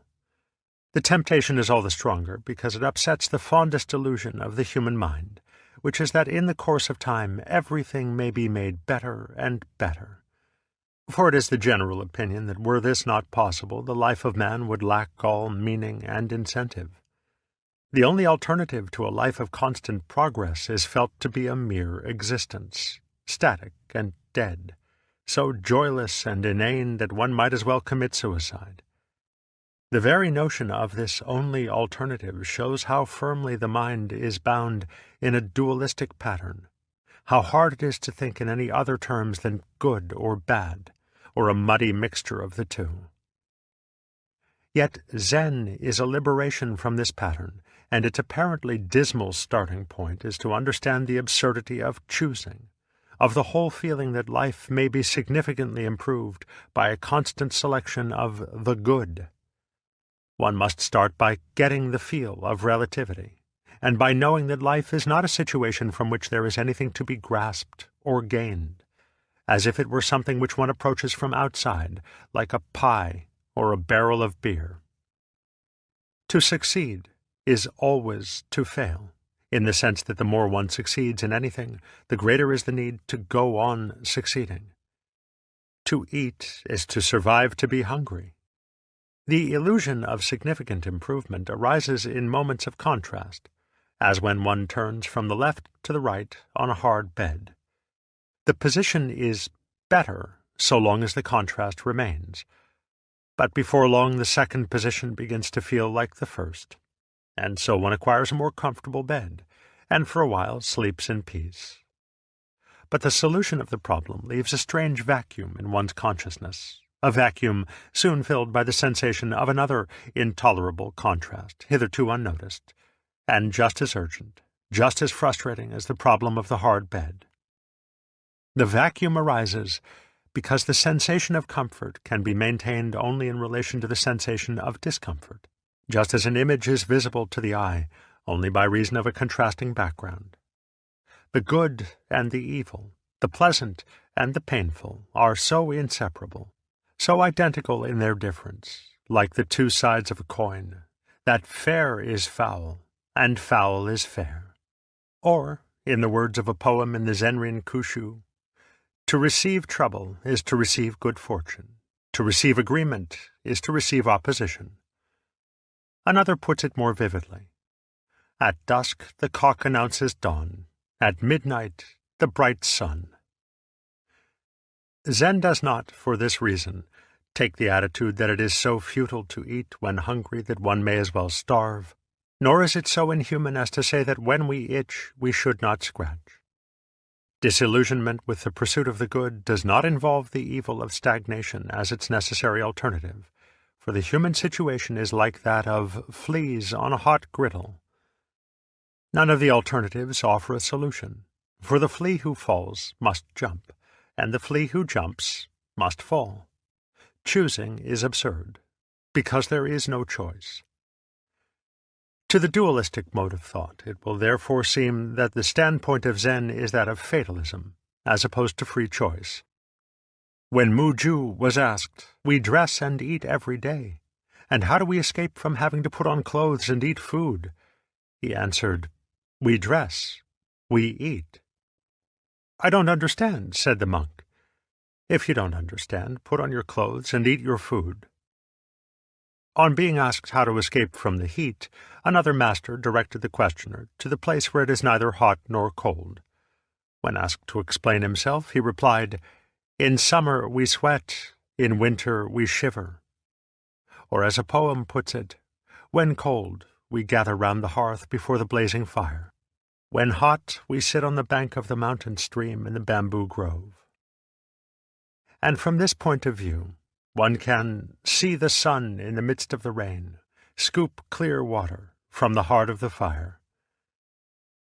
But the viewpoint is not fatalistic. It is not simply submission to the inevitability of sweating when it is hot, shivering when it is cold, eating when hungry, and sleeping when tired. Submission to fate implies someone who submits, someone who is the helpless puppet of circumstances. And for Zen, there is no such person. The duality of subject and object, of the knower and the known, is seen to be just as relative, as mutual, as inseparable as every other. We do not sweat because it is hot. The sweating is the heat. It is just as true to say that the sun is light because of the eyes as to say that the eyes see light because of the sun. The viewpoint is unfamiliar because it is our settled convention to think that heat comes first, and then, by causality, the body sweats.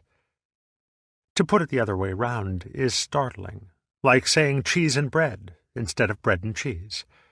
Thus the Zen Rinkushu says, "Fire does not wait for the sun to be hot, nor the wind for the moon to be cool." This shocking and seemingly illogical reversal of common sense may perhaps be clarified by the favorite Zen image of the moon in the water. The phenomenon moon in the water is likened to human experience. The water is the subject, and the moon the object. When there is no water, there is no moon in the water, and likewise when there is no moon.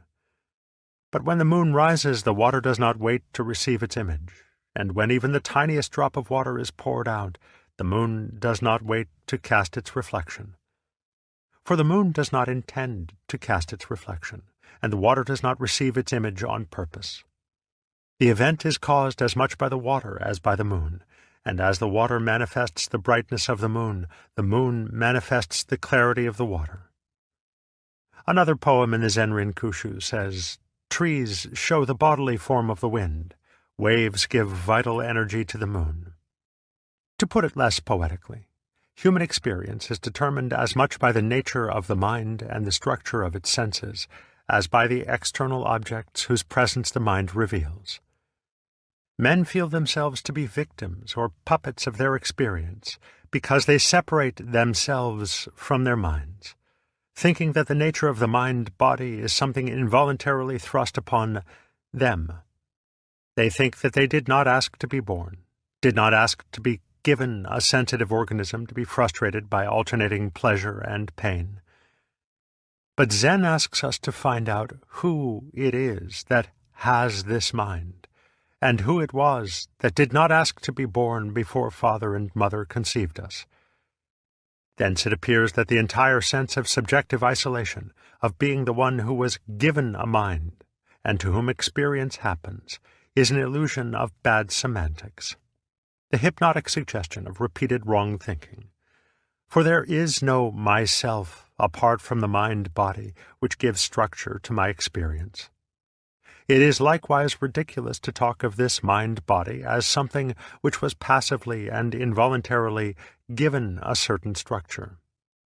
It is that structure, and before the structure arose, there was no mind-body. Our problem is that the power of thought enables us to construct symbols of things apart from the things themselves. This includes the ability to make a symbol, an idea of ourselves apart from ourselves. Because the idea is so much more comprehensible than the reality, the symbol so much more stable than the fact, we learn to identify ourselves with our idea of ourselves. Hence the subjective feeling of a self which has a mind, of an inwardly isolated subject to whom experiences involuntarily happen.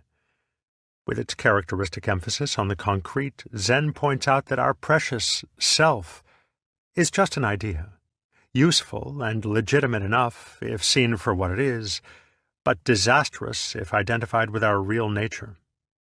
The unnatural awkwardness of a certain type of self-consciousness comes into being when we are aware of conflict or contrast between the idea of ourselves on the one hand and the immediate concrete feeling of ourselves on the other. When we are no longer identified with the idea of ourselves, the entire relationship between subject and object, knower and known, undergoes a sudden and revolutionary change. It becomes a real relationship, a mutuality in which the subject creates the object just as much as the object creates the subject. The knower no longer feels himself to be independent of the known. The experiencer no longer feels himself to stand apart from the experience. Consequently, the whole notion of getting something out of life, of seeking something from experience, becomes absurd. To put it in another way, it becomes vividly clear that in concrete fact I have no other self than the totality of things of which I am aware. This is the Hua Yen Kegon doctrine of the net of jewels, of Shi Shi Wu Ai, Japanese Ji Ji Mu Ge, in which every jewel contains the reflection of all the others. The sense of subjective isolation is also based on a failure to see the relativity of voluntary and involuntary events. This relativity is easily felt by watching one's own breath, for by a slight change of viewpoint, it is as easy to feel that I breathe as that it breathes me. We feel that our actions are voluntary when they follow a decision, and involuntary when they happen without decision. But if decision itself were voluntary, every decision would have to be preceded by a decision to decide, an infinite regression, which, fortunately, does not occur. Oddly enough, if we had to decide, we would not be free to decide. We are free to decide because decision happens. We just decide without having the faintest understanding of how we do it. In fact, it is neither voluntary nor involuntary. To get the feel of this relativity is to find another extraordinary transformation of our experience as a whole, which may be described in either of two ways.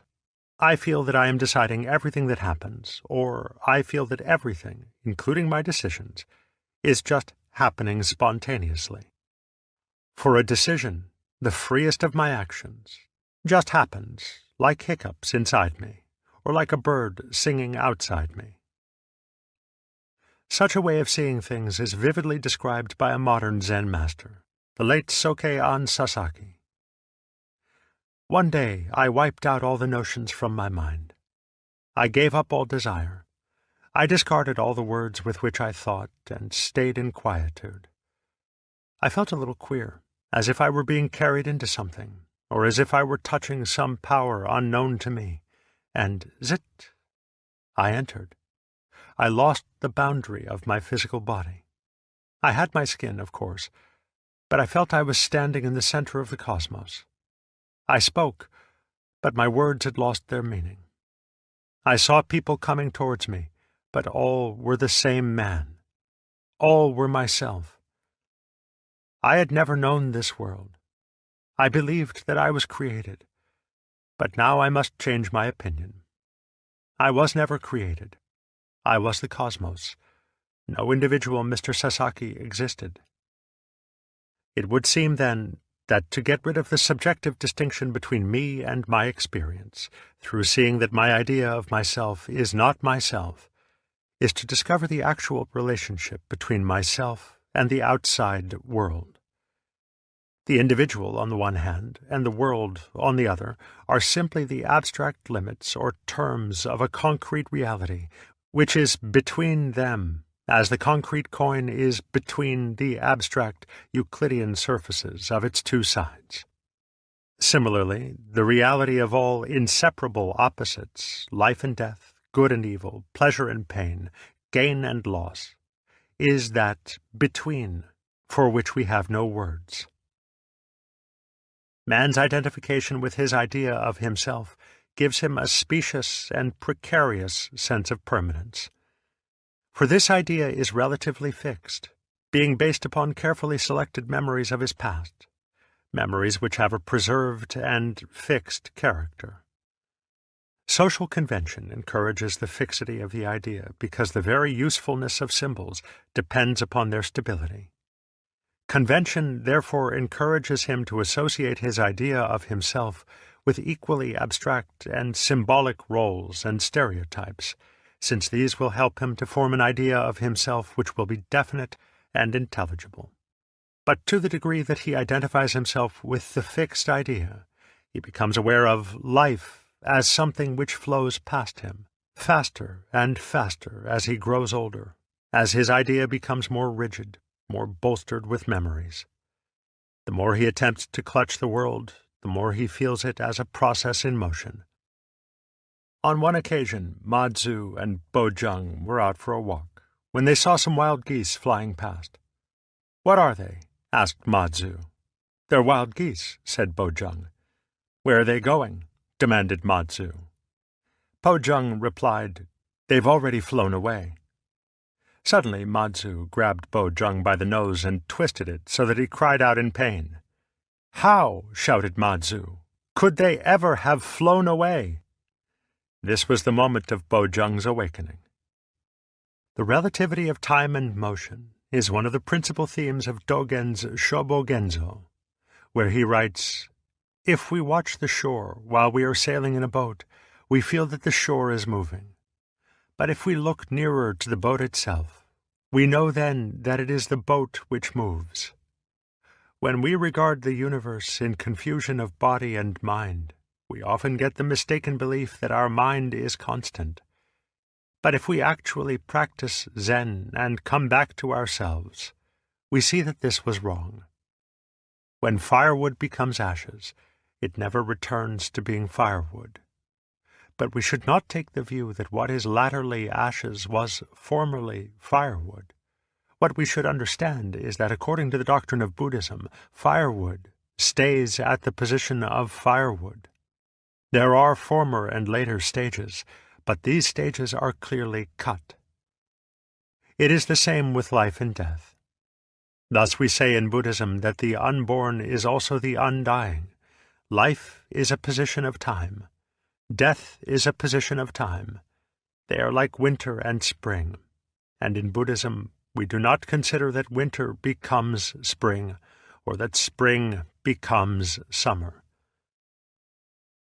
Dogen is here trying to express the strange sense of timeless moments which arises when one is no longer trying to resist the flow of events, the peculiar stillness and self-sufficiency of the succeeding instants, when the mind is, as it were, going along with them, and not trying to arrest them. A similar view is expressed thus by Ma Zhu. A sutra says, "It is only a group of elements which come together to make this body. When it arises, only these elements arise. When it ceases, only these elements cease. But when these elements arise, do not say, 'I am arising,' and when they cease, do not say, 'I am ceasing.' So, too, with our former thoughts, later thoughts, and intervening thoughts or experiences, the thoughts follow one another without being linked together. Each one is absolutely tranquil. Buddhism has frequently compared the course of time to the apparent motion of a wave, wherein the actual water only moves up and down, creating the illusion of a piece of water moving over the surface. It is a similar illusion that there is a constant self moving through successive experiences, constituting a link between them in such a way that the youth becomes the man, who becomes the graybeard, who becomes the corpse. Connected, then, with the pursuit of the good is the pursuit of the future, the illusion whereby we are unable to be happy without a promising future for the symbolic self. Progress towards the good is therefore measured in terms of the prolongation of human life, forgetting that nothing is more relative than our sense of the length of time.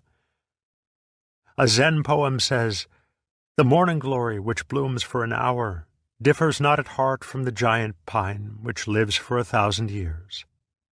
Subjectively, a gnat doubtless feels that its span of a few days is a reasonably long lifetime. A tortoise with its span of several hundred years would feel subjectively the same as the gnat. Not so long ago, the life expectancy of the average man was about 45 years. Today, it is from 65 to 70 years.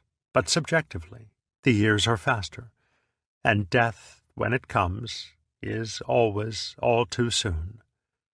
As Dogen said, "The flowers depart when we hate to lose them. The weeds arrive while we hate to watch them grow."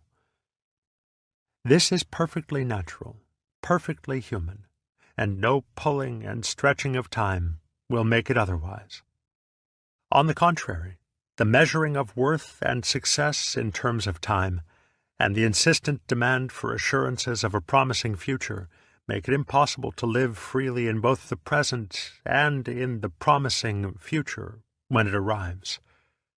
For there is never anything but the present, and if one cannot live there, one cannot live anywhere.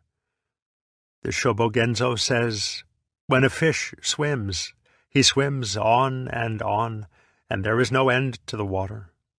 When a bird flies, he flies on, and there is no end to the sky.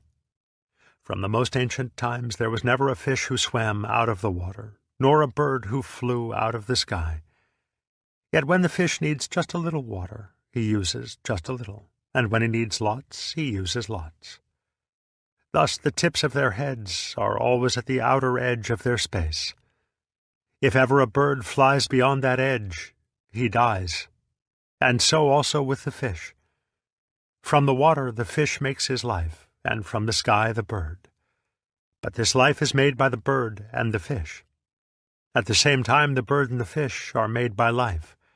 Thus there are the fish, the water, and life, and all three create each other. Yet if there were a bird who first wanted to examine the size of the sky, or a fish who first wanted to examine the extent of the water, and then try to fly or swim, they will never find their own ways in the sky or water. This is not a philosophy of not looking where one is going. It is a philosophy of not making where one is going so much more important than where one is, that there will be no point in going. The life of Zen begins, therefore, in a disillusion with the pursuit of goals which do not really exist, the good without the bad, the gratification of a self which is no more than an idea, and the morrow which never comes. For all these things are a deception of symbols pretending to be realities, and to seek after them is like walking straight into a wall upon which some painter has, by the convention of perspective, suggested an open passage. In short, Zen begins at the point where there is nothing further to seek, nothing to be gained. Zen is most emphatically not to be regarded as a system of self-improvement or a way of becoming a Buddha. In the words of Lin Ji, if a man seeks the Buddha, that man loses the Buddha. For all ideas of self-improvement and of becoming or getting something in the future relate solely to our abstract image of ourselves. To follow them is to give ever more reality to that image. On the other hand, our true non-conceptual self is already the Buddha and needs no improvement. In the course of time it may grow, but one does not blame an egg for not being a chicken. Still less does one criticize a pig for having a shorter neck than a giraffe. A Zenrin poem says, "In the landscape of spring there is neither high nor low. The flowering branches grow naturally, some long, some short." When Sui Wei was asked about the meaning of Buddhism, he answered, "Wait until there is no one around, and I will tell you." Some time later the monk approached him again, saying, "There is nobody here now. Please answer me." Sui Wei led him out into the garden and went over to the bamboo grove, saying nothing. Still the monk did not understand. So at last Sui Wei said, "Here is a tall bamboo. There is a short one." Or, as another Zenrin verse puts it, "A long thing is the long body of Buddha. A short thing is the short body of Buddha." What is therefore to be gained from Zen is called Wu Shi, Japanese Buji, or nothing special. For as the Buddha says in the Vajrachedika, "I obtained not the least thing from unexcelled, complete awakening, and for this very reason it is called unexcelled, complete awakening." The expression Wu Shi also has the sense of the perfectly natural and unaffected, in which there is no fuss or business. The attainment of Satori is often suggested by the old Chinese poem, "Mount Lu in misty rain, the river Je at high tide. When I had not been there, no rest from the pain of longing. I went there and returned. It was nothing special. Mount Lu in misty rain, the river Je at high tide." According to the famous sayings of Qing Yuan, "Before I had studied Zen for 30 years, I saw mountains as mountains and waters as waters. When I arrived at a more intimate knowledge, I came to the point where I saw that mountains are not mountains and waters are not waters. But now that I have got its very substance, I am at rest. For it's just that I see mountains once again as mountains, and waters once again as waters." The difficulty of Zen is, of course, to shift one's attention from the abstract to the concrete, from the symbolic self to one's true nature. So long as we merely talk about it, so long as we turn over ideas in our minds about symbol and reality, or keep repeating, "I am not my idea of myself," this is still mere abstraction. Zen created the method, upaya, of direct pointing, in order to escape from this vicious circle, in order to thrust the real immediately to our notice. When reading a difficult book, it is of no help to think, "I should concentrate," for one thinks about concentration instead of what the book has to say.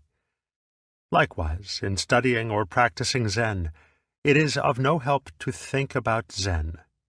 To remain caught up in ideas and words about Zen is, as the old masters say, to stink of Zen. For this reason the masters talk about Zen as little as possible, and throw its concrete reality straight at us. This reality is the suchness, tathata, of our natural, non-verbal world. If we see this just as it is, there is nothing good, nothing bad, nothing inherently long or short, nothing subjective, and nothing objective. There is no symbolic self to be forgotten, and no need for any idea of a concrete reality to be remembered. A monk asked Zhao Ju, "For what reason did the first patriarch come from the West?" This is a formal question, asking for the central point of Bodhidharma's teaching, that is, of Zen itself. Zhao Ju answered, "The cypress tree in the yard." "Aren't you trying," said the monk, "to demonstrate it by means of an objective reality?" "I am not," retorted the master. "For what reason, then, did the first patriarch come from the West?" "The cypress tree in the yard." Notice how Zhao Ju whips the monk out of his conception about the answer. When Tung Shan was asked, "What is the Buddha?" he answered, 3 pounds of flax. Upon this, Yuan Wu comments, various answers have been given by different masters to the question, what is the Buddha? None, however, can excel Tung Shan's 3 pounds, chin, of flax, as regards its irrationality, which cuts off all passage of speculation. Some comment that Tung Shan was weighing flax at the moment, hence the answer. Still others think that as the questioner was not conscious of the fact that he himself was the Buddha, Tung Shan answered him in this indirect way. Such are all like corpses, for they are utterly unable to comprehend the living truth. There are still others who take the 3 pounds of flax as the Buddha. What wild and fantastic remarks they make! The masters are resolute in cutting short all theorizing and speculation about these answers. Direct pointing entirely fails in its intention if it requires or stimulates any conceptual comment. Fa Yen asked the monk Xuan Tzu why he had never asked him any questions about Zen. The monk explained that he had already attained his understanding from another master. Pressed by Fa Yen for an explanation, the monk said that when he had asked his teacher, "What is the Buddha?" he had received the answer, "Bing ding tung tzu comes for fire." "A good answer," said Fa Yen, "but I'm sure you don't understand it." "Bing ding," explained the monk, "is the god of fire. For him to be seeking for fire is like myself seeking the Buddha. I'm the Buddha already, and no asking is needed." "Just as I thought," laughed Fa Yen. "You didn't get it." The monk was so offended that he left the monastery, but later repented of himself and returned, humbly requesting instruction. "You ask me," said Fa Yen. "What is the Buddha?" inquired the monk. "Bing ding tung tzu comes for fire." The point of this mondo is perhaps best indicated by 2 poems submitted by the Pure Land Buddhist Ippen Shonin to the Zen master Hoto, translated by Suzuki from the sayings of Ippen. Ippen was one of those who studied Zen to find a rapprochement between Zen and the Pure Land school, with its practice of repeating the name of Amitabha. In Japanese, the formula is Namu Amida Butsu. Ippen first presented this verse: "When the name is uttered, neither the Buddha nor the Self, there is Namu Amida Butsu. The voice alone is heard." Hoto, however, felt that this did not quite express the point, but gave his approval when Ippen submitted a second verse: "When the name is uttered, neither the Buddha nor the Self, there is Namu Amida Butsu. Namu Amida Butsu." Bojung had so many students that he had to open a second monastery. To find a suitable person as its master, he called his monks together and set a pitcher before them, saying, "Without calling it a pitcher, tell me what it is." The head monk said, "You couldn't call it a piece of wood." At this, the monastery cook kicked the pitcher over and walked away. The cook was put in charge of the new monastery. One of Nan Chuan's lectures is worth quoting here. During the period, Kalpa, before the world was manifested, there were no names. The moment the Buddha arrives in the world, there are names, and so we clutch hold of forms. In the great Tao, there is absolutely nothing secular or sacred. If there are names, everything is classified in limits and bounds. Therefore the old man west of the river, that is, Ma Tzu, said, "It is not mind, it is not Buddha, it is not a thing." This, of course, reflects the doctrine of the Tao Te Ching that the nameless is the origin of heaven and earth. Naming is the mother of the 10,000 things. But Lao Tzu's nameless and Nan Chuan's kalpa of the void, before the manifestation of the world, are not prior to the conventional world of things in time. They are the suchness of the world, just as it is now, and to which the Zen masters are directly pointing. Bojung's cook was living wide awake in that world, and answered the master's problem in its concrete and nameless terms. A monk asked Sui Wei, "For what reason did the first patriarch come from the West?" Cui Wei answered, "Pass me that chin rest." As soon as the monk passed it, Cui Wei hit him with it. Another master was having tea with two of his students when he suddenly tossed his fan to one of them, saying, "What's this?" The student opened it and fanned himself. "Not bad," was his comment. "Now you," he went on, passing it to the other student, who at once closed the fan and scratched his neck with it. This done, he opened it again, placed a piece of cake on it, and offered it to the master. This was considered even better, for when there are no names, the world is no longer classified in limits and bounds. There is, no doubt, some parallel between these demonstrations and the viewpoint of Korzybskian semantics.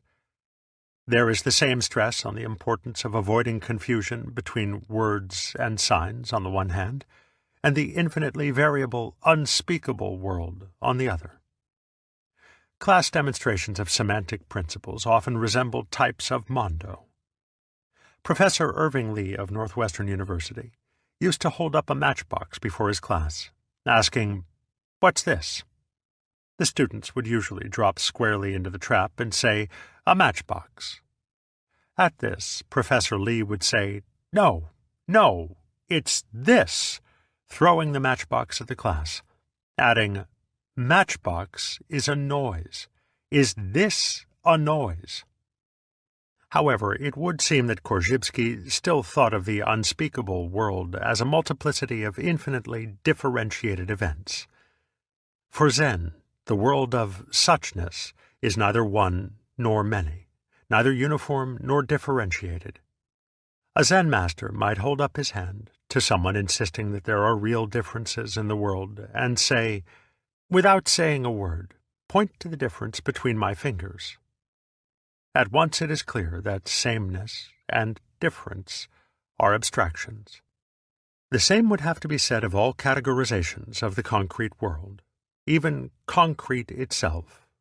For such terms as physical, material, objective, real, and existential are extremely abstract symbols. Indeed, the more one tries to define them, the more meaningless they turn out to be. The world of suchness is void and empty because it teases the mind out of thought, dumbfounding the chatter of definition so that there is nothing left to be said. Yet it is obvious that we are not confronted with literal nothingness. It is true that when pressed, every attempt to catch hold of our world leaves us empty-handed. Furthermore, when we try to be sure at least of ourselves, the knowing-catching subjects, we disappear. We cannot find any self apart from the mind, and we cannot find any mind apart from those very experiences which the mind, now vanished, was trying to grasp. In R.H. Blyth's arresting metaphor, when we were just about to swat the fly flew up and sat on the swatter. In terms of immediate perception, when we look for things, there is nothing but mind, and when we look for mind, there is nothing but things. For a moment we are paralyzed, because it seems that we have no basis for action, no ground underfoot from which to take a jump. But this is the way it always was, and in the next moment we find ourselves as free to act, speak, and think as ever, yet in a strange and miraculous new world from which self and other, mind and things have vanished. In the words of Deshan, "Only when you have no thing in your mind, and no mind in things, are you vacant and spiritual, empty and marvelous." The marvel can only be described as the peculiar sensation of freedom in action, which arises when the world is no longer felt to be some sort of obstacle standing over against one. This is not freedom in the crude sense of kicking over the traces and behaving in wild caprice. It is the discovery of freedom in the most ordinary tasks. For when the sense of subjective isolation vanishes, the world is no longer felt as an intractable object. Yun Men once said, "Our school lets you go any way you like. It kills and it brings to life, either way." A monk then asked, "How does it kill?" The master replied, "Winter goes and spring comes." "How," asked the monk, "is it when winter goes and spring comes?" The master said, "Shouldering a staff, you wander this way and that, east or west, south or north, knocking at the wild stumps as you please. The passing of the seasons is not passively suffered, but happens as freely as one wanders in the fields, knocking at old stumps with a stick." In the context of Christianity, this might be interpreted as feeling that one has become omnipotent, that one is God, directing everything that happens. However, it must be remembered that in Taoist and Buddhist thought, there is no conception of a God who deliberately and consciously governs the universe. Lao Tzu said of the Tao, "To its accomplishments it lays no claim. It loves and nourishes all things, but does not lord it over them. The Tao, without doing anything, Wu Wei, leaves nothing undone." To use the imagery of a Tibetan poem, every action, every event, comes of itself from the void, as from the surface of a clear lake there leaps suddenly a fish. When this is seen to be as true of the deliberate and the routine as of the surprising and the unforeseen, one can agree with the Zen poet Peng Yun. Miraculous power and marvelous activity, drawing water and hewing wood. Chapter 2. Sitting quietly, doing nothing. In both life and art, the cultures of the Far East appreciate nothing more highly than spontaneity or naturalness. Zhu Ran. This is the unmistakable tone of sincerity, marking the action which is not studied or contrived. For a man rings like a cracked bell when he thinks and acts with a split mind, one part standing aside to interfere with the other, to control, to condemn, or to admire. But the mind, or the true nature of man, cannot actually be split. According to a Zenrin poem, it is like a sword that cuts, but cannot cut itself, like an eye that sees, but cannot see itself. The illusion of the split comes from the mind's attempt to be both itself and its idea of itself, from a fatal confusion of fact with symbol. To make an end of the illusion, the mind must stop trying to act upon itself, upon its stream of experiences, from the standpoint of the idea of itself, which we call the ego. This is expressed in another Zenrin poem as, "Sitting quietly, doing nothing, spring comes, and the grass grows by itself." This, by itself, is the mind's and the world's natural way of action, as when the eyes see by themselves, and the ears hear by themselves, and the mouth opens by itself, without having to be forced apart by the fingers. As the Zenrin says again, "The blue mountains are of themselves blue mountains. The white clouds are of themselves white clouds." In its stress upon naturalness, Zen is obviously the inheritor of Taoism, and its view of spontaneous action as marvelous activity, Miao Yung, is precisely what the Taoists meant by the word Dai, virtue with an overtone of magical power. But neither in Taoism nor in Zen does it have anything to do with magic in the merely sensational sense of performing superhuman miracles. The magical or marvelous quality of spontaneous action is, on the contrary, that it is perfectly human, and yet shows no sign of being contrived. Such a quality is particularly subtle, another meaning of miao, and extremely hard to put into words. The story is told of a Zen monk who wept upon hearing of the death of a close relative. When one of his fellow students objected that it was most unseemly for a monk to show such personal attachment, he replied, "Don't be stupid. I'm weeping because I want to weep." The great Hakuin was deeply disturbed in his early study of Zen when he came across the story of the master Yen Tu, who was said to have screamed at the top of his voice when murdered by a robber.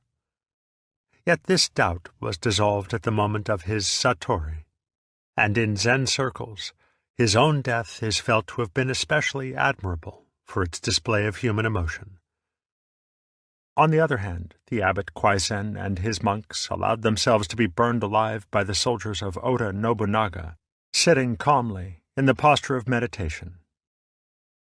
Such contradictory naturalness seems most mysterious. But perhaps the clue lies in the saying of Yun Men. For walking, just walk. In sitting, just sit. Above all, don't wobble. For the essential quality of naturalness is the sincerity of the undivided mind, which does not dither between alternatives. So when Yen Tu screamed, it was such a scream that it was heard for miles around. But it would be quite wrong to suppose that this natural sincerity comes about by observing such a platitude as, "Whatsoever thy hand findeth to do, do it with all thy might." When Yen Tu screamed, he was not screaming in order to be natural, nor did he first make up his mind to scream, and then implement the decision with the full energy of his will. There is a total contradiction in planned naturalness and intentional sincerity. This is to overlay, not to discover, the original mind. Thus, to try to be natural is an affectation. To try not to try to be natural is also an affectation. As a Zen-rin poem says, "You cannot get it by taking thought. You cannot seek it by not taking thought." But this absurdly complex and frustrating predicament arises from a simple and elementary mistake in the use of the mind. When this is understood, there is no paradox and no difficulty. Obviously, the mistake arises in the attempt to split the mind against itself. But to understand this clearly, we have to enter more deeply into the cybernetics of the mind, the basic pattern of its self-correcting action.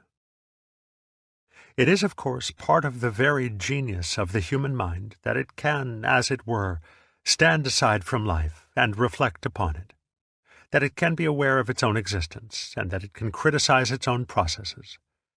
For the mind has something resembling a feedback system. This is a term used in communications engineering for one of the basic principles of automation, of enabling machines to control themselves. Feedback enables a machine to be informed of the effects of its own action in such a way as to be able to correct its action.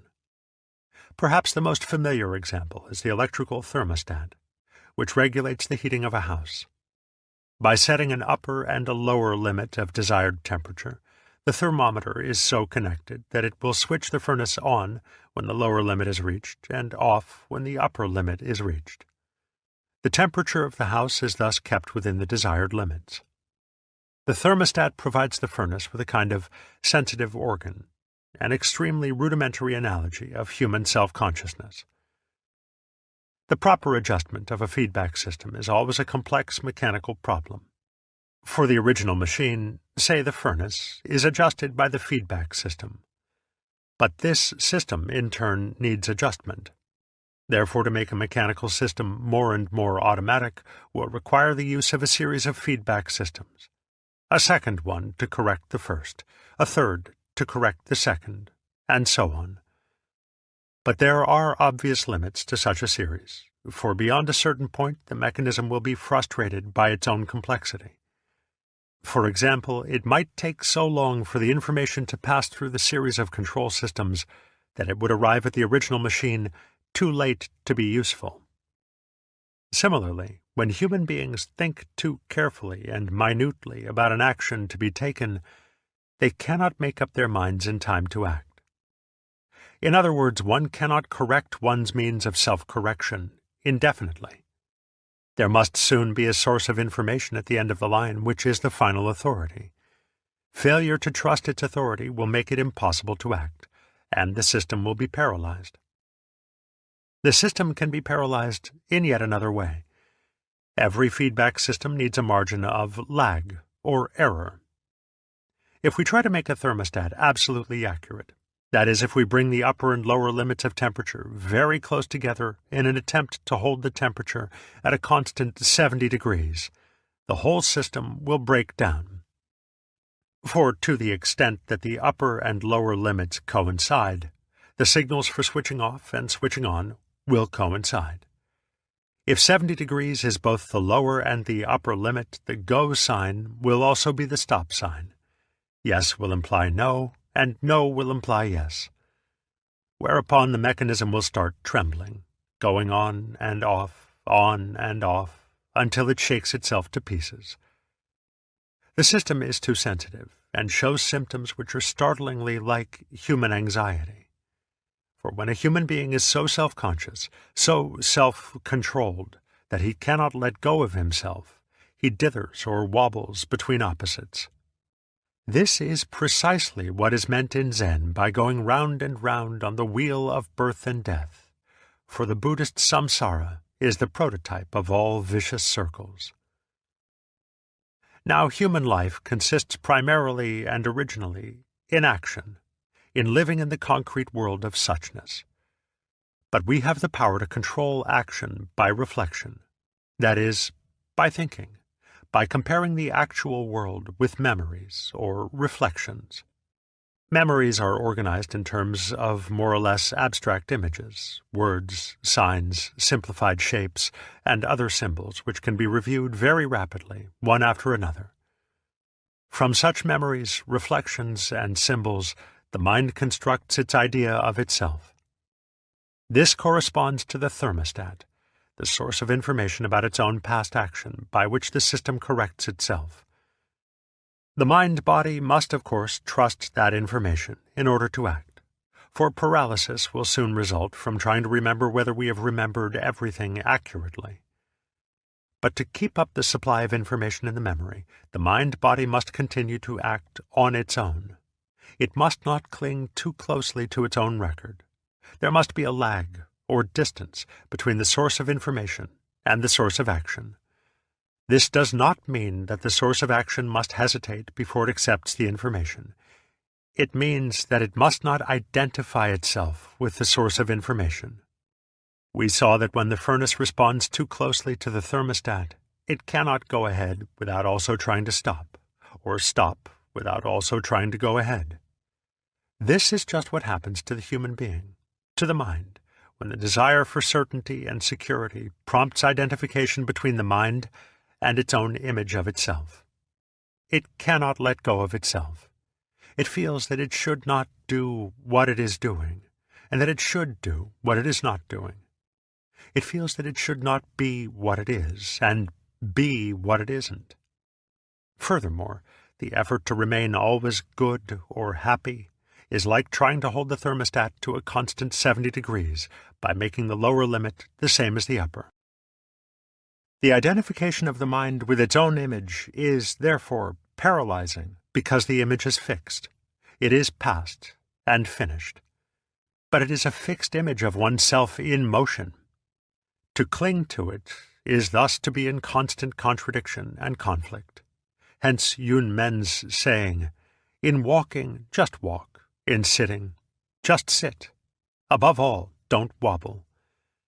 In other words, the mind cannot act without giving up the impossible attempt to control itself beyond a certain point. It must let go of itself, both in the sense of trusting its own memory and reflection, and in the sense of acting spontaneously, on its own, into the unknown. This is why Zen often seems to take the side of action as against reflection, and why it describes itself as no mind, Wu Xin, or no thought, Wu Nian, and why the masters demonstrate Zen by giving instantaneous and unpremeditated answers to questions. When Yun Men was asked for the ultimate secret of Buddhism, he replied, "Dumpling." In the words of the Japanese master Takuan, when a monk asks, "What is the Buddha?" the master may raise his fist.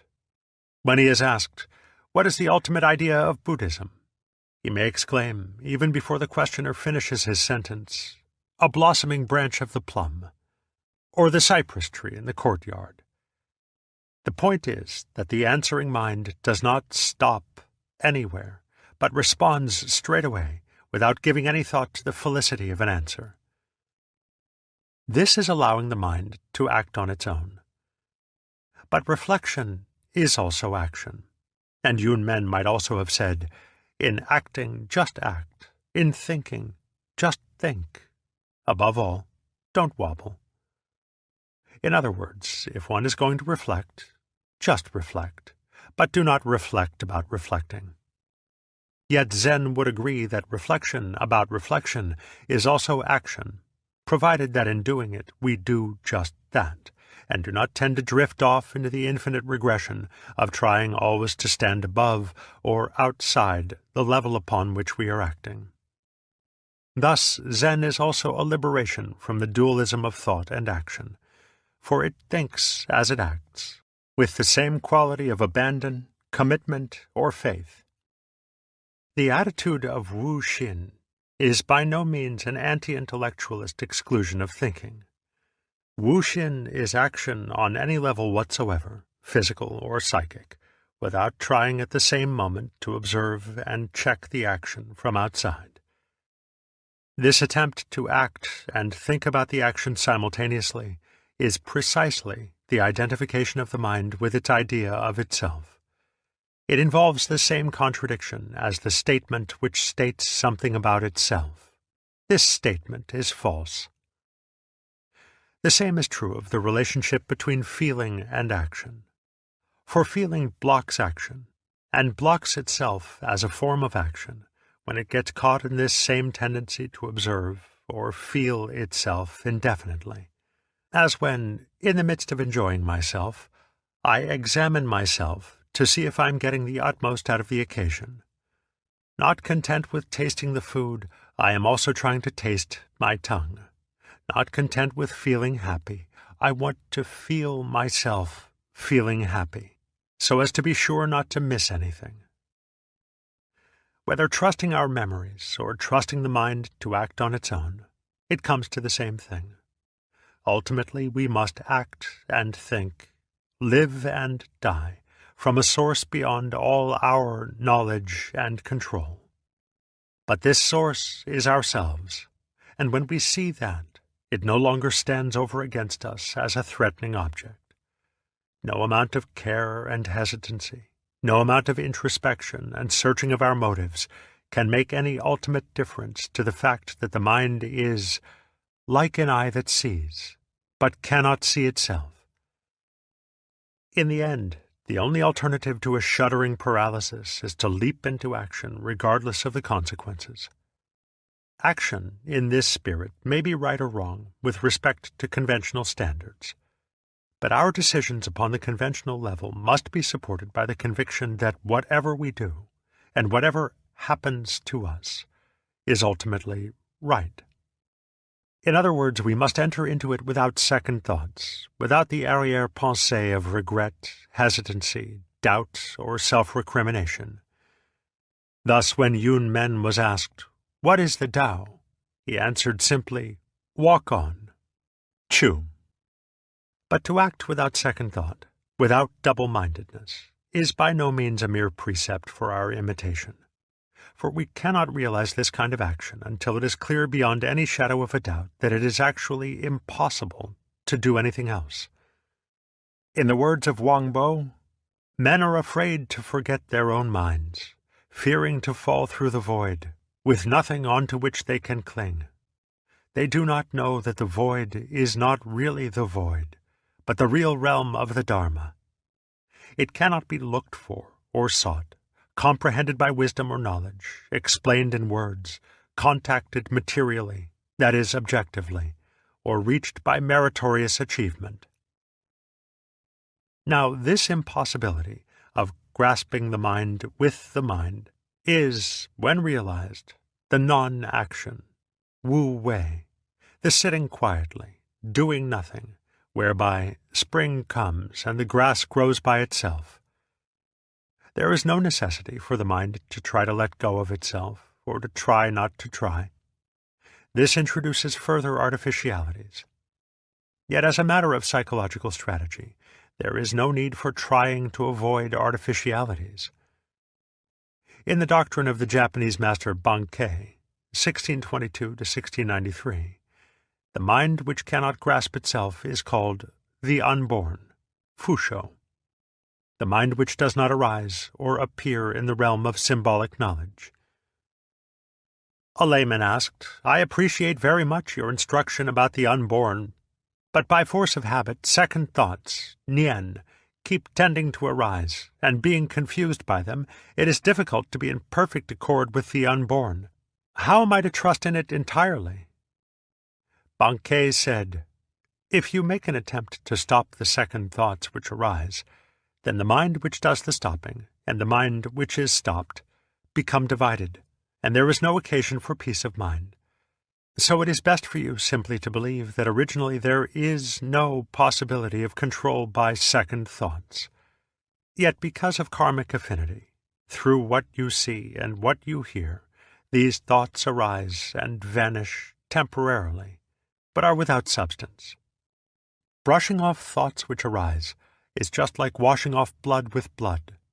We remain impure because of being washed with blood, even when the blood that was first there has gone.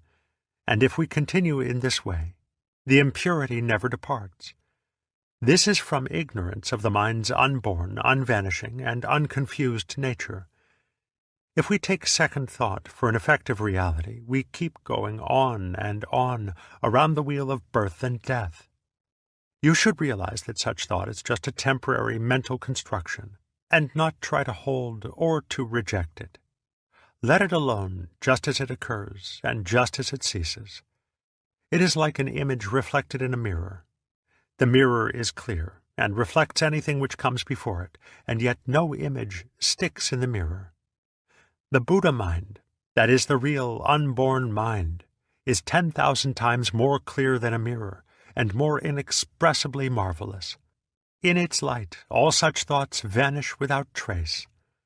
If you put your faith in this way of understanding, however strongly such thoughts may arise, they do no harm. This is also the doctrine of Wang Bo, who says again, if it is held that there is something to be realized or attained apart from mind, and thereupon mind is used to seek it, that implies failure to understand that mind and the object of its search are one. Mind cannot be used to seek something from mind, for even after the passage of millions of kalpas, the day of success would never come. One must not forget the social context of Zen. It is primarily a way of liberation for those who have mastered the disciplines of social convention, of the conditioning of the individual by the group. Zen is a medicine for the ill effects of this conditioning, for the mental paralysis and anxiety which come from excessive self-consciousness. It must be seen against the background of societies regulated by the principles of Confucianism, with their heavy stress on propriety and punctilious ritual. In Japan, too, it must be seen in relation to the rigid schooling required in the training of the samurai caste, and the emotional strain to which the samurai were exposed in times of constant warfare. As a medicine for these conditions, it does not seek to overthrow the conventions themselves, but on the contrary, takes them for granted, as is easily seen in such manifestations of Zen as the Cha no Yu, or tea ceremony, of Japan. Therefore, Zen might be a very dangerous medicine in a social context where convention is weak, or at the other extreme, where there is a spirit of open revolt against convention, ready to exploit Zen for destructive purposes. With this in mind, we can observe the freedom and naturalness of Zen, without loss of perspective. Social conditioning fosters the identification of the mind with a fixed idea of itself as the means of self-control, and as a result man thinks of himself as I, the ego. Thereupon the mental center of gravity shifts from the spontaneous or original mind to the ego image. Once this has happened, the very center of our psychic life is identified with the self-controlling mechanism. It then becomes almost impossible to see how I can let go of myself, for I am precisely my habitual effort to hold on to myself. I find myself totally incapable of any mental action which is not intentional, affected, and insincere. Therefore anything I do to give myself up, To let go will be a disguised form of the habitual effort to hold on. I cannot be intentionally unintentional or purposely spontaneous. As soon as it becomes important for me to be spontaneous, the intention to be so is strengthened. I cannot get rid of it, and yet it is the one thing that stands in the way of its own fulfillment. It is as if someone had given me some medicine with the warning that it will not work if I think of a monkey while taking it. While I am remembering to forget the monkey, I am in a double-bind situation, where to do is not to do, and vice versa. Yes implies no, and go implies stop. At this point, Zen comes to me and asks, if you cannot help remembering the monkey, are you doing it on purpose? In other words, do I have an intention for being intentional, a purpose for being purposive? Suddenly I realize that my very intending is spontaneous, or that my controlling self, the ego, arises from my uncontrolled or natural self. At this moment all the machinations of ego come to naught. It is annihilated in its own trap. I see that it is actually impossible not to be spontaneous. For what I cannot help doing, I am doing spontaneously. But if I am at the same time trying to control it, I interpret it as a compulsion. As a Zen master said, nothing is left to you at this moment but to have a good laugh.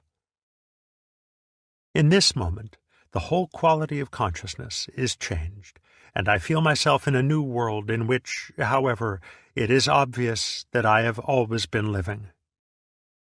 As soon as I recognize that my voluntary and purposeful action happens spontaneously, by itself, just like breathing, hearing, and feeling, I am no longer caught in the contradiction of trying to be spontaneous.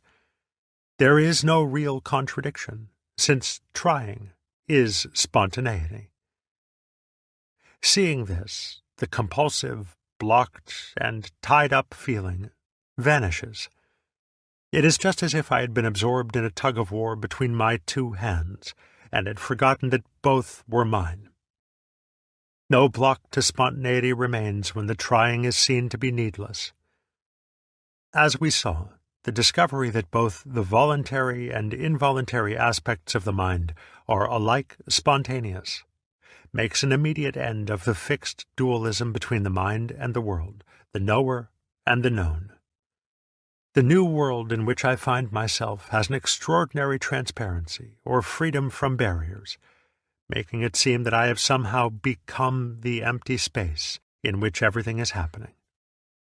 Here, then, is the point of the oft-repeated assertion that all beings are in nirvana from the very beginning, that all dualism is falsely imagined, that the ordinary mind is the Tao, and that there is therefore no meaning in trying to get into accord with it. In the words of the Zheng Dao Ge, like the empty space, it has no boundaries, yet it is right in this place, ever profound and clear. When you seek to know it, you cannot see it. You cannot take hold of it, but you cannot lose it. In not being able to get it, you get it. When you are silent, it speaks. When you speak, it is silent. The great gate is wide open to bestow alms, and no crowd is blocking the way. It was through seeing this, in the moment of his satori, Hakuin cried out, "How wondrous! How wondrous! There is no birth and death from which one has to escape, nor is there any supreme knowledge after which one has to strive." Or in the words of Sheng Yen, "At one stroke I forgot all my knowledge." There's no use for artificial discipline, for move as I will, I manifest the ancient way. Paradoxically, nothing is more artificial than the notion of artificiality. Try as one may, it is as impossible to go against the spontaneous Tao as to live in some other time than now, or some other place than here. When a monk asked Bankei what he thought of disciplining oneself to attain satori, the master said, "Satori stands in contrast to confusion. Since each person is the substance of Buddha, in reality there is not one point of confusion. What then is one going to achieve by Satori? Seeing, then, that there is no possibility of departing from the Tao, one is like Xuanjue's easy-going man, who neither avoids false thoughts nor seeks the true, for ignorance is in reality the Buddha nature, and this illusory, changeful, empty body is the Dharmakaya. One stops trying to be spontaneous by seeing that it is unnecessary to try, and then and there it can happen. The Zen masters often try to bring out this state by the device of evading a question, and then, as the questioner turns to go, calling him suddenly by name.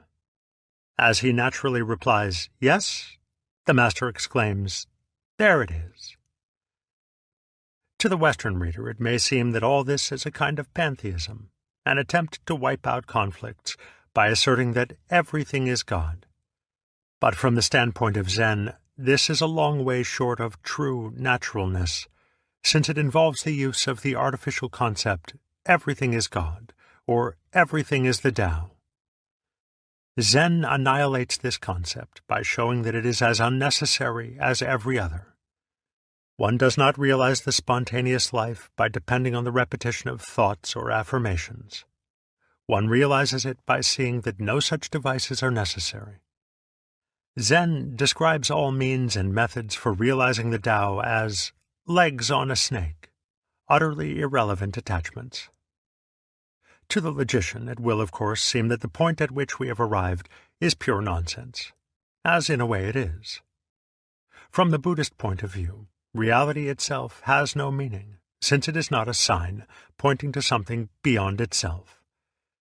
To arrive at reality, at suchness, is to go beyond karma, beyond consequential action, and to enter a life which is completely aimless.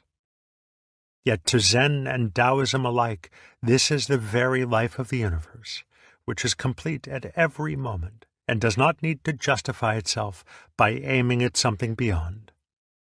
In the words of a Zen-Rin poem, "If you don't believe, just look at September. Look at October. The yellow leaves falling, falling, to fill both mountain and river. To see this is to be like the two friends of whom another Zen-Rin poem says, meeting, they laugh and laugh. The forest grove, the many fallen leaves." To the Taoist mentality, the aimless, empty life does not suggest anything depressing. On the contrary, it suggests the freedom of clouds and mountain streams, wandering nowhere, of flowers and impenetrable canyons, beautiful for no one to see, and of the ocean surf forever washing the sand to no end. Furthermore, the Zen experience is more of a conclusion than a premise. It is never to be used as the first step in a line of ethical or metaphysical reasoning, since conclusions draw to it rather than from it. Like the beatific vision of Christianity, it is a which than which there is no whicher. The true end of man, not a thing to be used for some other end. Philosophers do not easily recognize that there is a point where thinking, like boiling an egg, must come to a stop. To try to formulate the Zen experience as a proposition, everything is the Tao, and then to analyze it and draw conclusions from it, is to miss it completely. Like the crucifixion, it is, to the Jews, the moralists, a stumbling block, and to the Greeks, the logicians, foolishness. To say that everything is the Tao almost gets the point. But just at the moment of getting it, the words crumble into nonsense. For we are here at a limit at which words break down, because they always imply a meaning beyond themselves, and here there is no meaning beyond. Zen does not make the mistake of using the experience, all things are of one suchness, as the premise for an ethic of universal brotherhood. On the contrary, Yuan Wu says, if you're a real man, you may by all means drive off with the farmer's ox or grab the food from a starving man. This is only to say that Zen lies beyond the ethical standpoint, whose sanctions must be found not in reality itself, but in the mutual agreement of human beings.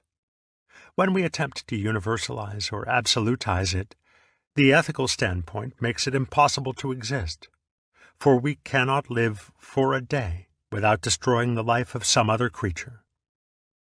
If Zen is regarded as having the same function as a religion in the West, we shall naturally want to find some logical connection between its central experience and the improvement of human relations. But this is actually putting the cart before the horse. The point is rather that some such experience or way of life as this is the object of improved human relations. In the culture of the Far East, the problems of human relations are the sphere of Confucianism rather than Zen. But since the Sung dynasty, 959 to 1278, Zen has consistently fostered Confucianism and was the main source of the introduction of its principles into Japan. It saw their importance for creating the type of cultural matrix in which Zen could flourish without coming into conflict with social order, because the Confucian ethic is admittedly human and relative, not divine and absolute.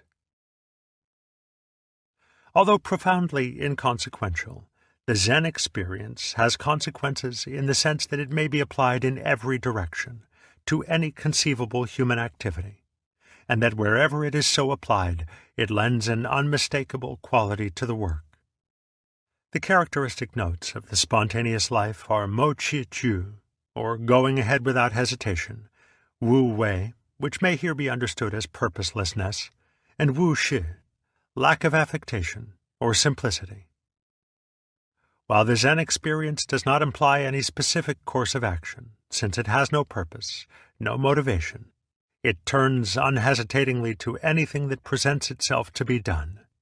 Mo chi chu is the mind functioning without blocks, without wobbling between alternatives, and much of Zen training consists in confronting the student with dilemmas which he is expected to handle without stopping to deliberate and choose. The response to the situation must follow with the immediacy of sound issuing from the hands when they are clapped, or sparks from a flint when struck. The student unaccustomed to this type of response will at first be confused, but as he gains faith in his original or spontaneous mind, he will not only respond with ease, but the responses themselves will acquire a startling appropriateness. This is something like the professional comedian's gift of unprepared wit, which is equal to any situation. The master may begin a conversation with the student by asking a series of very ordinary questions about trivial matters, to which the student responds with perfect spontaneity. But suddenly he will say, "When the bathwater flows down the drain, does it turn clockwise or counterclockwise?" As the student stops at the unexpectedness of the question, and perhaps tries to remember which way it goes, the master shouts, "Don't think, act, this way," and whirls his hand in the air. Or, perhaps less helpfully, he may say, "So far you've answered my questions quite naturally and easily, but where's your difficulty now?" The student, likewise, is free to challenge the master, and one can imagine that in the days when Zen training was less formal, the members of Zen communities must have had enormous fun laying traps for each other. To some extent, this type of relationship still exists, despite the great solemnity of the Sanzen interview in which the koan is given and answered. The late Kozuki Roshi was entertaining 2 American monks at tea when he casually asked, "And what do you gentlemen know about Zen?" One of the monks flung his closed fan straight at the master's face. All in the same instant, the master inclined his head slightly to one side, the fan shot straight through the paper shoji behind him, and he burst into a ripple of laughter. Suzuki has translated a long letter from the Zen master Takuan on the relationship of Zen to the art of fencing, and this is certainly the best literary source of what Zen means by mo chi chu, by going straight ahead without stopping. Both Takuan and Bankei stressed the fact that the original or unborn mind is constantly working miracles, even in the most ordinary person. Even though a tree has innumerable leaves, the mind takes them in all at once without being stopped by any one of them. Explaining this to a visiting monk, Bankei said, "To prove that your mind is the Buddha mind, notice how all that I say here goes into you without missing a single thing, even though I don't try to push it into you." When heckled by an aggressive Nichiren monk, who kept insisting that he couldn't understand a word, Bankei asked him to come closer. The monk stepped forward. "Closer still," said Bankei. The monk came forward again. "How well," said Bankei, "you understand me." In other words, our natural organism performs the most marvelously complex activities without the least hesitation or deliberation. Conscious thought is itself founded upon its whole system of spontaneous functioning, for which reason there is really no alternative to trusting oneself completely to its working. Oneself is its working. Zen is not merely a cult of impulsive action. The point of Moji Chu is not to eliminate reflective thought, but to eliminate blocking in both action and thought, so that the response of the mind is always like a ball in a mountain stream, one thought after another, without hesitation.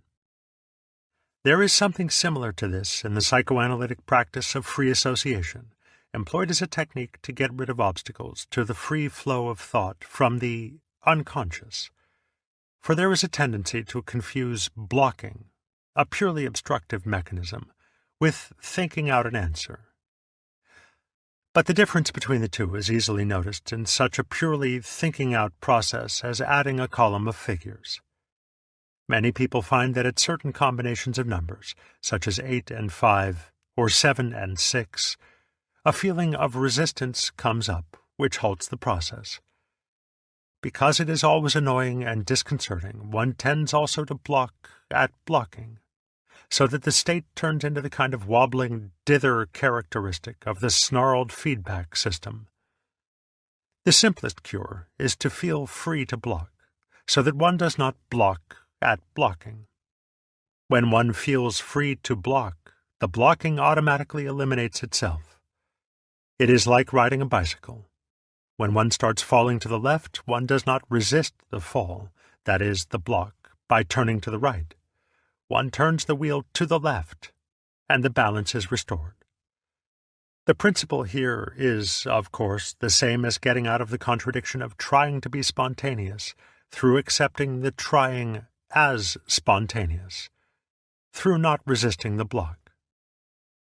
Blocking is perhaps the best translation of the Zen term nian, as it occurs in the phrase wu nian, no thought, or better, no second thought. Takuan points out that this is the real meaning of attachment in Buddhism, as when it is said that a Buddha is free from worldly attachments. It does not mean that he is a stone Buddha, with no feelings, no emotions, and no sensations of hunger or pain. It means that he does not block at anything. Thus it is typical of Zen that its style of action has the strongest feeling of commitment, of follow-through. It enters into everything wholeheartedly and freely, without having to keep an eye on itself. It does not confuse spirituality with thinking about God while one is peeling potatoes. Zen spirituality is just to peel the potatoes. In the words of Lin Ji, when it's time to get dressed, put on your clothes. When you must walk, then walk. When you must sit, then sit. Don't have a single thought in your mind about seeking for Buddhahood. You talk about being perfectly disciplined in your 6 senses and in all your actions, but in my view all this is making karma. To seek the Buddha, nature, and to seek the Dharma is at once to make karma, which leads to the hells. To seek to be bodhisattvas is also making karma, and likewise studying the sutras and commentaries. Buddhas and patriarchs are people without such artificialities. It is said everywhere that there is a Tao which must be cultivated and a Dharma which must be realized. What Dharma do you say must be realized, and what Tao cultivated? What do you lack in the way you are functioning right now? What will you add to where you are? As another Zenrin poem says, there is nothing equal to wearing clothes and eating food. Outside this, there are neither Buddhas nor patriarchs. This is the quality of Wu Shi, of naturalness without any contrivances or means for being natural, such as thoughts of Zen, of the Tao, or of the Buddha. One does not exclude such thoughts. They simply fall away when seen to be unnecessary. He does not linger where the Buddha is, and where there is no Buddha he passes right on. For as the Zenrin says again, to be conscious of the original mind, the original nature, just this is the great disease of Zen. As the fish swims in the water, but is unmindful of the water, the bird flies in the wind, but knows not of the wind, so the true life of Zen has no need to raise waves when no wind is blowing, to drag in religion or spirituality as something over and above life itself. This is why the sage Fa Yung received no more offerings of flowers from the birds after he had had his interview with the fourth patriarch, for his holiness no longer stood out like a sore thumb. Of such a man the Zenrin says, entering the forest, he moves not the grass. Entering the water, he makes not a ripple. No one notices him because he does not notice himself.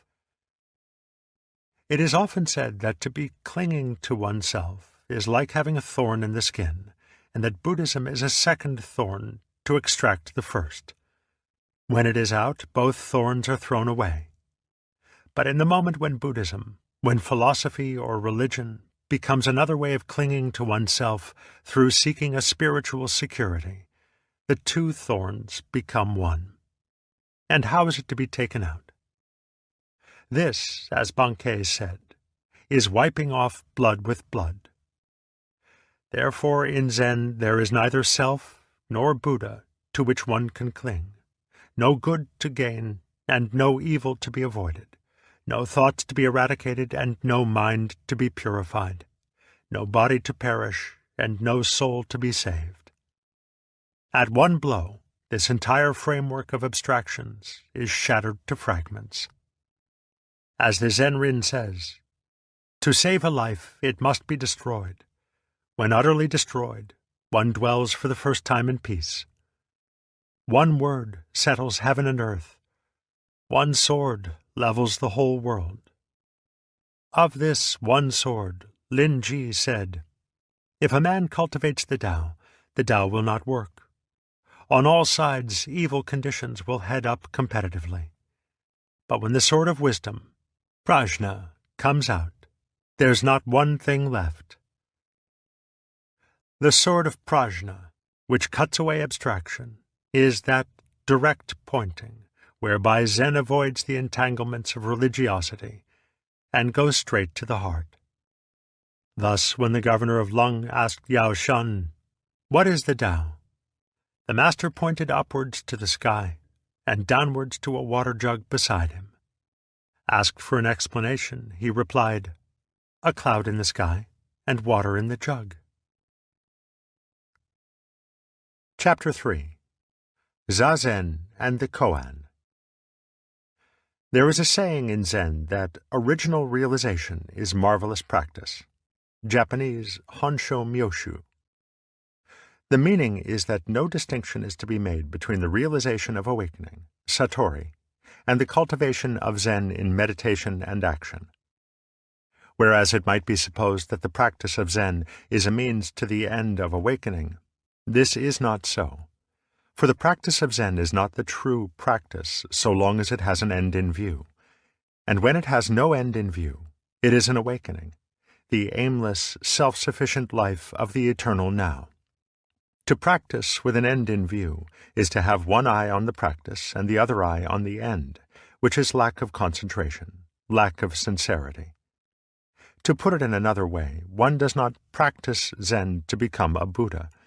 One practices it because one is a Buddha from the beginning, and this original realization is the starting point of the Zen life. Original realization is the body, Ti, and the marvelous practice of use, Jung, and the two correspond respectively to prajna, wisdom, and karuna, the compassionate activity of the awakened bodhisattva in the world of birth and death. In the two preceding chapters we discussed the original realization. In this, and the one that follows, we turn to the practice or activity which flows from it. Firstly, to the life of meditation, and secondly, to the life of everyday work and recreation.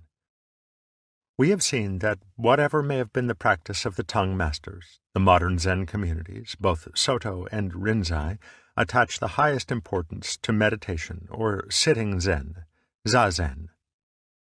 It may seem both strange and unreasonable that strong and intelligent men should simply sit still for hours on end. The Western mentality feels that such things are not only unnatural, but a great waste of valuable time, however useful as a discipline for inculcating patience and fortitude. Although the West has its own contemplative tradition in the Catholic Church, the life of sitting and looking has lost its appeal. For no religion is valued which does not improve the world, and it is hard to see how the world can be improved by keeping still. Yet it should be obvious that action without wisdom, without clear awareness of the world as it really is, can never improve anything. Furthermore, as muddy water is best cleared by leaving it alone, it could be argued that those who sit quietly and do nothing are making one of the best possible contributions to a world in turmoil. There is, indeed, nothing unnatural in long periods of quiet sitting. Cats do it. Even dogs and other more nervous animals do it. So-called primitive peoples do it. American Indians and peasants of almost all nations. The art is most difficult for those who have developed the sensitive intellect to such a point that they cannot help making predictions about the future, and so must be kept in a constant whirl of activity to forestall them. But it would seem that to be incapable of sitting and watching with the mind completely at rest is to be incapable of experiencing the world in which we live to the full. For one does not know the world simply in thinking about it and doing about it. One must first experience it more directly, and prolong the experience without jumping to conclusions. The relevance of Zazen to Zen is obvious when it is remembered that Zen is seeing reality directly, in its suchness. To see the world as it is concretely, undivided by categories and abstractions, one must certainly look at it with a mind which is not thinking, which is to say forming symbols about it. Zazen is not, therefore, sitting with a blank mind which excludes all the impressions of the inner and outer senses. It is not concentration, in the usual sense of restricting the attention to a single sense object, such as a point of light or the tip of one's nose. It is simply a quiet awareness, without comment, of whatever happens to be here and now. This awareness is attended by the most vivid sensation of non-difference between oneself and the external world, between the mind and its contents, the various sounds, sights, and other impressions of the surrounding environment. Naturally, this sensation does not arise by trying to acquire it. It just comes by itself when one is sitting and watching without any purpose in mind, even the purpose of getting rid of purpose. In the Soto or Zendo, monk's hall or meditation hall of a Zen community, there is, of course, nothing particularly distracting in the external surroundings. There is a long room with wide platforms down either side, where the monks both sleep and meditate. The platforms are covered with tatami, thick floor mats of straw, and the monks sit in 2 rows facing one another across the room. The silence which prevails is deepened rather than broken by occasional sounds that float up from a nearby village, by the intermittent ringing of soft-toned bells from other parts of the monastery, and by the chatter of birds in the trees. Other than this, there is only the feel of the cold, clear mountain air, and the woody smell of a special kind of incense. Much importance is attached to the physical posture of Zazen. The monks sit on firmly padded cushions with legs crossed and feet soles upward upon the thighs. The hands rest upon the lap, the left over the right, with palms upward and thumbs touching one another. The body is held erect, though not stiffly, and the eyes are left open so that their gaze falls upon the floor a few feet ahead. The breathing is regulated so as to be slow, without strain, with the stress upon the out-breath and its impulse from the belly rather than the chest. This has the effect of shifting the body's center of gravity to the abdomen so that the whole posture has a sense of firmness, of being part of the ground upon which one is sitting. The slow, easy breathing from the belly works upon the consciousness like bellows and gives it a still, bright clarity. The beginner is advised to accustom himself to the stillness by doing nothing more than counting his breaths from 1 to 10, over and over again, until the sensation of sitting without comment becomes effortless and natural. While the monks are thus seated, 2 attendants walk slowly back and forth along the floor between the platforms, each carrying a keisaku, or warning stick, round at one end and flattened at the other, a symbol of the Bodhisattva Manjusri's sword of prajna. As soon as they see a monk going to sleep or sitting in an incorrect posture, they stop before him, bow ceremoniously, and beat him on the shoulders. It is said that this is not punishment, but an invigorating massage, to take the stiffness out of the shoulder muscles and bring the mind back to a state of alertness. However, monks with whom I have discussed this practice seem to have the same wryly humorous attitude about it which one associates with the usual corporal disciplines of boys' boarding schools. Furthermore, the Soto regulations say, "At the time of morning service, the dozing ones are to be severely dealt with the keisaku." At intervals, the sitting posture is interrupted, and the monks fall into ranks for a swift march around the floor between the platforms to keep themselves from sluggishness. The periods of zazen are also interrupted for work in the monastery grounds, cleaning the premises, services in the main shrine or Buddha hall, and other duties, as well as for meals and short hours of sleep. At certain times of year, zazen is kept up almost continuously from 3:30 a.m. until 10 p.m., and these long periods are called sesshin, or collecting the mind. Every aspect of the monks' lives is conducted according to a precise, though not ostentatious, ritual, which gives the atmosphere of the Soto a slightly military air. The rituals are signaled and accompanied by about a dozen different kinds of bells, clappers, and wooden gongs, struck in various rhythms to announce the times for zazen, meals, services, lectures, or sanzen interviews with the master. The ritualistic or ceremonious style is so characteristic of Zen that it may need some explanation in a culture which has come to associate it with affectation or superstition. In Buddhism, the 4 principal activities of man, walking, standing, sitting, and lying, are called the 4 dignities, since they are the postures assumed by the Buddha nature in its human nirmanakaya body. The ritualistic style of conducting one's everyday activities is therefore a celebration of the fact that the ordinary man is a Buddha, and is, furthermore, a style that comes almost naturally to a person who is doing everything with total presence of mind. Thus, if in something so simple and trivial as lighting a cigarette, one is fully aware, seeing the flame, the curling smoke, and the regulation of the breath as the most important things in the universe, it will seem to an observer that the action has a ritualistic style. This attitude of acting as a Buddha is particularly stressed in the Soto school, where both zazen and the round of daily activities are not at all seen as means to an end, but as the actual realization of Buddhahood. As Dogen says in the Shobogenzo, "Without looking forward to tomorrow every moment, you must think only of this day and this hour, because tomorrow is difficult and unfixed and difficult to know. You must think of following the Buddhist way while you live today. You must concentrate on Zen practice without wasting time, thinking that there is only this day and this hour. After that, it becomes truly easy.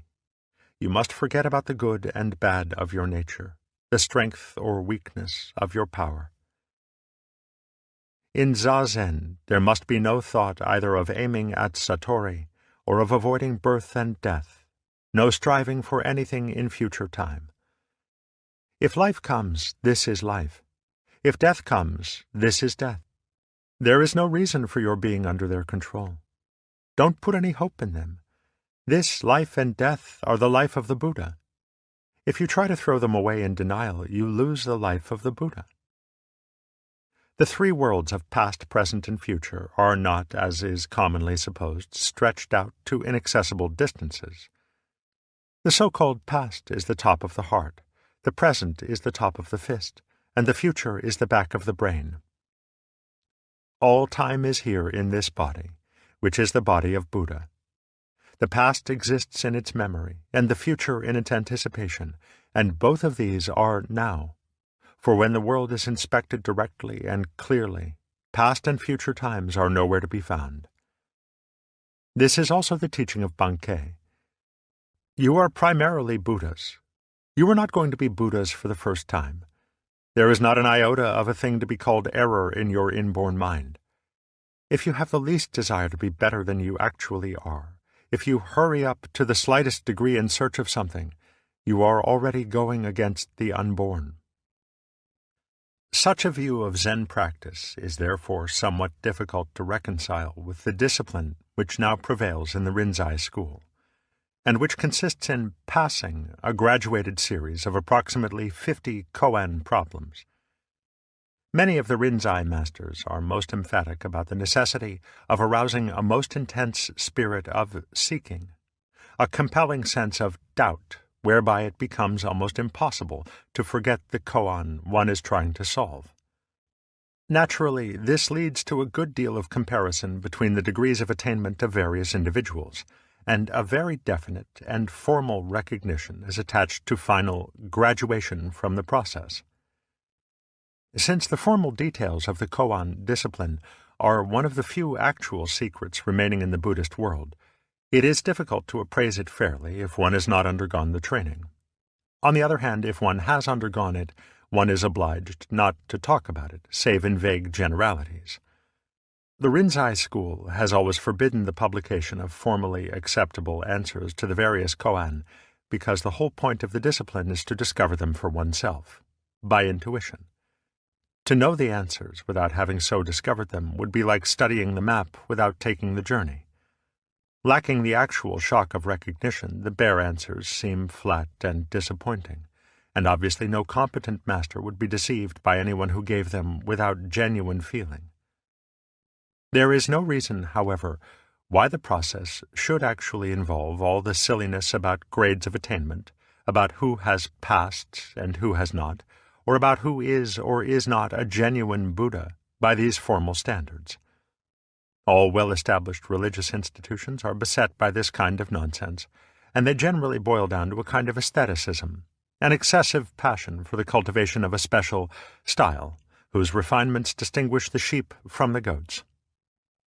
By such standards, the liturgical aesthete can distinguish Roman from Anglican Catholic priests, confusing the mannerisms of traditional atmosphere with the supernatural marks of true or false participation in the apostolic succession. Sometimes, however, the cultivation of a traditional style may be rather admirable, as when a school of craftsmen or artists hands down from generation to generation certain trade secrets or technical refinements, whereby objects of peculiar beauty are manufactured. Even so, this very easily becomes a rather affected and self-conscious discipline, and at that moment all its zen is lost. The koan system as it exists today is largely the work of Hakuin, 1685 to 1768, a formidable and immensely versatile master, who gave it a systematic organization so that the complete course of Zen study in the Rinzai school is divided into 6 stages. There are, first, 5 groups of koan. 1. Hoshin, or Dharmakaya koan, whereby one enters into the frontier gate of Zen. 2. Kikan, or cunning barrier koan, having to do with the active expression of the state realized in the first group. 3. Gonsen, or investigation of words, koan, presumably having to do with the expression of Zen understanding in speech. 4. Nanto, or hard-to-penetrate koan. 5. Goi, or 5 ranks koan, based on the 5 relationships of lord and servant, or of principle, li, and thing-event, shi, wherein Zen is related to the Huayan or Avatamsaka philosophy. The 6th stage is a study of the Buddhist precepts and the regulations of the monk's life, Vinaya, in the light of Zen understanding. Normally, this course of training takes about 30 years. By no means all Zen monks complete the whole training. This is required only of those who are to receive their master's inka, or seal of approval, so that they themselves may become masters, roshi, thoroughly versed in all the skillful means, upaya, for teaching Zen to others. Like so many other things of this kind, the system is as good as one makes it, and its graduates are both tall Buddhas and short Buddhas. It should not be assumed that a person who has passed a koan, or even many koan, is necessarily a transformed human being whose character and way of life are radically different from what they were before. Nor should it be assumed that satori is a single, sudden leap from the common consciousness to complete, unexcelled awakening, anuttara samyak sambodhi. Satori really designates the sudden and intuitive way of seeing into anything, whether it be remembering a forgotten name or seeing into the deepest principles of Buddhism. One seeks and seeks, but cannot find. One then gives up, and the answer comes by itself. Thus there may be many occasions of satori in the course of training, great satori and little satori, and the solution of many of the koan depends upon nothing more sensational than a kind of knack for understanding the Zen style of handling Buddhist principles. Western ideas of Buddhist attainments are all too often distorted by the mysterious East approach, and by the sensational fantasies so widely circulated in theosophical writings during the decades just before and after the turn of the century. Such fantasies were based not upon a first-hand study of Buddhism, but on literal readings of mythological passages in the sutras, where the Buddhas and Bodhisattvas are embellished with innumerable miraculous and superhuman attributes. Thus there must be no confusion between Zen masters and theosophical Mahatmas, the glamorous masters of wisdom who live in the mountain fastnesses of Tibet and practice the arts of occultism. Zen masters are quite human. They get sick and die. They know joy and sorrow. They have bad tempers or other little weaknesses of character just like anyone else, and they are not above falling in love and entering into a fully human relationship with the opposite sex. The perfection of Zen is to be perfectly and simply human. The difference of the adept in Zen from the ordinary run of men is that the latter are, in one way or another, at odds with their own humanity, and are attempting to be angels or demons. A Doka poem by Ikkyu says, "We eat, excrete, sleep, and get up. This is our world. All we have to do after that is to die." Koan training involves typically Asian concepts of the relation between master and pupil, which are quite unlike ours. For in Asian cultures, this is a peculiarly sacred relationship, in which the master is held to become responsible for the karma of the pupil. The pupil, in turn, is expected to accord absolute obedience and authority to the master, and to hold him in almost higher respect than his own father, and in Asian countries this is saying a great deal. To a young Zen monk, the roshi therefore stands as a symbol of the utmost patriarchal authority, and he usually plays the role to perfection, being normally a man advanced in years, fierce and tigerish in aspect, and when formally robed and seated for the Sanzen interview, a person of supreme presence and dignity. In this role, he constitutes a living symbol of everything that makes one afraid of being spontaneous, everything that prompts the most painful and awkward self-consciousness. He assumes this role as an upaya, a skillful device for challenging the student to find enough nerve to be perfectly natural in the presence of this formidable archetype. If he can do this, he is a free man whom no one on earth can embarrass. It must be borne in mind, too, that in Japanese culture the adolescent and the youth are particularly susceptible to ridicule, which is freely used as a means of conforming the young to social convention. To the normal Asian concept of the master-pupil relationship, Zen adds something of its own, in the sense that it leaves the formation of the relationship entirely to the initiative of the pupil. The basic position of Zen is that it has nothing to say, nothing to teach. The truth of Buddhism is so self-evident, so obvious, that it is, if anything, concealed by explaining it. Therefore the master does not help the student in any way, since helping would actually be hindering. On the contrary, he goes out of his way to put obstacles and barriers in the student's path. Thus, Wu Men's comments on the various koan in the Wu Men Kuan are intentionally misleading. The koan, as a whole, are called wisteria vines, or entanglements, and particular groups, cunning barriers, kikan, and hard to penetrate, nanto. This is like encouraging the growth of a hedge by pruning, for obviously the basic intention is to help, but the Zen student does not really know Zen, unless he finds it out for himself. The Chinese proverb, "What comes in through the gate is not family treasure," is understood in Zen to mean that what someone else tells you is not your own knowledge. Satori, as Wu Men explained, comes only after one has exhausted one's thinking, only when one is convinced that the mind cannot grasp itself. In the words of another of Ikkyu's Doka, "A mind to search elsewhere for the Buddha is foolishness in the very center of foolishness. For myself of long ago, in nature non-existent, nowhere to go when dead, nothing at all." The preliminary Hoshin type of koan begins, therefore, to obstruct the student by sending him off in the direction exactly opposite to that in which he should look. Only it does it rather cleverly, so as to conceal the stratagem. Everyone knows that the Buddha nature is within oneself and is not to be sought outside, so that no student would be fooled by being told to seek it by going to India or by reading a certain sutra. On the contrary, he is told to look for it in himself. Worse still, he is encouraged to seek it with the whole energy of his being, never giving up his quest by day or night, whether actually in zazen or whether working or eating.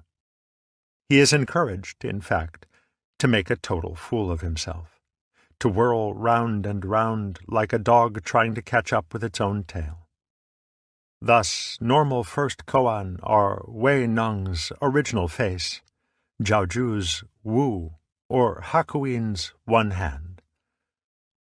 At the first Sanzen interview, the Roshi instructs the reluctantly accepted student to discover his original face, or aspect, that is, his basic nature, as it was before his father and mother conceived him. He is told to return when he has discovered it, and to give some proof of discovery. In the meantime, he is under no circumstance to discuss the problem with others or to seek their help. Joining the other monks in the Sodo, the Jikijitsu, or head monk, will probably instruct him in the rudiments of Zazen, showing him how to sit, and perhaps encouraging him to return to the Roshi for Sanzen as soon as possible, and to lose no opportunity for getting the proper view of his koan. Pondering the problem of his original face, he therefore tries and tries to imagine what he was before he was born, or for that matter, what he now is, at the very center of his being, what is the basic reality of his existence, apart from his extension in time and space. He soon discovers that the Roshi has no patience whatever with philosophical or other wordy answers, for the Roshi wants to be shown. He wants something concrete, some solid proof. The student, therefore, begins to produce such specimens of reality as lumps of rock, leaves and branches, shouts, gestures of the hands, anything and everything he can imagine. But all is resolutely rejected until the student, unable to imagine anything more, is brought to his wit's end, at which point he is of course beginning to get on the right track. He knows that he doesn't know. When the beginning koan is Zhao Ju's Wu, the student is asked to find out why Zhao Ju answered Wu or none to the question, "Does a dog have the Buddha nature?" The Roshi asks to be shown this nothing.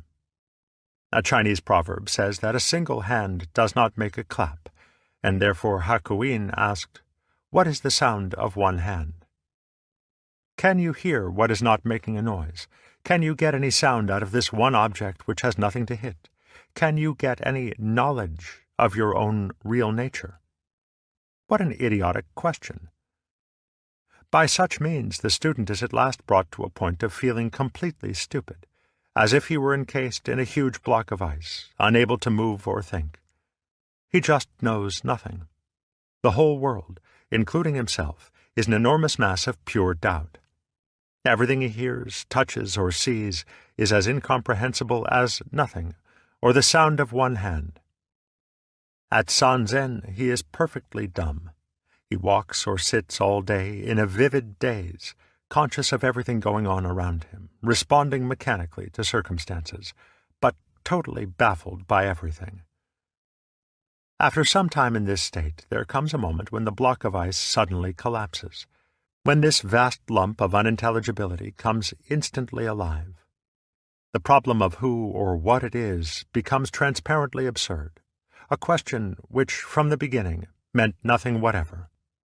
There is no one left to ask himself the question, or to answer it. Yet at the same time, this transparent meaninglessness can laugh and talk, eat and drink, run up and down, look at the earth and sky, and all this without any sense of there being a problem, a sort of psychological knot in the midst of it. There is no knot, because the mind seeking to know the mind, or the self seeking to control the self, has been defeated out of existence and exposed for the abstraction which it always was. And when that tense knot vanishes, there is no more sensation of a hard core of selfhood standing over against the rest of the world. In this state, the Roshi needs only a single look at the student to know that he is now ready to begin his Zen training in earnest. It is not quite the paradox which it seems to say that Zen training can begin only when it has been finished. For this is simply the basic Mahayana principle that prajna leads to karuna, that awakening is not truly attained unless it also implies the life of the bodhisattva, the manifestation of the marvelous use of the void for the benefit of all sentient beings. At this point, the Roshi begins to present the student with koan which ask for impossible feats of action or judgment, such as, "Take the 4 divisions of Tokyo out of your sleeve. Stop that ship on the distant ocean. Stop the booming of the distant bell. A girl is crossing the street. Is she the younger or the older sister?" Such koan are rather more obviously tricky than the basic introductory problems, and show the student that what are dilemmas for thought present no barriers to action. A paper handkerchief easily becomes the 4 divisions of Tokyo, and the student solves the problem of the younger or older sister by mincing across the room like a girl. For in her absolute suchness, the girl is just that. She is only relatively sister, older, or younger. One can perhaps understand why a man who had practiced Zazen for 8 years told R.H. Blythe that Zen is just a trick of words, for on the principle of extracting a thorn, Zen is extricating people from the tangle in which they find themselves from confusing words and ideas with reality. The continued practice of Zazen now provides the student with a clear, unobstructed mind into which he can toss the koan like a pebble into a pool, and simply watch to see what his mind does with it. As he concludes each koan, the Roshi usually requires that he present a verse from the Zenrin Kushu, which expresses the point of the koan just solved. Other books are also used, and the late Soke-an Sasaki, working in the United States, found that an admirable manual for this purpose was Alice in Wonderland. As the work goes on, crucial koan alternate with subsidiary koan, which explore the implications of the former, and give the student a thorough working acquaintance with every theme in the Buddhist view of the universe, presenting the whole body of understanding in such a way that he knows it in his bones and nerves. By such means he learns to respond with it instantly and unwaveringly in the situations of everyday life. The final group of koan are concerned with the 5 ranks, go-ai, a schematic view of the relations between relative knowledge and absolute knowledge, thing events, shi, and underlying principle, li. The originator of the scheme was Tung Shun, 807 to 869. But it arises from the contacts of Zen with the Huayan, Japanese Kegon school, and the doctrine of the 5 ranks is closely related to that of the fourfold Dharma Dhatu. The ranks are often represented in terms of the relative positions of lord and servant, or host and guest, standing respectively for the underlying principle and the thing events. Thus we have 1. The lord looks down at the servant. 2. The servant looks up at the lord. 3. The lord. 4. The servant. 5. The lord and the servant converse together. Suffice it to say that the first 4 correspond to the 4 Dharma Dhatu of the Huayan school, though the relationship is somewhat complex, and the 5th to naturalness. In other words, one may regard the universe, the Dharma Dhatu, from a number of equally valid points of view, as many, as one, as both one and many, and as neither one nor many. But the final position of Zen is that it does not take any special viewpoint, yet it is free to take every viewpoint, according to the circumstances. In the words of Lin Ji, "Sometimes I take away the man, that is the subject, but do not take away the circumstances, that is the object. Sometimes I take away the circumstances, but do not take away the man. Sometimes I take away both the man and the circumstances. Sometimes I take away neither the man nor the circumstances. And sometimes," he might have added, "I just do nothing special, wu shi." Koan training comes to its conclusion in the stage of perfect naturalness of freedom in both the absolute and the relative worlds. But because this freedom is not opposed to the conventional order, but is rather a freedom which upholds the world, loka samgraha, the final phase of study is the relationship of Zen to the rules of social and monastic life. As Yun Men once asked, "In such a wide world, why answer the bell and put on ceremonial robes?" Another master's answer in quite a different context applies well here. "If there is any reason for it, you may cut off my head." For the moral act is significantly moral only when it is free, without the compulsion of a reason or necessity. This is also the deepest meaning of the Christian doctrine of free will, for to act in union with God is to act not from the constraint of fear or pride, nor from hope of reward, but with the baseless love of the unmoved mover. To say that the koan system has certain dangers or drawbacks is only to say that anything can be misused. It is a highly sophisticated and even institutionalized technique, and therefore lends itself to affectation and artificiality. But so does any technique, even when so untechnical as Bankei's method of no method. This, too, can become a fetish. Yet it is important to be mindful of the points at which the drawbacks are most likely to arise, and it would seem that in koan training there are 2. The first is to insist that the koan is the only way to a genuine realization of Zen. Of course, one may beg the question by saying that Zen, over and above the experience of awakening, is precisely the style of handling Buddhism which the koan embody. But in this case the Soto school is not Zen, and no Zen is to be found anywhere in the world outside the particular tradition of the Rinzai branch. So defined, Zen has no universality, and becomes as exotic and culturally conditioned as no drama, or the practice of Chinese calligraphy. From the standpoint of the West, such Zen will appeal only to fanciers of Nipponery, to romanticists who like to play at being Japanese. Not that there is anything inherently bad in such romanticism, for there are no such things as pure cultures, and the borrowing of other people's styles always adds to the variety and spice of life. But Zen is so much more than a cultural refinement. The second, and more serious drawback, can arise from the opposition of Satori to the intense feeling of doubt which some koan exponents so deliberately encourage. For this is to foster a dualistic Satori. To say that the depth of the Satori is proportional to the intensity of seeking and striving which preceded is to confuse Satori with its purely emotional adjuncts. In other words, if one wants to feel exhilaratingly light-footed, it is always possible to go around for some time with lead in one's shoes, and then take them off. The sense of relief will certainly be proportional to the length of time such shoes have been worn, and to the weight of the lead. This is equivalent to the old trick of religious revivalists who give their followers a tremendous emotional uplift by first implanting an acute sense of sin, and then relieving it through faith in Jesus.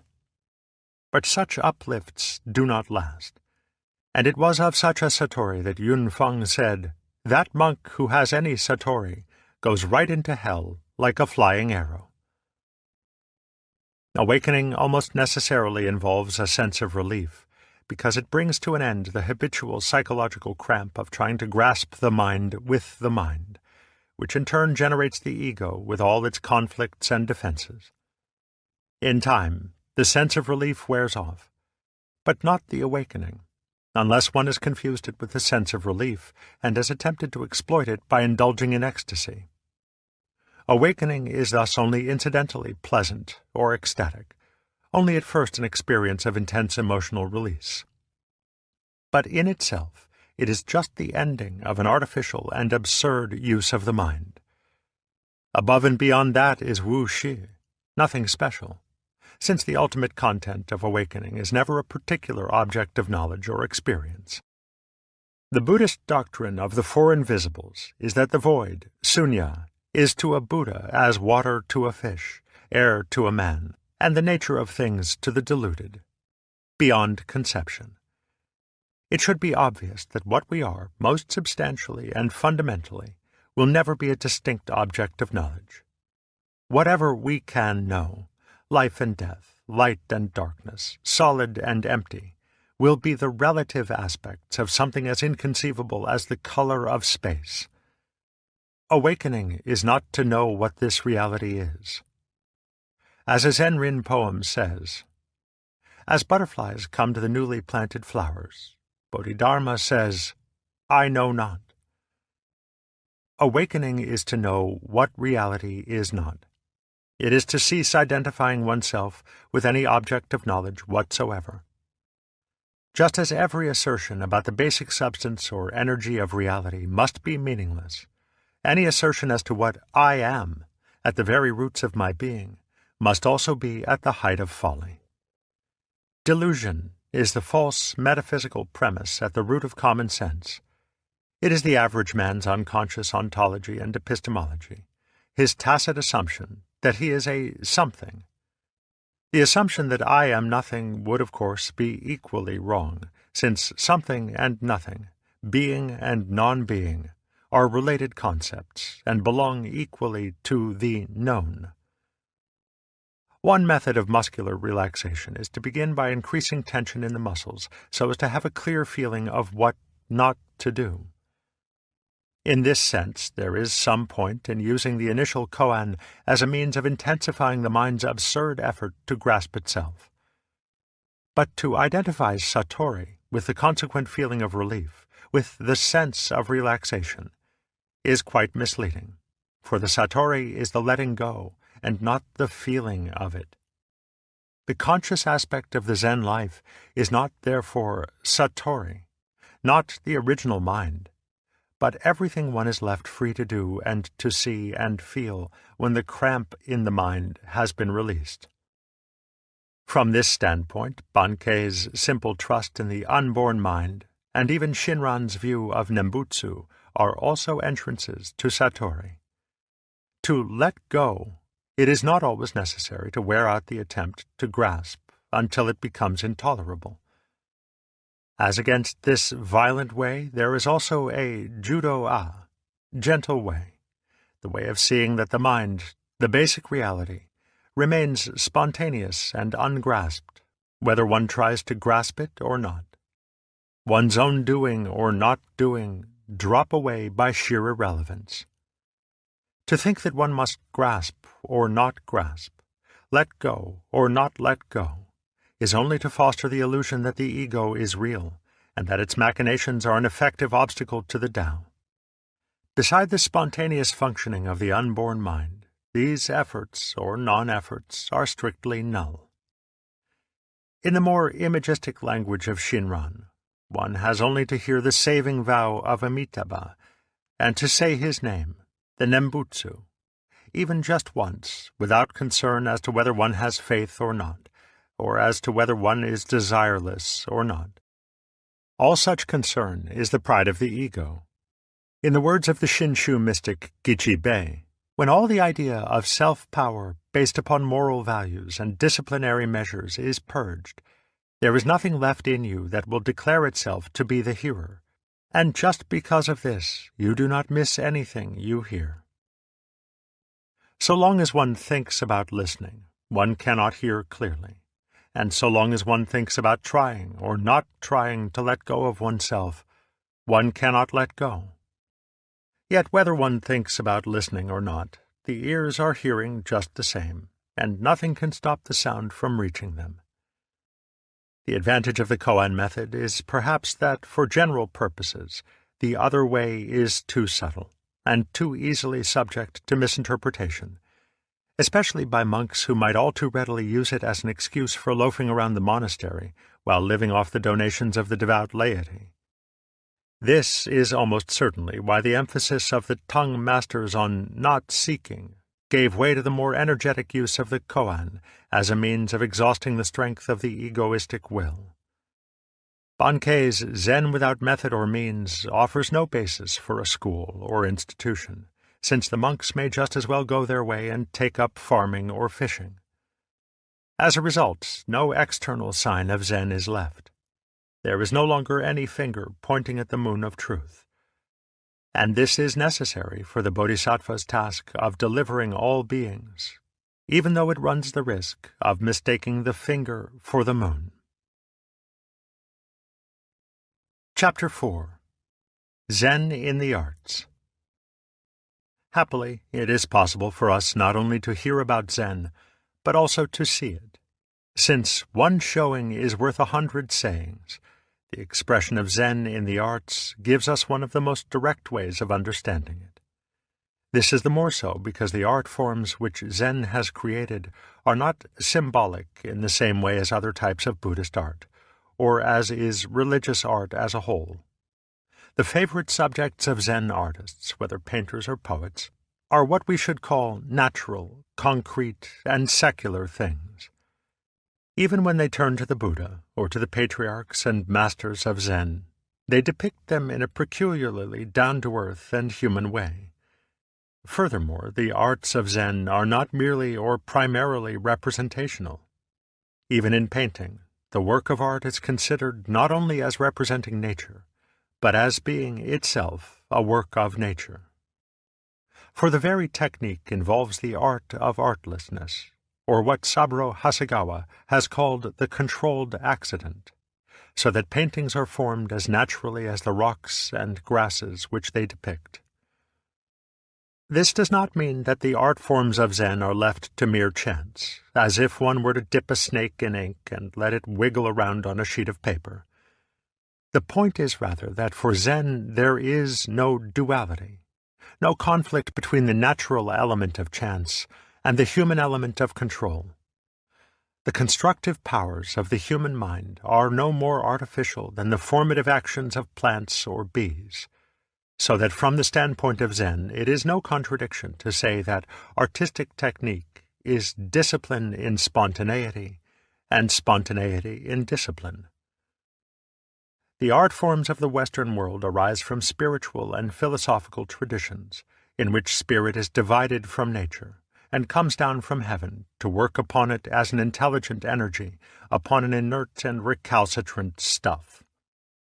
Thus Malraux speaks always of the artist conquering his medium, as our explorers and scientists also speak of conquering mountains or conquering space. To Chinese and Japanese ears, these are grotesque expressions.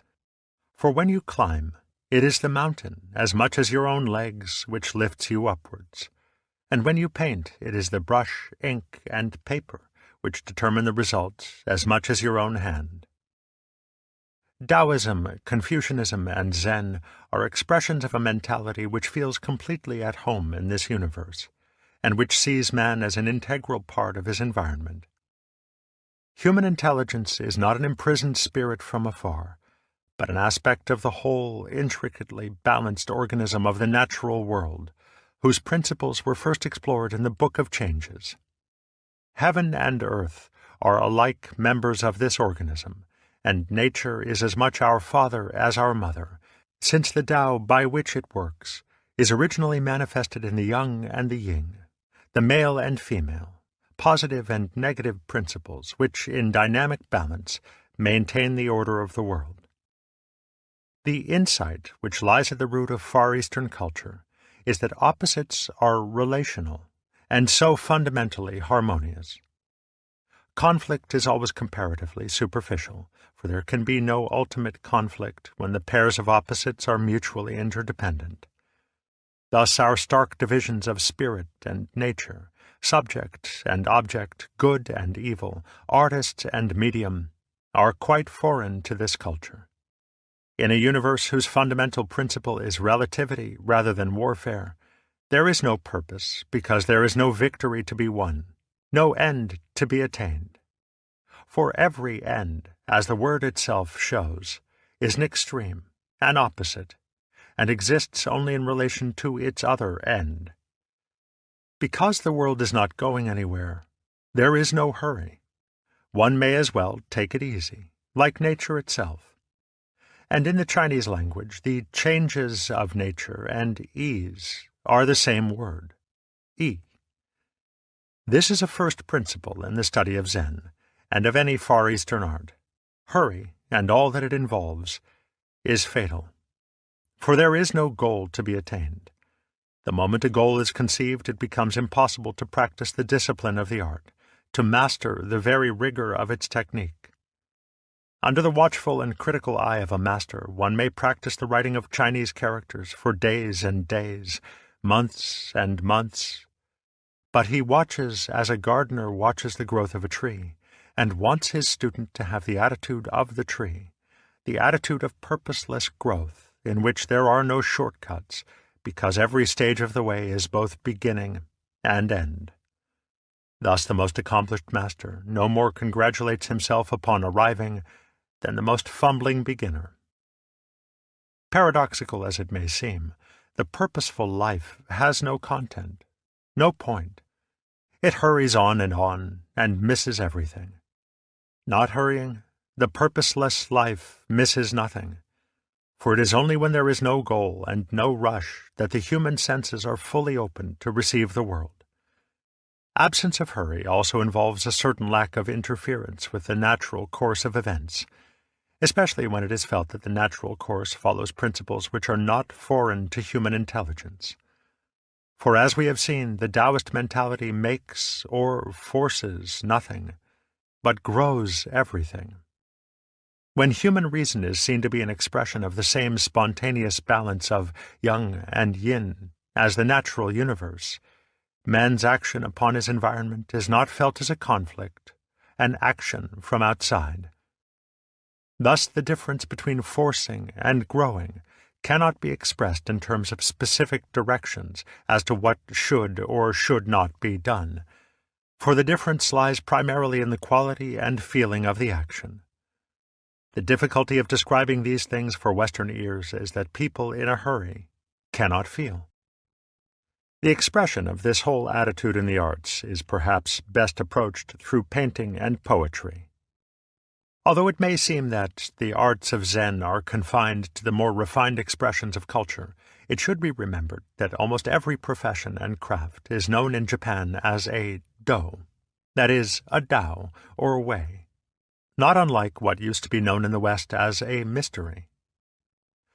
To some extent, every do was at one time a lay method of learning the principles which are embodied in Taoism, Zen, and Confucianism, even as modern masonry is a survival from times when the craft of the mason was a means of initiation into a spiritual tradition.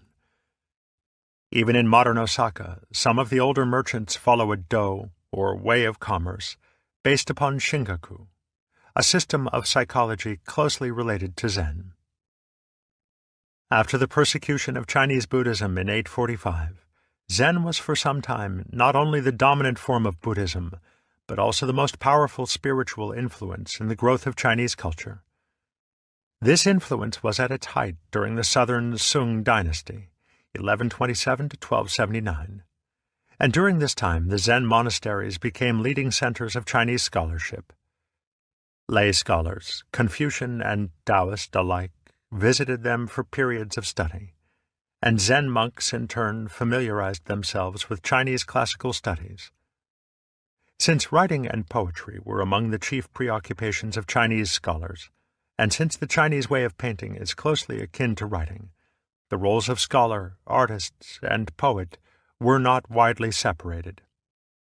The Chinese gentleman scholar was not a specialist, and it was quite against the nature of the Zen monk to confine his interests and activities to purely religious affairs. The result was a tremendous cross-fertilization of philosophical, scholarly, poetic, and artistic pursuits, in which the Zen and Taoist feeling for naturalness became the dominant note. It was during this same period that Eisai and Dogen came from Japan to return with Zen to their own country, to be followed by an incessant stream of Japanese scholar monks eager to take home not only Zen, but every other aspect of Chinese culture. Shiploads of monks, amounting to almost floating monasteries, plied between China and Japan, carrying not only sutras and Chinese classical books, but also tea, silk, pottery, incense, painting, drugs, musical instruments, and every refinement of Chinese culture, not to mention Chinese artists and craftsmen. Closest to the feeling of Zen was a calligraphic style of painting, done with black ink on paper or silk, usually a painting and poem in one. Chinese black ink is capable of a great variety of tones, varied by the amount of water, and the ink itself is found in an enormous number of qualities and colors of black. The ink comes in a solid stick, and is prepared by pouring a little water into a flat stone dish, upon which the stick is rubbed until the liquid is of the required density. Writing or painting is done with a sharply pointed brush set in a bamboo stem, a brush which is held upright, without resting the wrist on the paper, and whose soft hairs give its strokes a great versatility. Since the touch of the brush is so light and fluid, and since it must move continuously over the absorbent paper if the ink is to flow out regularly, its control requires a free movement of the hand and arm, as if one were dancing, rather than writing on paper. In short, it is a perfect instrument for the expression of unhesitating spontaneity, and a single stroke is enough to give away one's character to an experienced observer. Sumie, as the Japanese call this style of painting, may have been perfected as early as the Tang dynasty by the almost legendary masters Wu Daozi, circa 700 to 760, and Wang Wei, circa 698 to 759. However, the authenticity of works ascribed to them is doubtful, though they may be as early as the 9th century, and include a painting so fully characteristic of Zen as the impressionistic waterfall attributed to Wang Wei, a thundering stream of sheer power, suggested by a few slightly curved sweeps of the brush between two masses of rock. The great formative age of this style was undoubtedly the Sung dynasty, 959 to 1279, and is represented by such painters as Xie Gui, Ma Yuan, Mu Qi, and Liang Kai. The Sung masters were preeminently landscape painters, creators of a tradition of nature painting, which has hardly been surpassed anywhere in the world. For it shows us the life of nature, of mountains, waters, mists, rocks, trees, and birds, as felt by Taoism and Zen. It is a world to which man belongs, but which he does not dominate. It is sufficient to itself, for it was not made for anyone, and has no purpose of its own. As Xuan Gui said, "Over the river, the shining moon, in the pine trees, the sighing wind, all night long, so tranquil. Why? And for whom?" Sung landscapes are by no means as fantastic and stylized as Western critics often suggest, for to travel in similar territory, in mountainous, misty country, is to see them at every turn of the road, and it is a simple matter for the photographer to take pictures which look exactly like Chinese paintings. One of the most striking features of the Sung landscape, as of Sumie as a whole, is the relative emptiness of the picture, an emptiness which appears, however, to be part of the painting, and not just unpainted background. By filling in just one corner, the artist makes the whole area of the picture alive. Ma Yuan, in particular, was a master of this technique, which amounts almost to painting by not painting, or what Zen sometimes calls playing the stringless lute. The secret lies in knowing how to balance form with emptiness, and above all, in knowing when one has said enough. For Zen spoils neither the aesthetic shock nor the satori shock by filling in, by explanation, second thoughts, and intellectual commentary. Furthermore, the figure so integrally related to its empty space gives the feeling of the marvelous void from which the event suddenly appears. Equally impressive is the mastery of the brush, of strokes ranging from delicate elegance to rough vitality, from minutely detailed trees to bold outlines and masses given texture by the controlled accidents of stray brush hairs and uneven inking on the paper.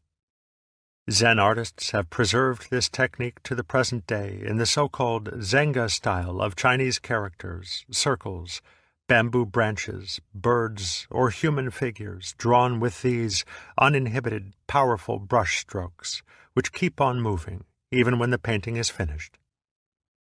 After Mu Qi, perhaps the greatest master of the rough brush was the Japanese monk Sesshu, 1421 to 1506, whose formidable technique included the most refined screens of pine trees and birds, mountain landscapes reminiscent of Xie Gui, and almost violently alive landscapes, for which he used not only the brush, but fistfuls of inked straw to get the right texture of flying hair lines.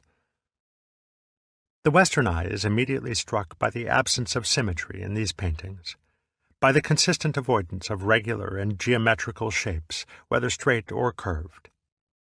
For the characteristic brush line is jagged, gnarled, irregularly twisting, dashing, or sweeping, always spontaneous rather than predictable.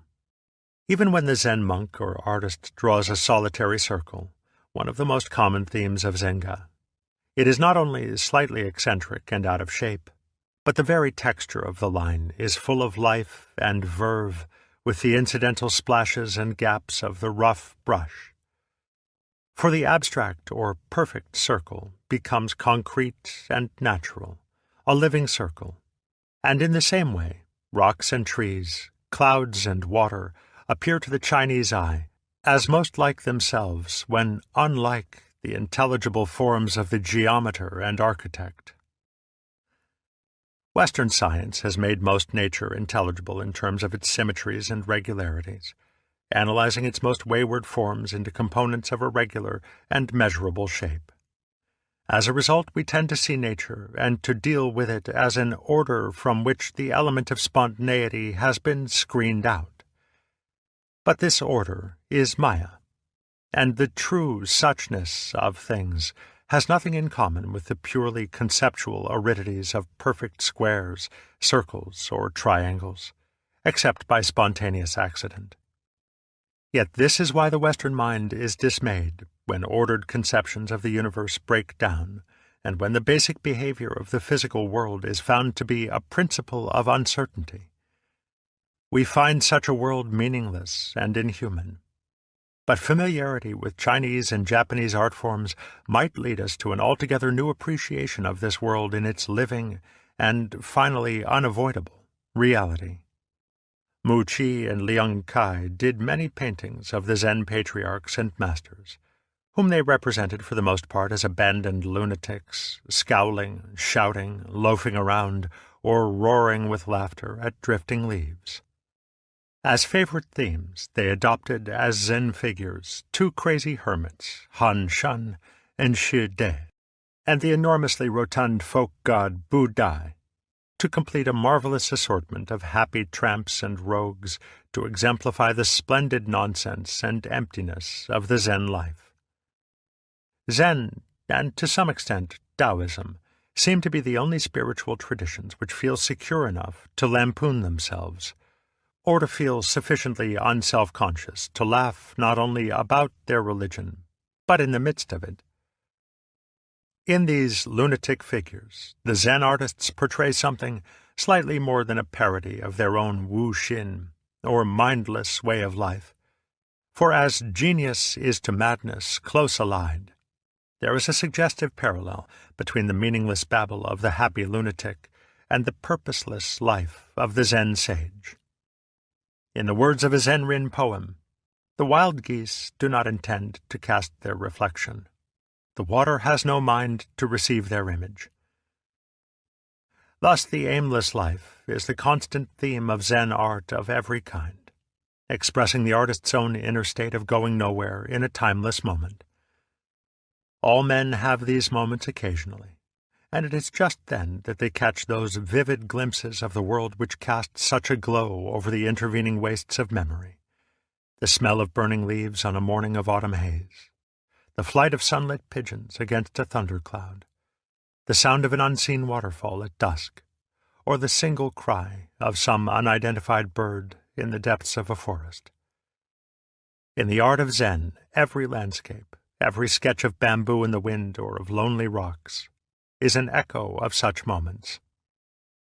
Where the mood of the moment is solitary and quiet, it is called sabi. When the artist is feeling depressed or sad, and in this peculiar emptiness of feeling catches a glimpse of something rather ordinary and unpretentious in its incredible suchness, the mood is called wabi.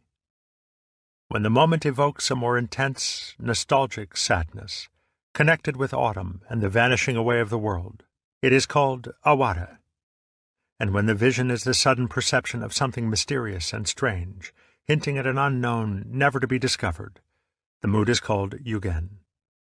These extremely untranslatable Japanese words denote the four basic moods of furyu, that is, the general atmosphere of Zen taste in its perception of the aimless moments of life. Inspired by the Sung masters, the Japanese produced a whole cluster of superb sumi painters, whose work ranks today among the most prized treasures of the nation's art. Muso Kokushi, 1275 to 1351, Cho Densu, died 1431, Shubun, 1414 to 1465, Soga Josoku, died 1483, Seshu, 1421 to 1506, Miyamoto Musashi, 1582 to 1645, and many others.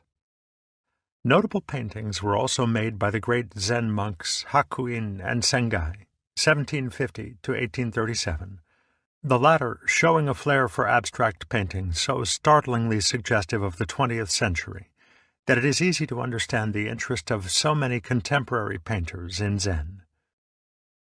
Toward the beginning of the 17th century, Japanese artists developed a still more suggestive and offhand style of sumi-e called haiga as an illustrative accompaniment to haiku poems. These were derived from zenga, the informal paintings of the Zen monks accompanying verses from the Zenrin Kushu, and sayings from the various mondo and the sutras.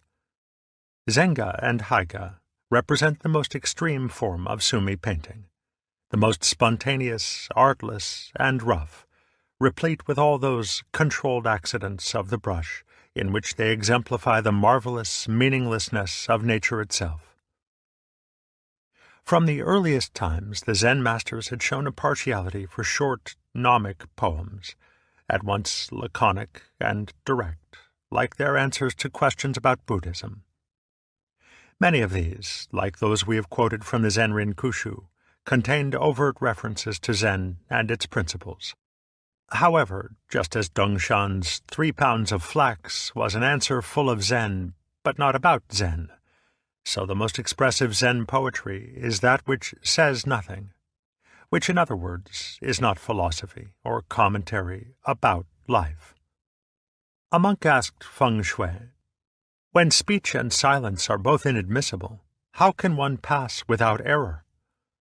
The master replied, "I always remember Jiangsu in March, the cry of the partridge, the mass of fragrant flowers."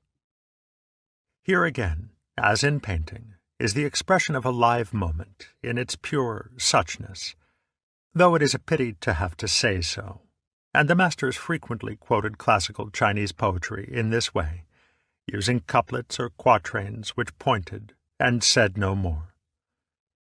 The practice of taking couplets from the old Chinese poems for use as songs was also favored in literary circles, and at the beginning of the 11th century, Fujiwara Kinto compiled an anthology of such excerpts, together with short Japanese waka poems, under the title Roeshu, the collection of clear songs.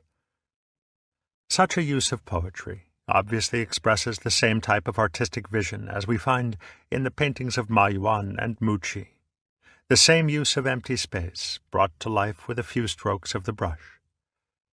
In poetry, the empty space is the surrounding silence which a 2-line poem requires, a silence of the mind in which one does not think about the poem, but actually feels the sensation which it evokes, all the more strongly for having said so little.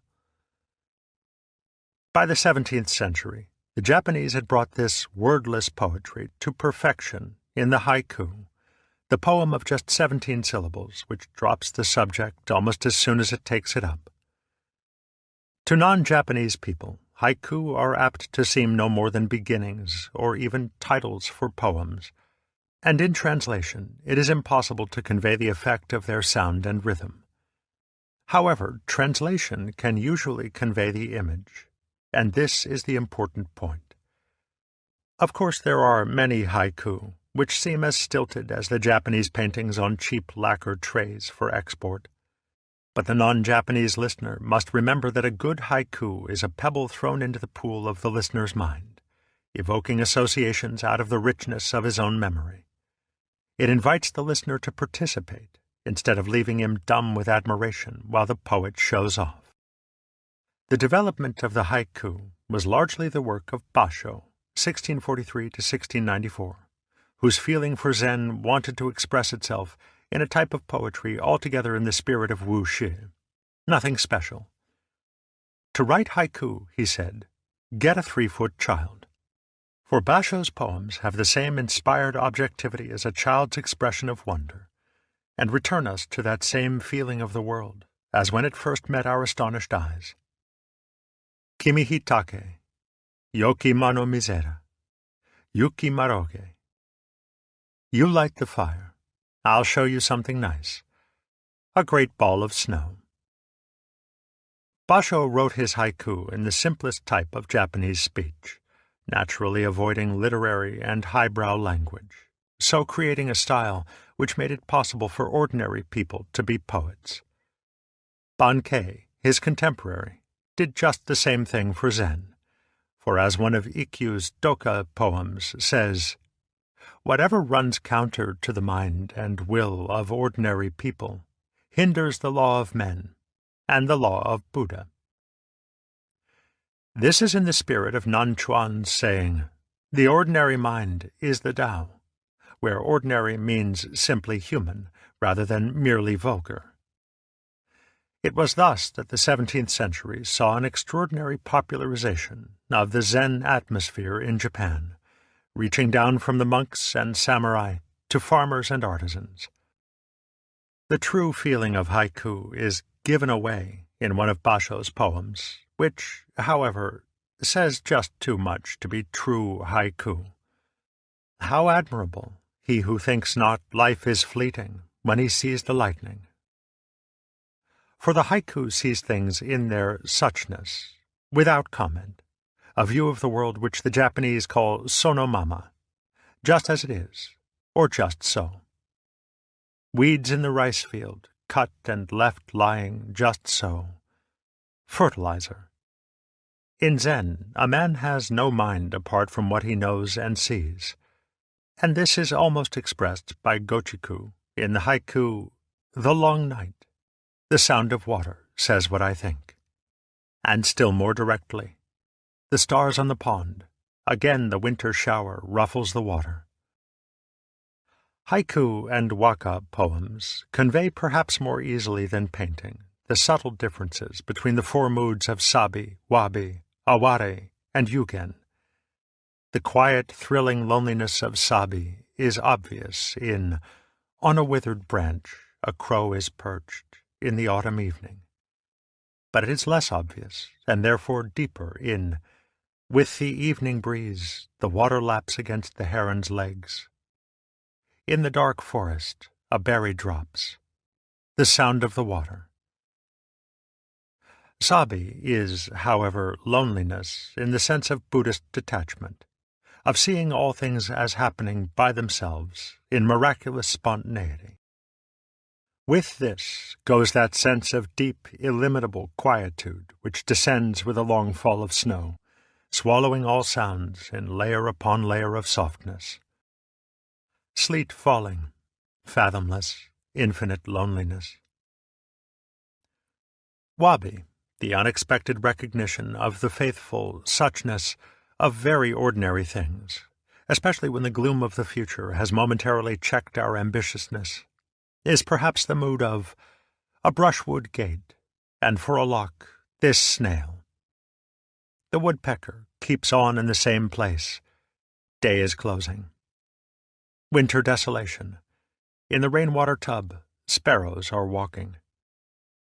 Aware is not quite grief and not quite nostalgia in the usual sense of longing for the return of a beloved past.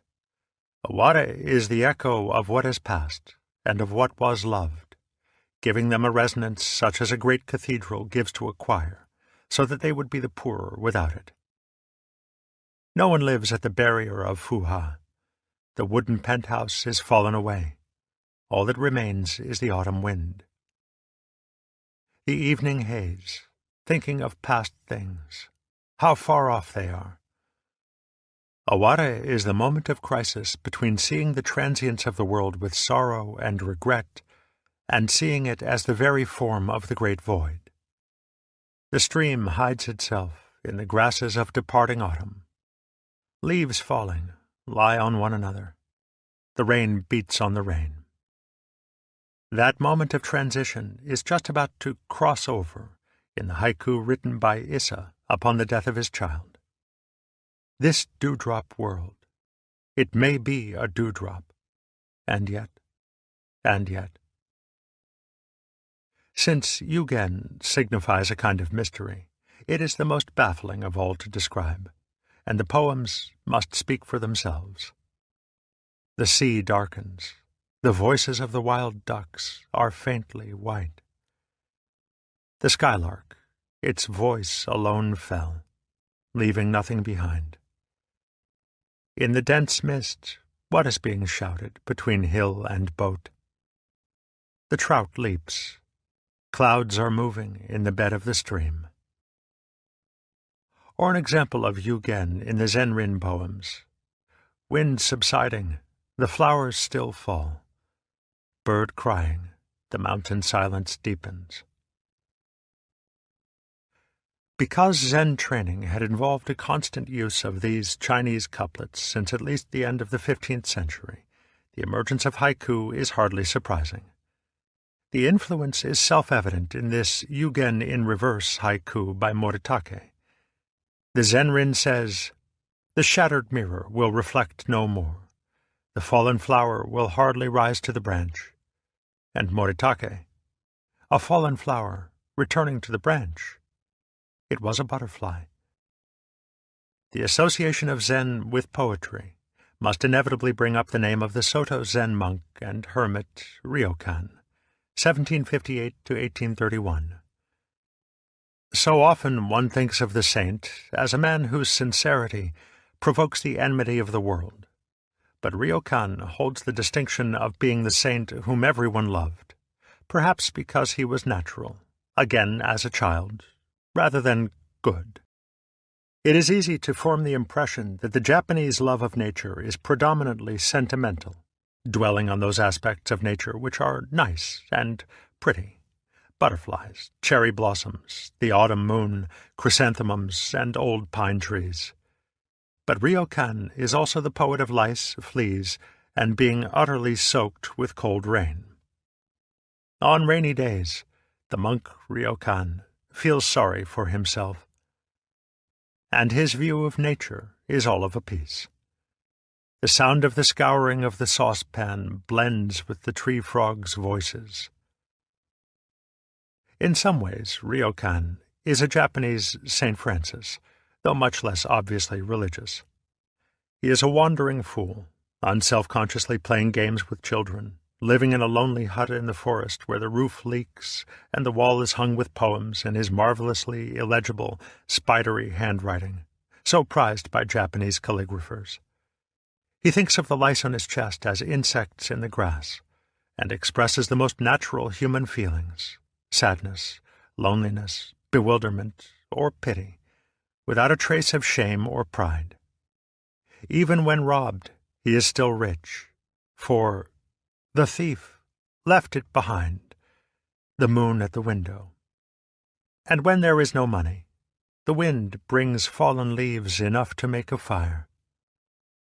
When life is empty with respect to the past and aimless with respect to the future, the vacuum is filled by the present, normally reduced to a hairline, a split second in which there is no time for anything to happen. The sense of an infinitely expanded present is nowhere stronger than in cha no yu, the art of tea. Strictly, the term means something like tea with hot water, and through this one art, Zen has exercised an incalculable influence on Japanese life, since the cha-jin, or man of tea, is an arbiter of taste in the many subsidiary arts which cha no yu involves: architecture, gardening, ceramics, metalwork, lacquer, and the arrangement of flowers, ikebana. Since cha no yu has become a conventional accomplishment for young ladies, it has been made the subject of a great deal of sentimental nonsense, associated with brocaded young dolls in moonlit rooms, nervously trying to imitate the most stilted feelings about porcelain and cherry blossom. But in the austere purity of, say, the Soshu Sen school, the art of tea is a genuine expression of Zen, which requires, if necessary, no further apparatus than a bowl, tea, and hot water. If there is not even that, chado, the way of tea, can be practiced anywhere, and with anything, since it is really the same as Zen. If Christianity is wine, and Islam coffee, Buddhism is most certainly tea. Its quietening, clarifying, and slightly bitter taste gives it almost the same taste as awakening itself, though the bitterness corresponds to the pleasing roughness of natural texture and the middle path between sweet and sour. Long before the development of cha no yu, tea was used by Zen monks as a stimulant for meditation, and in this context it was drunk in a mood of unhurried awareness, which naturally lent itself to a ritualistic type of action. In summer it refreshed, and in winter warmed those wandering hermit monks who liked to build grass and bamboo huts in the mountain forests or by rock-filled streams in the gorges. The totally undistracting emptiness and simplicity of the Taoist or Zen hermitage has set the style, not only for the special type of house for Cha-no-yu, but for Japanese domestic architecture as a whole. The monastic tea ceremony was introduced into Japan by Eisai, and though its form is different from the present Cha-no-yu, it was nonetheless its origin, and appears to have been adopted for lay use during the 15th century. From this, the Cha-no-yu proper was perfected by Senno Rikyu, 1518 to 1591, and from him descend the three main schools of tea now flourishing. Ceremonial tea is not the ordinary leaf tea which is steeped in hot water. It is finely powdered green tea, mixed with hot water by means of a bamboo whisk, until it becomes what a Chinese writer called the froth of the liquid jade. Cha-no-yu is most appreciated when confined to a small group, or just two companions, and was especially loved by the old-time samurai, as today by harassed businessmen, as a frank escape from the turmoil of the world. Ideally, the house for Cha-no-yu is a small hut set apart from the main dwelling in its own garden. The hut is floored with tatami, or straw mats, enclosing a fire pit. The roof is usually thatched with rice straw, and the walls, as in all Japanese homes, are paper shoji, supported by uprights of wood with a natural finish.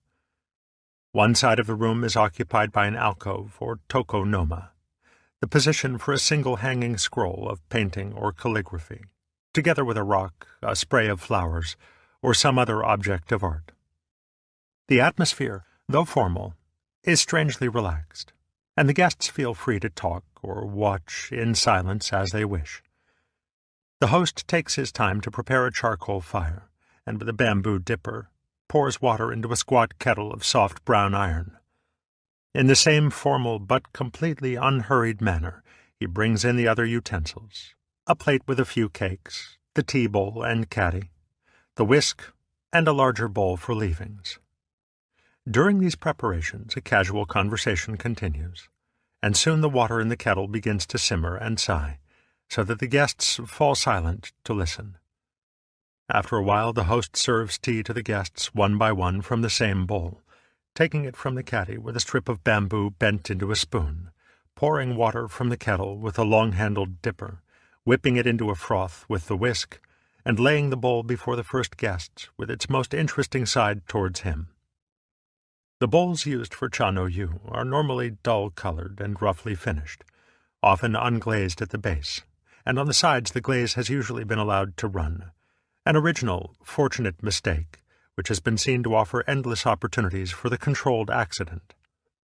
Specially favored are Korean rice bowls of the cheapest quality, a peasant ware of crude texture from which the tea masters have selected unintentional masterpieces of form.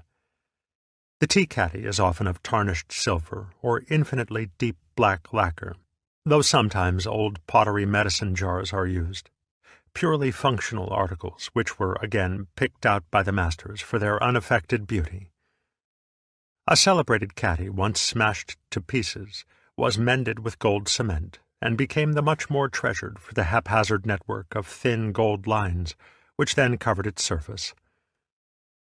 After the tea has been drunk, the guests may ask to inspect all the utensils which have been used, since every one of them has been made or chosen with the utmost care, and often brought out for the occasion because of some feature that would particularly appeal to one of the guests. Every appurtenance of the Cha-no-yu has been selected in accordance with canons of taste over which the most sensitive men in Japan have brooded for centuries. Though the choice is usually intuitive, careful measurement of the objects reveals interesting and unexpected proportions. Works of spontaneous geometry as remarkable as the spiral shell of the nautilus or the structure of the snow crystal. Architects, painters, gardeners, and craftsmen of all kinds have worked in consultation with the Cha-no-yu masters, like an orchestra with its conductor, so that their Zen taste has passed on into the objects made by the same craftsmen for everyday use. This applies most particularly to ordinary, functional things.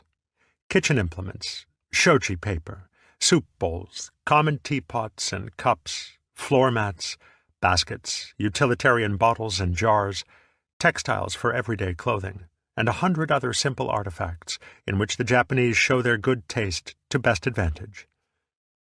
The zen of the cha no yu comes out all the more for the purely secular character of the ritual, which has no liturgical character, like the Catholic Mass or the elaborate ceremonies of Shingon Buddhism. Though the guests avoid political, financial, or business matters in their conversation, there is sometimes non-argumentative discussion of philosophical matters, though the preferred topics are artistic and natural. It must be remembered that Japanese people take to such subjects as readily and unselfconsciously as we talk of sports or travel, and that their discussion of natural beauty is not the affectation it might be in our own culture. Furthermore, they do not feel in the least guilty about this admitted escape from the so-called realities of business and worldly competition. Escape from these concerns is as natural and necessary as sleep, and they feel neither compunction nor awkwardness in belonging for a while to the Taoist world of carefree hermits, wandering through the mountains like wind-blown clouds, with nothing to do but cultivate a row of vegetables, gaze at the drifting mist, and listen to the waterfalls. A few, perhaps, find the secret of bringing the two worlds together, of seeing the hard realities of human life to be the same aimless working of the Tao as the patterns of branches against the sky. In the words of Hung Tzu Chung, "If the mind is not overlaid with wind and waves, you will always be living among blue mountains and green trees. If your true nature has the creative force of nature itself, wherever you may go, you will see fishes leaping and geese flying." The style of garden which goes with Zen and cha no yu is not, of course, one of those ornate imitation landscapes with bronze cranes and miniature pagodas. The intention of the best Japanese gardens is not to make a realistic illusion of landscape, but simply to suggest the general atmosphere of mountain and water in a small space, so arranging the design of the garden that it seems to have been helped rather than governed by the hand of man. The Zen gardener has no mind to impose his own intention upon natural forms, but is careful rather to follow the intentionless intention of the forms themselves, even though this involves the utmost care and skill. In fact, the gardener never ceases to prune, clip, weed, and train his plants, but he does so in the spirit of being part of the garden himself, rather than a directing agent standing outside. He is not interfering with nature, because he is nature, and he cultivates as if not cultivating. Thus the garden is at once highly artificial and extremely natural. This spirit is seen at its best in the great sand and rock gardens of Kyoto, of which the most famous example is the garden of Ryoanji.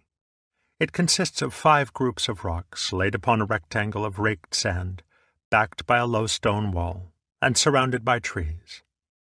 It suggests a wild beach, or perhaps a seascape with rocky islands, but its unbelievable simplicity evokes a serenity and clarity of feeling so powerful that it can be caught even from a photograph. The major art which contributes to such gardens is bonseki, which may well be called the growing of rocks. It requires difficult expeditions to the seashore, to mountains and rivers, in search of rock forms which wind and water have shaped into asymmetrical, living contours. These are carted to the garden site, and placed so as to look as if they had grown where they stand, so as to be related to the surrounding space or to the area of sand in the same way as figure to background in Sung paintings. Because the rock must look as if it had always been in the same position, it must have the air of moss-covered antiquity, and rather than try to plant moss on the rock is first set for some years in a place where the moss will grow by itself, and thereafter is moved to its final position. Rocks picked out by the sensitive eye of the bonseki artist are ranked among Japan's most precious national treasures, but, except to move them, they are untouched by the human hand. The Zen monks liked also to cultivate gardens which took advantage of an existing natural setting, to arrange rocks and plants along the edges of a stream, creating a more informal atmosphere, suggesting a mountain canyon adjoining the monastery buildings. They were always sparing and reserved in their use of color, as were the Sung painters before them, since masses of flowers in sharply varying colors are seldom found in the state of nature. Though not symmetrical, the Japanese garden has a clearly perceptible form. Unlike so many English and American flower gardens, they do not resemble a daub in oil colors, and this delight in the form of plants carries over into the art of flower arrangement inside the house, accentuating the shapes of single sprays and leaves rather than bunched colors. Every one of the arts which have been discussed involves a technical training which follows the same essential principles as training in Zen. The best account of this training thus far available in a Western language is Eugen Haragel's Zen in the Art of Archery, which is the author's story of his own experience under a master of the Japanese bow. To this should be added the already mentioned letter on Zen and swordsmanship, Kendo, by the 17th century master Takuan, translated by Suzuki in his Zen Buddhism and its influence on Japanese culture. The major problem of each of these disciplines is to bring the student to the point from which he can really begin. Haragel spent almost 5 years trying to find the right way of releasing the bowstring, for it had to be done unintentionally, in the same way as a ripe fruit bursts its skin. His problem was to resolve the paradox of practicing relentlessly, without ever trying, and to let go of the taut string intentionally, without intention. His master, at one and the same time, urged him to keep on working and working, but also to stop making an effort. For the art cannot be learned unless the arrow shoots itself, unless the string is released wu-shin and wu-nien, without mind and without blocking, or choice.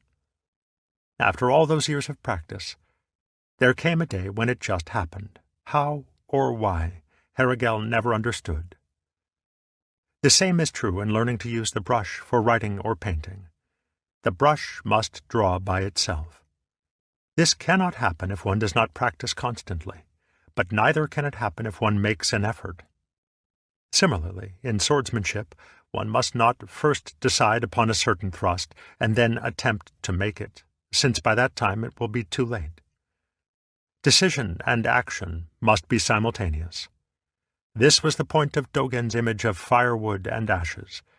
For to say that firewood does not become ashes is to say that it has no intention to be ash before it is actually ash, and then it is no longer firewood. Dogen insisted that the two states were clearly cut. And in the same way, Haragel's master did not want him to mix the two states of stretching and releasing the bow. He instructed him to draw it to the point of fullest tension, and stop there, without any purpose, any intention in mind as to what to do next. Likewise, in Dogen's view of Zazen, one must be sitting just to sit, and there must not be any intention to have satori. The sudden visions of nature which form the substance of haiku arise in the same way, for they are never there when one looks for them. The artificial haiku always feels like a piece of life which has been deliberately broken off or wrenched away from the universe, whereas the genuine haiku has dropped off all by itself and has the whole universe inside it.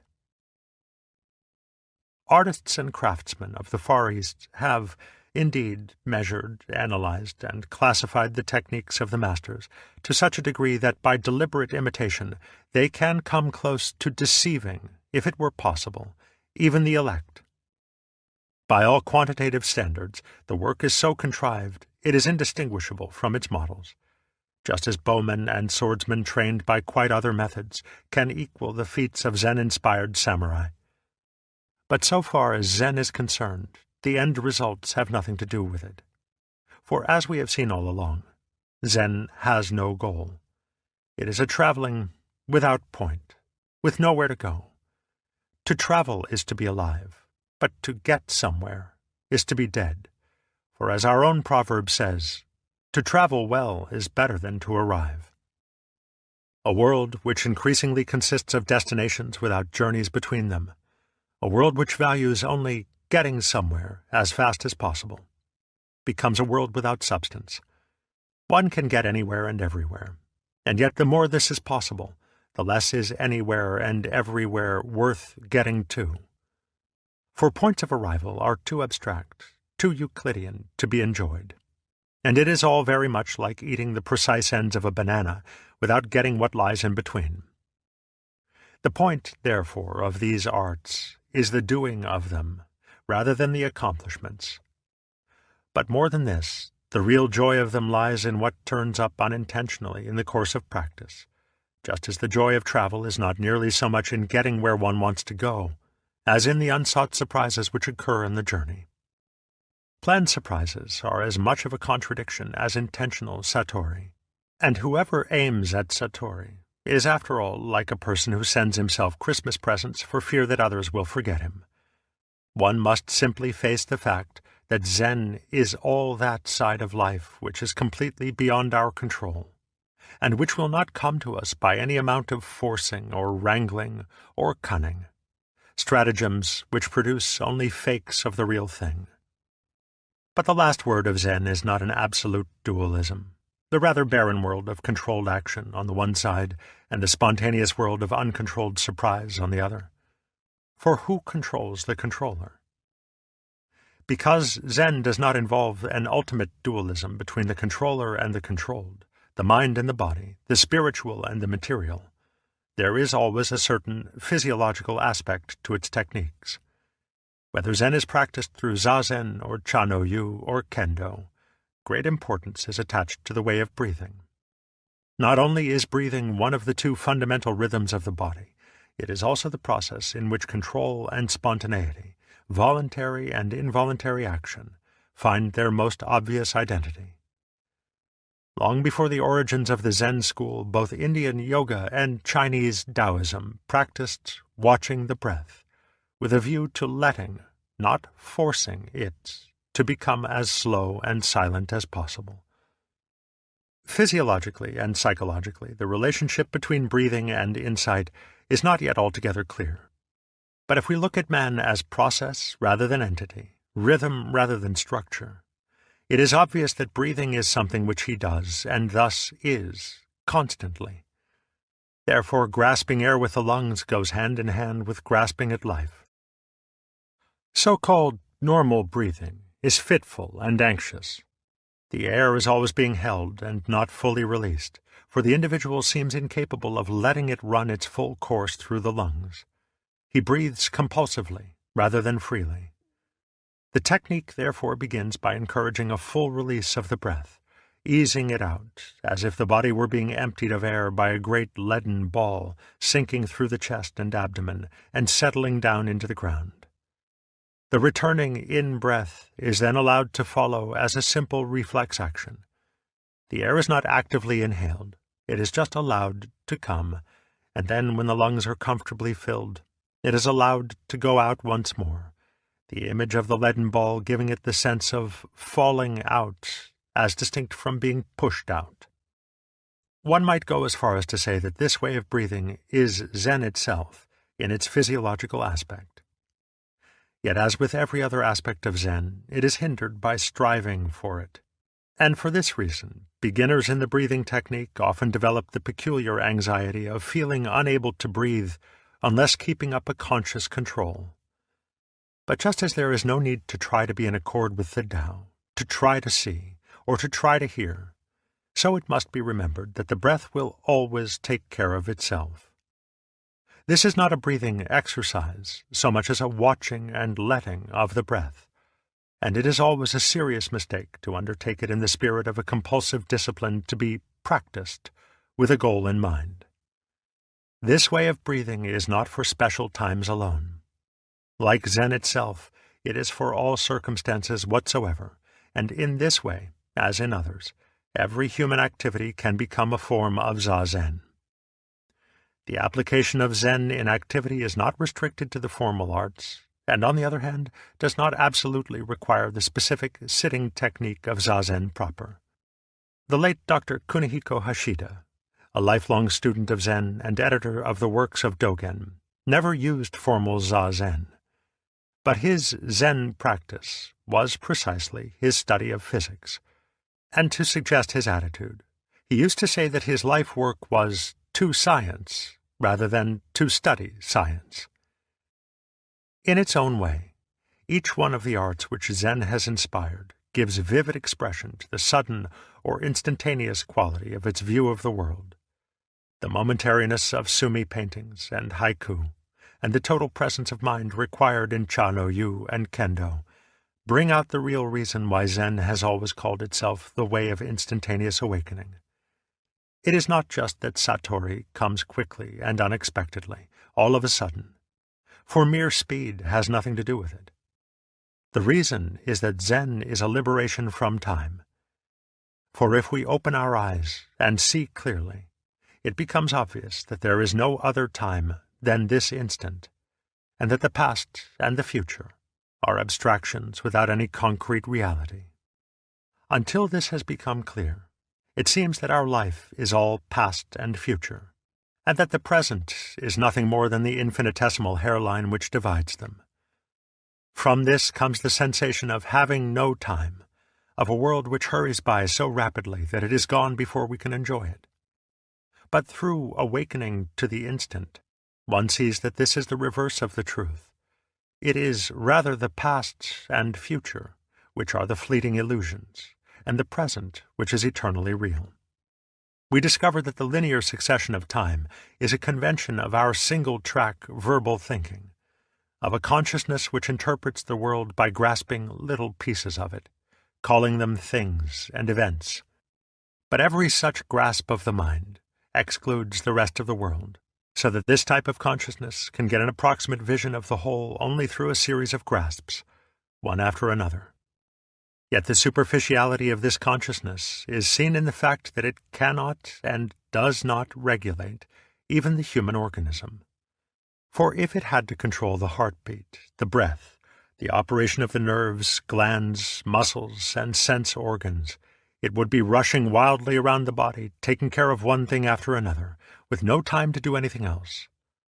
Happily, it is not in charge, and the organism is regulated by the timeless original mind, which deals with life in its totality, and so can do ever so many things at once. However, it is not as if the superficial consciousness were one thing, and the original mind another, for the former is a specialized activity of the latter. Thus, the superficial consciousness can awaken to the eternal present if it stops grasping. But this does not come to pass by trying to concentrate on the present, an effort which succeeds only in making the moment seem ever more elusive and fleeting, ever more impossible to bring into focus. Awareness of the eternal now comes about by the same principle as the clarity of hearing and seeing, and the proper freedom of the breath. Clear sight has nothing to do with trying to see. It is just the realization that the eyes will take in every detail, all by themselves, for so long as they are open, one can hardly prevent the light from reaching them. In the same way, there is no difficulty in being fully aware of the eternal present, as soon as it is seen that one cannot possibly be aware of anything else, that in concrete fact there is no past or future. Making an effort to concentrate on the instantaneous moment implies at once that there are other moments, but they are nowhere to be found, and in truth one rests as easily in the eternal present as the eyes and ears respond to light and sound. Now this eternal present is the timeless, unhurried flowing of the Tao. Such a tide as, moving, seems to sleep, too full for sound or foam. As Nan Xuan said, to try to accord with it is to deviate from it, though in fact one cannot deviate, and there is no one to deviate. So, too, one cannot get away from the eternal present by trying to attend to it. And this very fact shows that apart from this present, there is no distinct self that watches and knows it. which is why Hui Ko could not find his mind when Bodhidharma asked him to produce it. However puzzling this may be, and however many philosophical problems it may raise, one clear look is enough to show its unavoidable truth. There is only this now. It does not come from anywhere. It is not going anywhere. It is not permanent, but it is not impermanent. Though moving, it is always still. When we try to catch it, it seems to run away, and yet it is always here, and there is no escape from it. And when we turn round to find the self which knows this moment, we find that it has vanished like the past. Therefore the sixth patriarch says in the Tun Ching, "In this moment, there is nothing which comes to be. In this moment, there is nothing which ceases to be. Thus there is no birth and death to be brought to an end. Wherefore the absolute tranquility of nirvana is this present moment. Though it is at this moment, there is no limit to this moment, and herein is eternal delight. Yet when it comes to it, this moment can be called present only in relation to past and future, or to someone to whom it is present. But when there is neither past nor future, no one to whom this moment is present, what is it? When Fa Chung was dying, a squirrel screeched on the roof. "It's just this," he said, "and nothing else." We hope you've enjoyed The Way of Zen. Text copyright 1957 by Pantheon Books. Renewed in 1985 by Mary Jane Yates Watts. Production copyright 2015 by Macmillan Audio. All rights reserved.